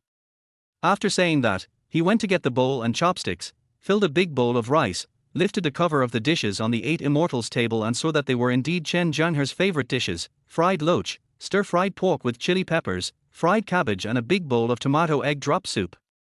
Liao Wanlan said something coquettishly, kicked the stones beside her shyly, then walked away embarrassedly with a red face. Zheng Lihua took a bite and said with a smile, "Silly boy, you have grown up and know how to care for your mother." Although Zheng Lihua has lived a poor life in the past 20 years since she married Chen Jianghe, she is very content. As long as her husband is healthy and her son is sensible, her life will definitely get better and better in the future. I thought the 7-day National Day holiday had passed in a busy manner. At about 4 o'clock in the afternoon of October 4th, Chen Jianghe was thrashing in the field when he suddenly heard a familiar call from the edge of the field. Chen Jianghe raised his hand and hugged his mother, holding back his tears, and smiled innocently. "Mom, I'm hungry." Well. The image of Xu Jishi flashed through Chen Jianghe's mind. Although they hadn't gotten married yet, he still said confidently, "I'll bring her home to show you next time I have a chance. She'll look just like you, very beautiful." Chen Jianghe and his son Chen Jianghe smiled and nodded at the same time, then went back home. "Dad, don't talk nonsense. I am not worthy of brother Jianghe. Hey, Lao Chen, your college student is back." When Zheng Lihua heard her son calling her "Mom," she immediately put down the work in her hands, ran downstairs and opened the door for him. "Uncle Liao. If you like her, just marry her. I have no objection," Liao Yuji said with a chuckle. "My mother is not old at all, she is young and beautiful. Chen Jianghe is the only son in the family.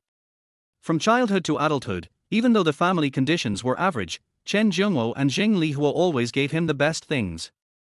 Zheng Lihua finished her meal early and sat at the table, supporting her chin with her hands, listening to her husband and son chatting, occasionally joining in a few words, her face beaming with happiness. "Your mouth is as sweet as honey. Are you in love at school?" Zheng Lihua asked. Zheng Lihua was coaxed by her son and smiled. She lowered her head and took a bite of the rice that he fed her personally. She felt her appetite improved. "Dad." Zheng Lihua was reluctant to let her son work, so she hurried upstairs, only to see him holding a rake and busying himself with it. His big and vigorous movements were very skillful, as if he had all his strength. Chen Jianghe was indeed sensible. Over the next few days, he helped with farm work at home. "Mom, this fried loach is so fragrant and delicious. You should have a bite too." Chen Jianghe picked up a loach and put it to his mother's mouth. For example, the fried loaches on the table are wild loaches that Chen Jianghe specially went to the fields to dig out yesterday. They taste much better than the farmed ones sold on the market and a Chen Jianghe's favorite. Chen Jianghe was sitting at the door eating a watermelon. He heard his father's voice from afar, so he quickly put down the watermelon, wiped his mouth, came out to take a look, and shouted happily. Zheng Lihua nodded with a smile, looking particularly happy. "Eat well, I'll go upstairs to pull up the millet." Come in, come in. Mom made some of your favorite dishes for lunch.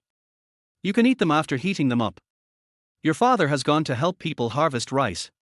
There is food to eat. I don't have a good appetite today, so I will be full after just 2 bites of lunch." Zheng Lihua responded with a smile and walked forward to test the temperature of the food. Fortunately, it was still warm.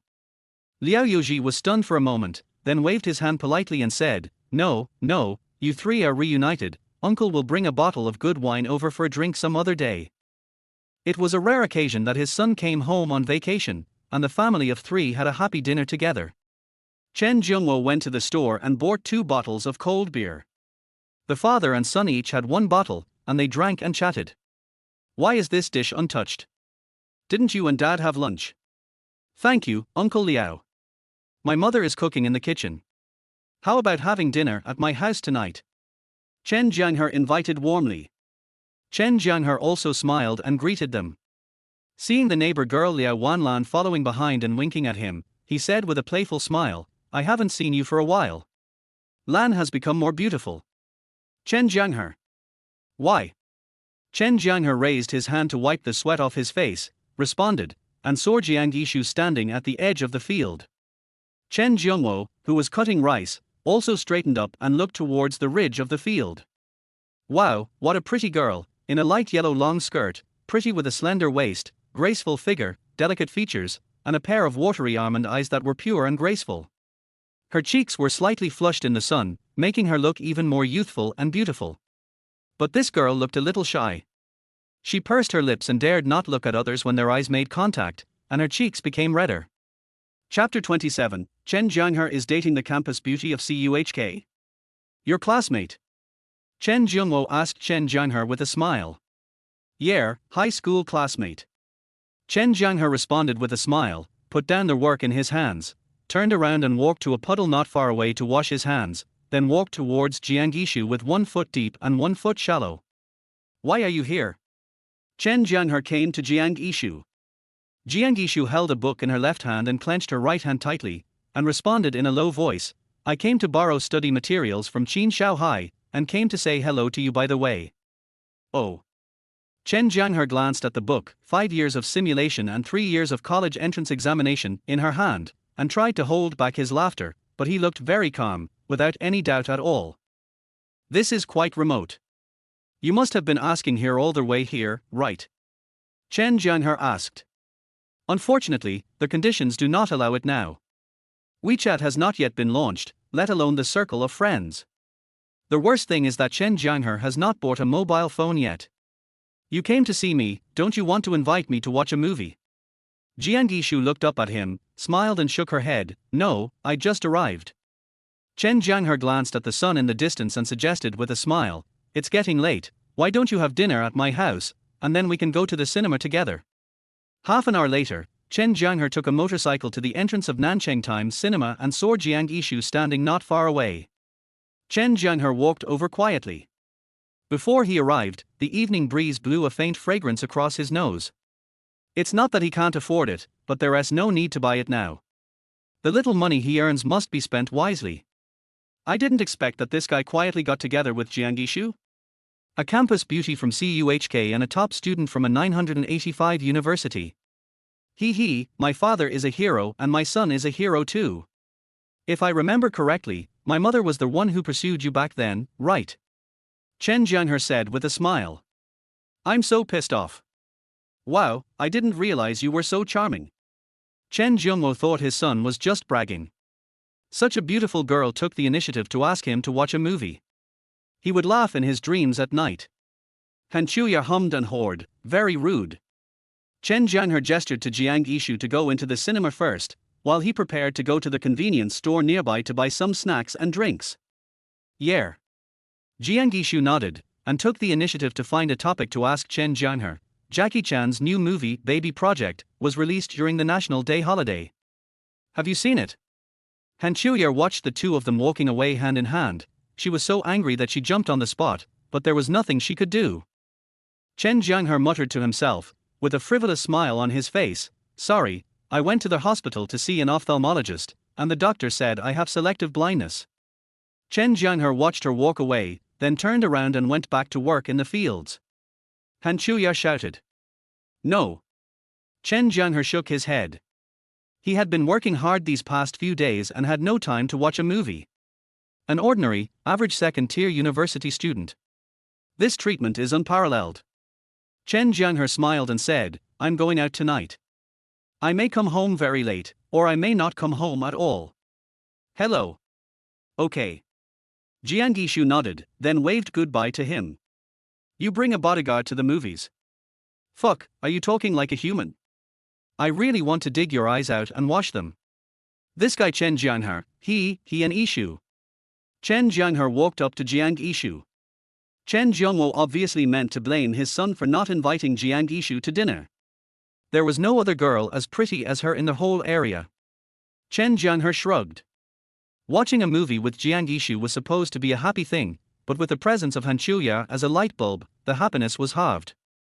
You really want me to watch a movie? Chen Jianghe and Jiang Yishu tacitly pretended not to hear and did not respond. That's right. Chen Jianghe smiled proudly. When he was young, he was also the most handsome guy in the village. He asked curiously, "Are you really going to the movies tonight?" Oh. Chen Jianghe's expression was indifferent. He thought to himself, "You are quite good at fooling people. Watching a movie is not complicated at all. But you have to get a room to confirm the relationship, right?" At 7 o'clock in the evening, Chen Jianghe took a shower, changed into clean clothes, coquettishly patted a few drops of 6-God mosquito repellent on his hands and feet, and went out with brisk steps. "Have you been waiting long?" "Dad, I was invited to watch a movie, not to have a free meal." "Oh." Jianghe nodded slightly and turned to leave. Chen Jianghe seldom watched movies before, mainly because most of the people in the cinema were couples, and being a single guy would be awkward and boring, so it would be better for him to stay at home and watch a movie. Chen Jianghe glanced at Jianghe and asked subconsciously. Jianghe had just taken a shower, and her long hair was not completely dry yet. She changed the light yellow dress she wore in the afternoon into a light blue dress. She wore a pair of white shoes, and she looked graceful and full of girlish charm. Jianghe was a little tempted when she heard that, but the thought of eating at the same table with Chen Jianghe's parents made her heart pound and she shook her head nervously. Chen Jianghe grinned happily, then took Jianghe hand in front of Han Chuya and strode into the cinema. "Oh, so you're not with us. It's rare for a female classmate to come visit you, but you just let her go like this. Do you think I want to see you? I just happened to meet Ishu while shopping. I was curious about who she was waiting for, but I didn't expect it to be you, a bastard." Han Chuya was not to be outdone. After Chen Jianghe read the ticket, he put it back in Jianghe hand and said, "I don't have any pockets on me, so you keep the ticket first. I'll come find you in the evening." Chen Jianghe was startled and looked carefully, only to find that Han Chuya was there too. "If I had known you were coming to see the movie, I wouldn't have joined in the fun. It's different now." Jianghe took the initiative to buy tickets and invited Chen Jianghe, so there is no reason for him to refuse. "You go in first, I'll buy something." Chen Jianghe was stunned for a moment, then he reached out and took the movie ticket from her hand and took a look. It was the 8 p.m. show, Baby Project, and they were seated in the same row. Suddenly, a cold shout came, "Chen Jianghe, are you blind? I stood behind Ishu for a long time, and you didn't even say hello." Chen Jianghe saw through her nervousness and said with a smile, "Then go home and wait for me at the entrance of the cinema." If it were in the future, Chen Jianghe would definitely take a photo and post it on WeChat Moments, making those guys in high school who had a crush on Jianghe jealous to the point of being unrecognizable. Seeing him nod, Chen Jianghe raised his eyebrows, with a mixture of joy and worry between his brows. He was happy that his son seemed to be in love, and his girlfriend was very beautiful. But he was worried that he was still young, just a freshman in college, and would he not be able to grasp the limits and cause trouble?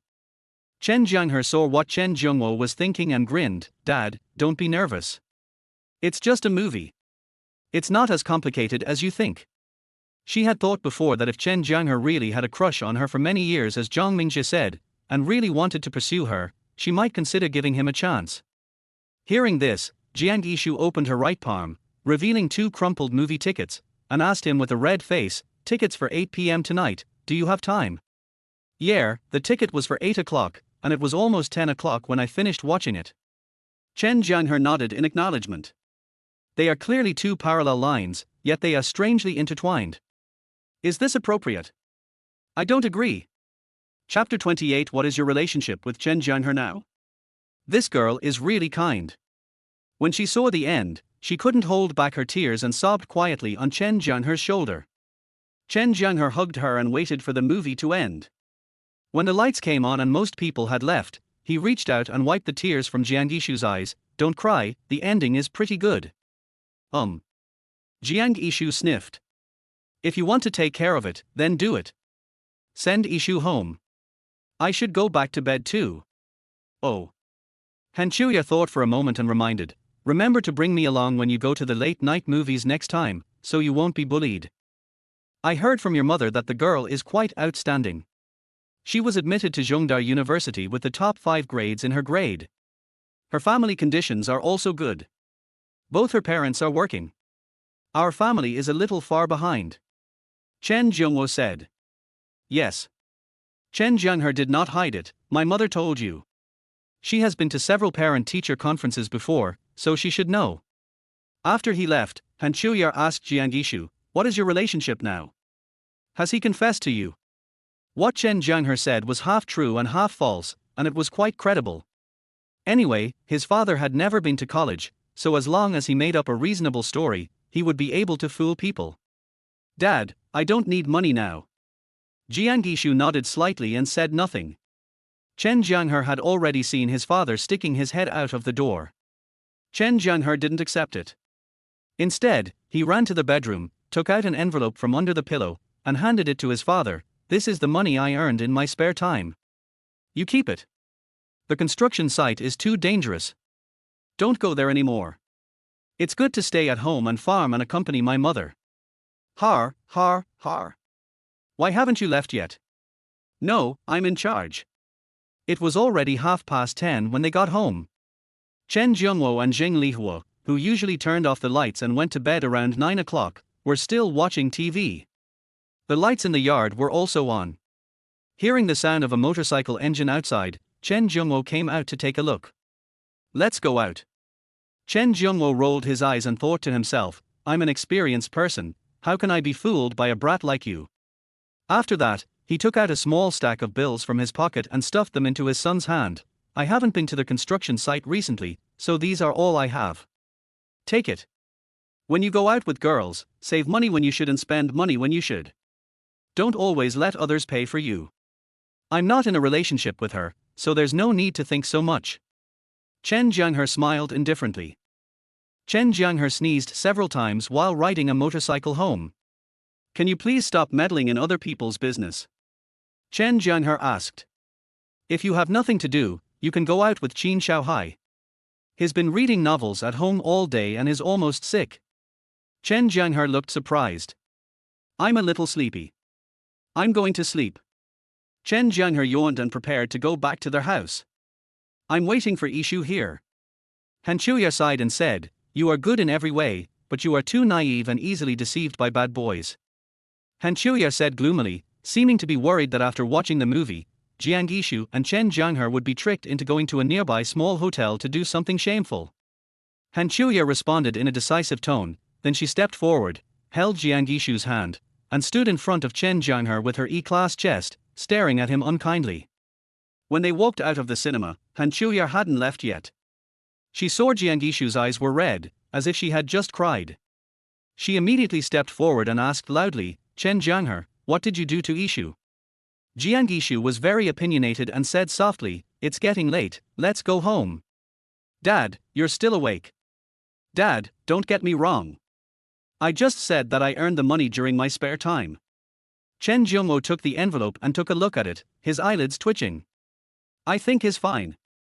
Chen Jianghe didn't want to argue with Han Chuya, nor did he want to take Jianghe to the hotel to talk about life. After he finished speaking, he turned around and left without saying a word. Going to the movies with you is something that many boys would love to do, but he succeeded so easily. You have to learn to protect yourself. Chen Jianghe is quite handsome, but he has no money or family background.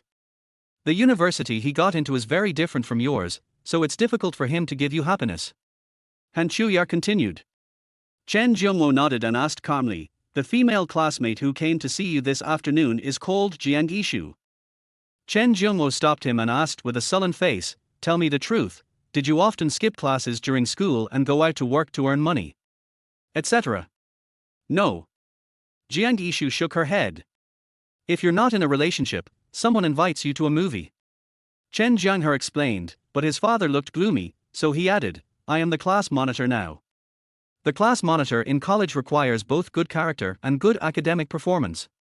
Those who often skip classes will have no chance. If you don't believe me, you can call my counselor. I have little education, so please don't lie to me. Chen Jianghe was skeptical. "How dare I?" Chen Jianghe smiled. Chen Jianghe nodded, "Okay, I believe you, give me the counselor's phone number and I'll call him tomorrow to ask." Chapter 29, Boy, this is too wild. The next day, Chen Jianghe really went to the convenience store with the number his son gave him to make a call. Chen Jianghe was not playing any tricks and the number he gave was indeed the landline of the counselor's office. However, he was not worried about any accidents at all, because it was the National Day holiday and under normal circumstances, no one would answer the phone in the counselor's office. To put it another way, even if Xu Jishi received the call, Chen Jianghe was not afraid that she would tell tales. Because Chen Jianghe had already packed up his things with the help of his mother Zheng Lihua and left early with a few boxes of local specialties. This is the experience he summed up from the stock market. If the situation is not right, retreat immediately. If the wind direction changes, leave the market quickly. After Chen Jianghe escaped, he took a bus to Nanchang bus station. I originally wanted to say goodbye to Jianghe, but when I arrived at the door of her villa, I found it closed. I called out a few times but no one answered. I had to give up, turned back to the bus station, and booked a ticket back to school. When Chen Jianghe returned home after the call, he looked around but didn't see Chen Jianghe. He asked his wife Zheng Lihua in surprise, "Where's the bastard?" "I went to a classmate's house to play." Chen Jianghe nodded, and handed the specialty to Xu Jishi. "This is the specialty I brought for you." "Need not. Do you need me to take you to the infirmary to get some medicine?" Xu Jishi asked with concern. "No." Unfortunately, even though her mouth was blocked, I could still hear her hesitantly saying, "If you really want to play so wild, you have to pay more." Chen Jianghe grinned and glanced at Xu Jishi unscrupulously. Chen Jianghe couldn't stand it anymore and quickly pulled Xu Jishi, who was in shock, away from the scene. "This." Xu Jishi didn't think much about it and nodded in agreement, and then the two of them walked towards the boys' dormitory together. I kept dreaming about a beautiful female teacher these few days at home, and I couldn't help but come back early to see her. "That's great, isn't it? I told you that my son has grown up, but you didn't believe me." Zheng Lihua also showed a relieved smile on her face. "Don't worry about that. Our son won't look for a woman who despises the poor and loves the rich." Zheng Lihua is very confident in her son's vision. Zheng Lihua lied and asked casually, "What did the teacher say on the phone?" Yeah, it made me unsteady on the ground, but I'm used to it, it's nothing." "Yeah."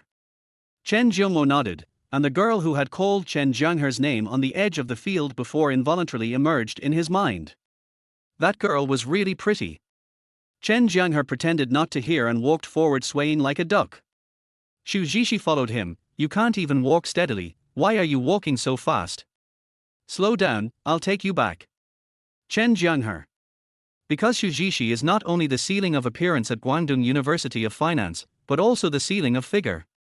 Even if we put aside the comparison of appearance and figure, Lin Siki with 36D is not as good as her. As Chen Jianghe spoke, he showed Xu Jishi the scars he had from harvesting rice over the past few days. "You weren't testing me on purpose just now, were you? Damn, it's poisonous." Xu Jishi suddenly turned around and saw Chen Jianghe walking towards her with something in his hand. She asked, "You're back to school so early?" "Arrived at the door of dormitory 414. What a bastard when Yuan Peng is.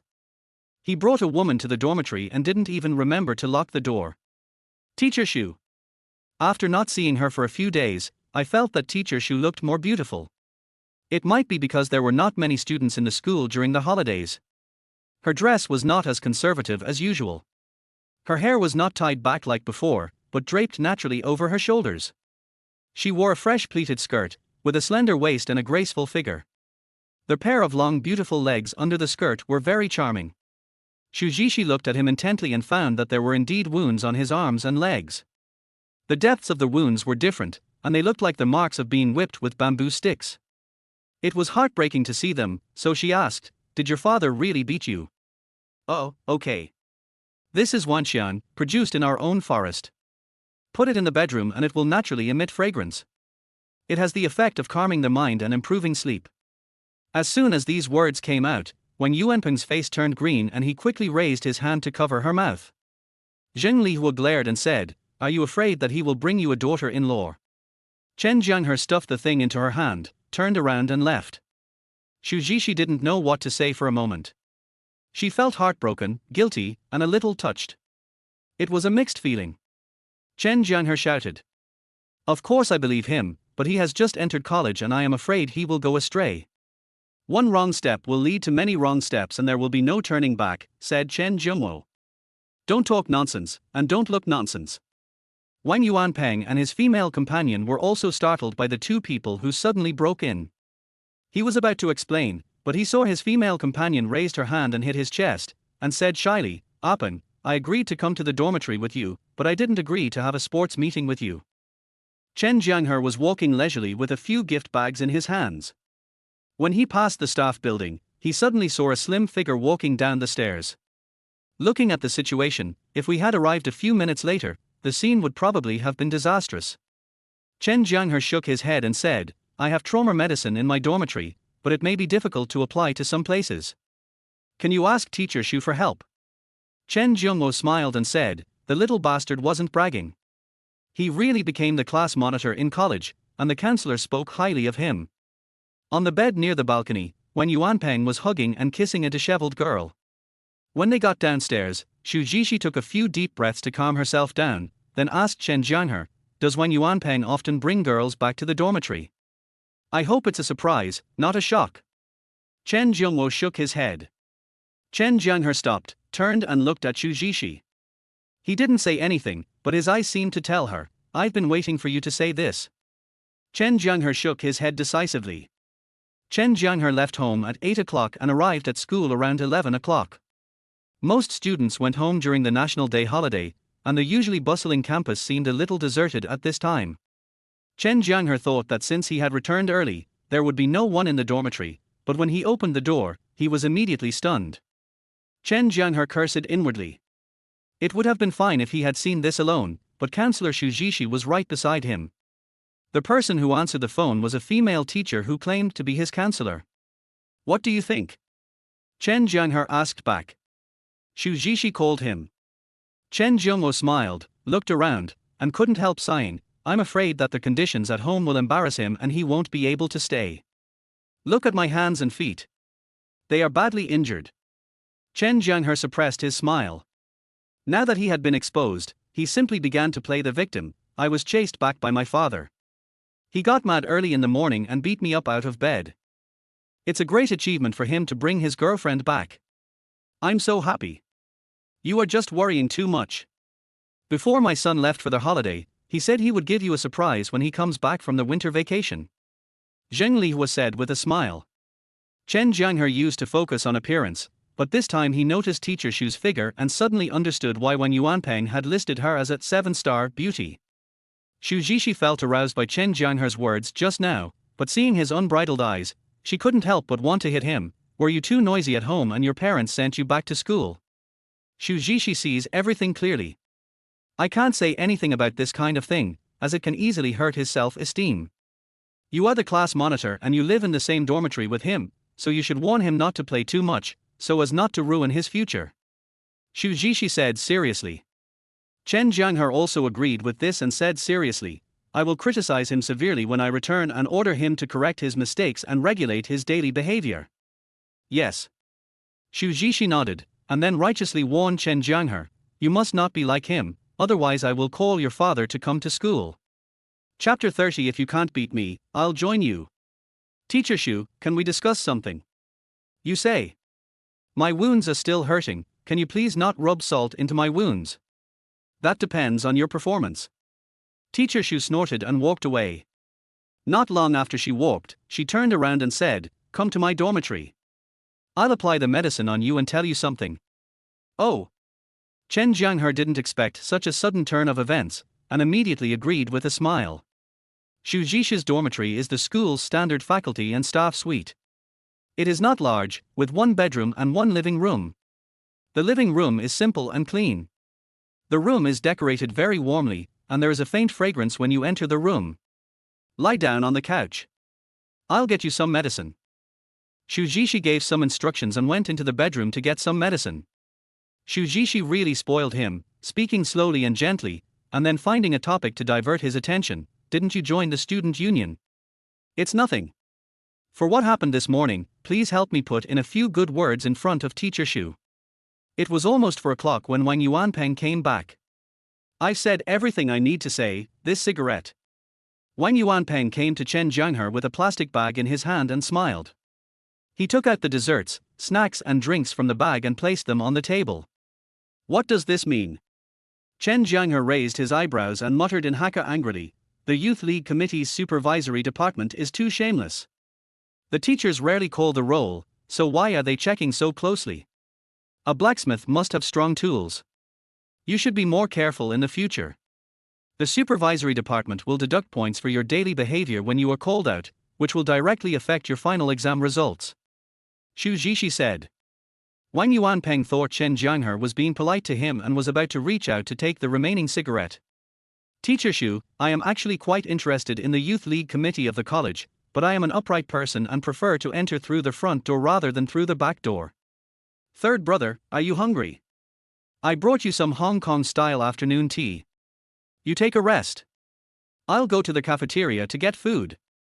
When I walked in, a more coquettish scent hit me in the face.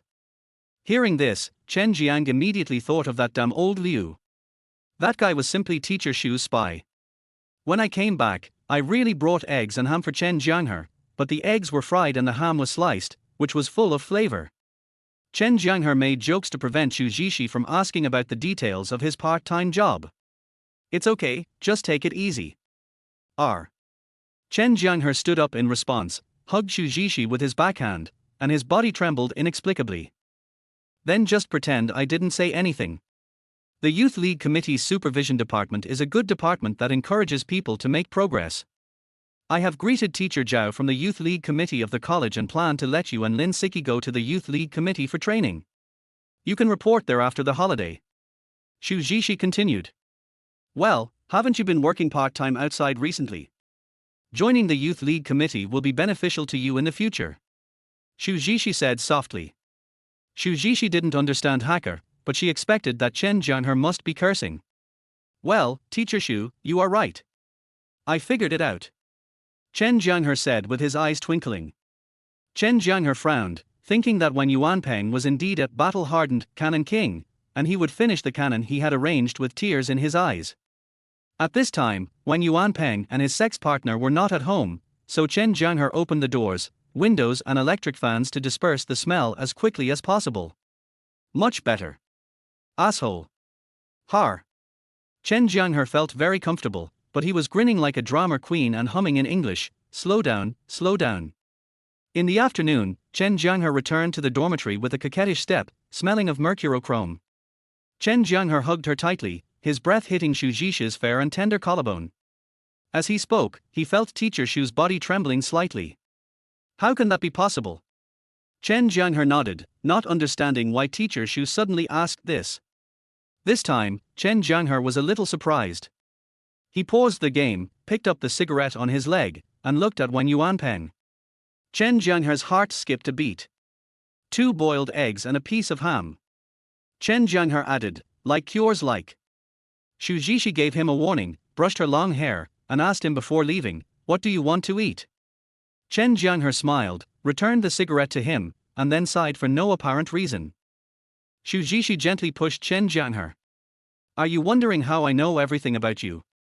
Xu Zhishi's eyes sparkled with intelligence, and she saw through Chen Jianghe's true thoughts at a glance. Wang Yuanpeng was startled by his sigh and asked in surprise, "Third brother, are you in any trouble?" Chen Jianghe was still playing games. He glanced at the exquisitely packaged food on the table and smiled, "You're using these things to test the carders." Xu Zhishi felt that Chen Jianghe's words seemed to have a lot of connotations. She rolled her eyes and said, "I originally only wanted Lin Siki to go, but you make me worry." The Youth League Committee's Supervision Department checked the class and called the roll, and Chen Jianghe, the monitor of the Industrial Management Class 1, was absent every time. "How did Teacher Xu know that I was working part-time outside? What have you figured out?" Xu Zhishi asked him casually. Chen Jianghe took a deep breath, let go of his hands, and lay back on the sofa obediently. "Eggs." Chen Jianghe responded without hesitation. Chen Jianghe got angry just thinking about it. He wished he could find a dark and windy night, bring his roommates to put a sack on by Chidong, drag him into the alley and beat him up. Phut. Xu Zhishi couldn't help wanting to laugh. Her hand trembled and the cotton swab poked uncontrollably into a certain spot.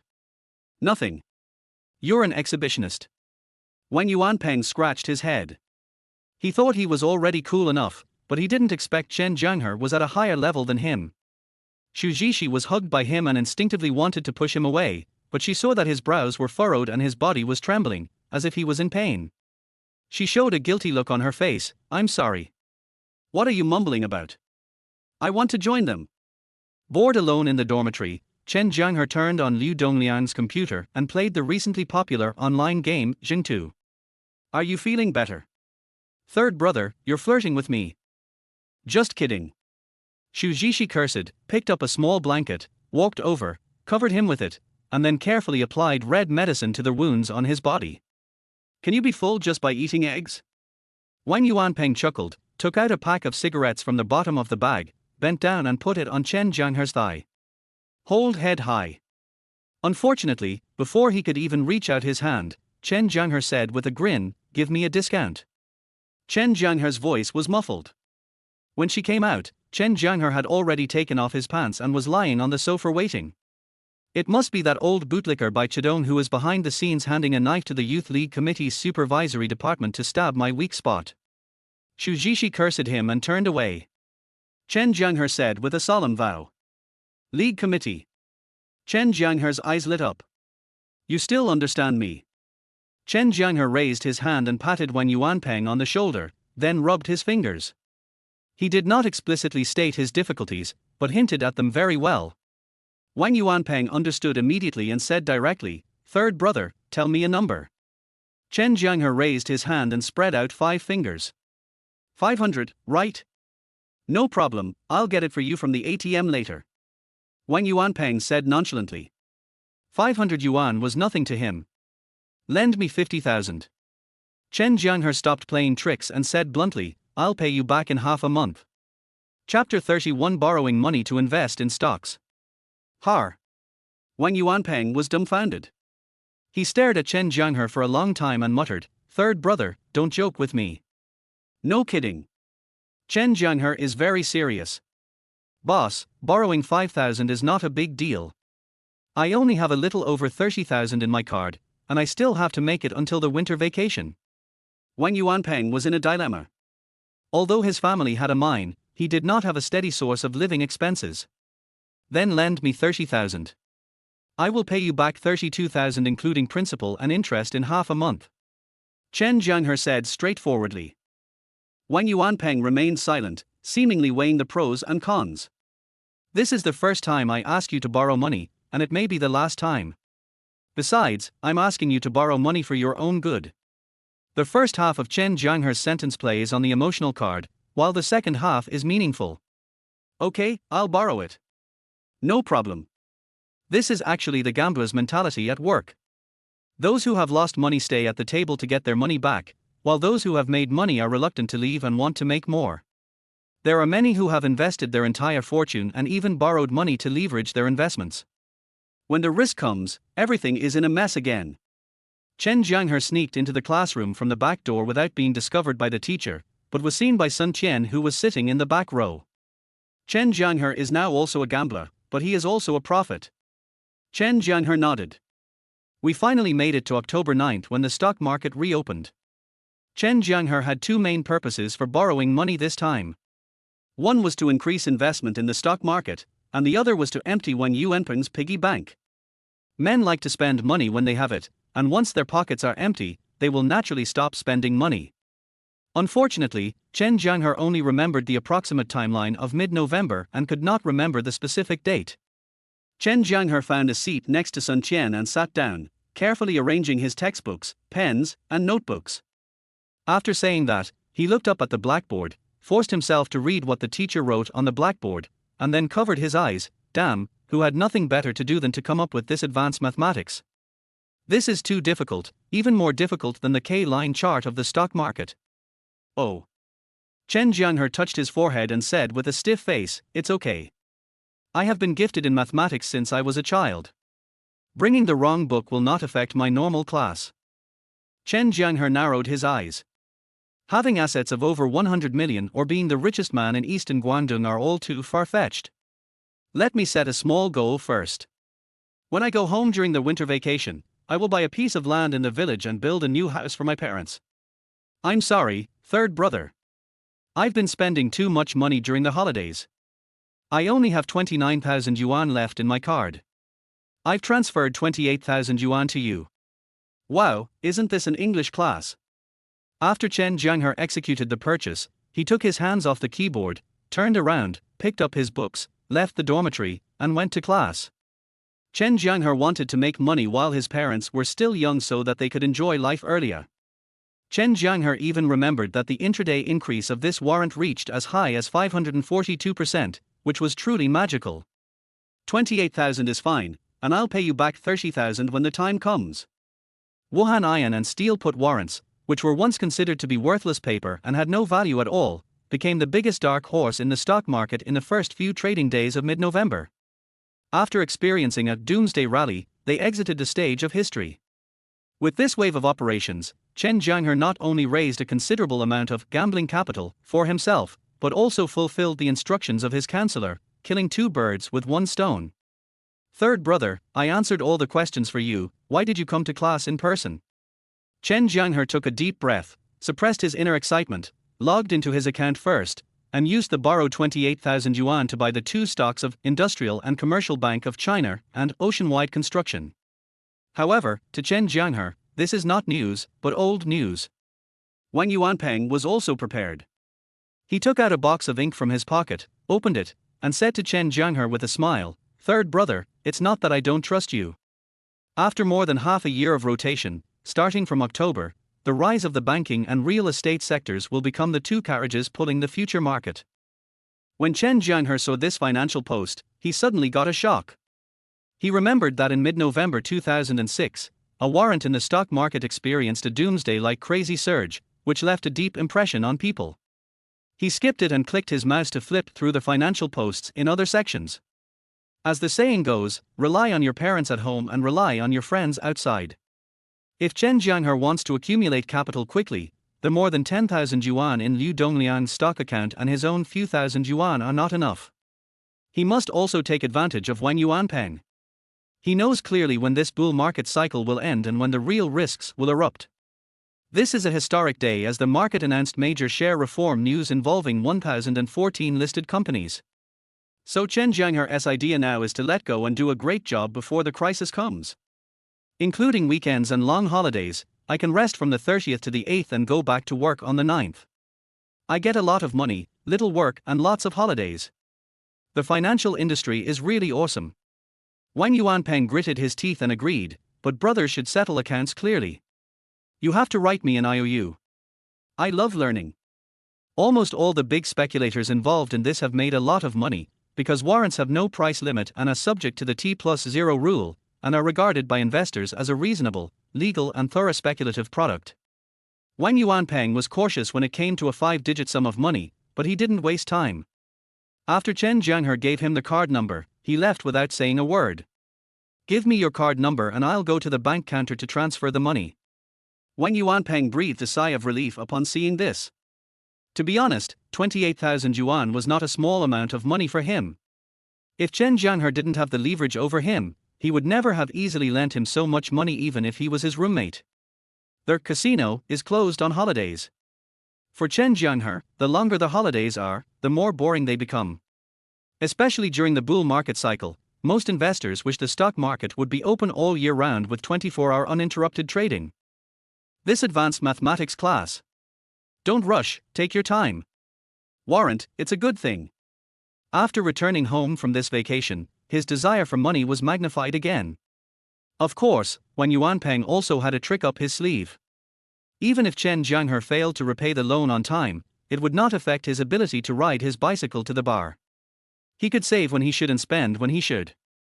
Before he finished speaking, Chen Jianghe had already tapped the ink pad and pressed his fingerprint on the signature of the IOU, smiling and saying, "Brothers should settle accounts clearly." I understand. Sun Qian glanced at his desk, covered his mouth and snickered, "Third brother, you brought the wrong books, how can you say you love studying?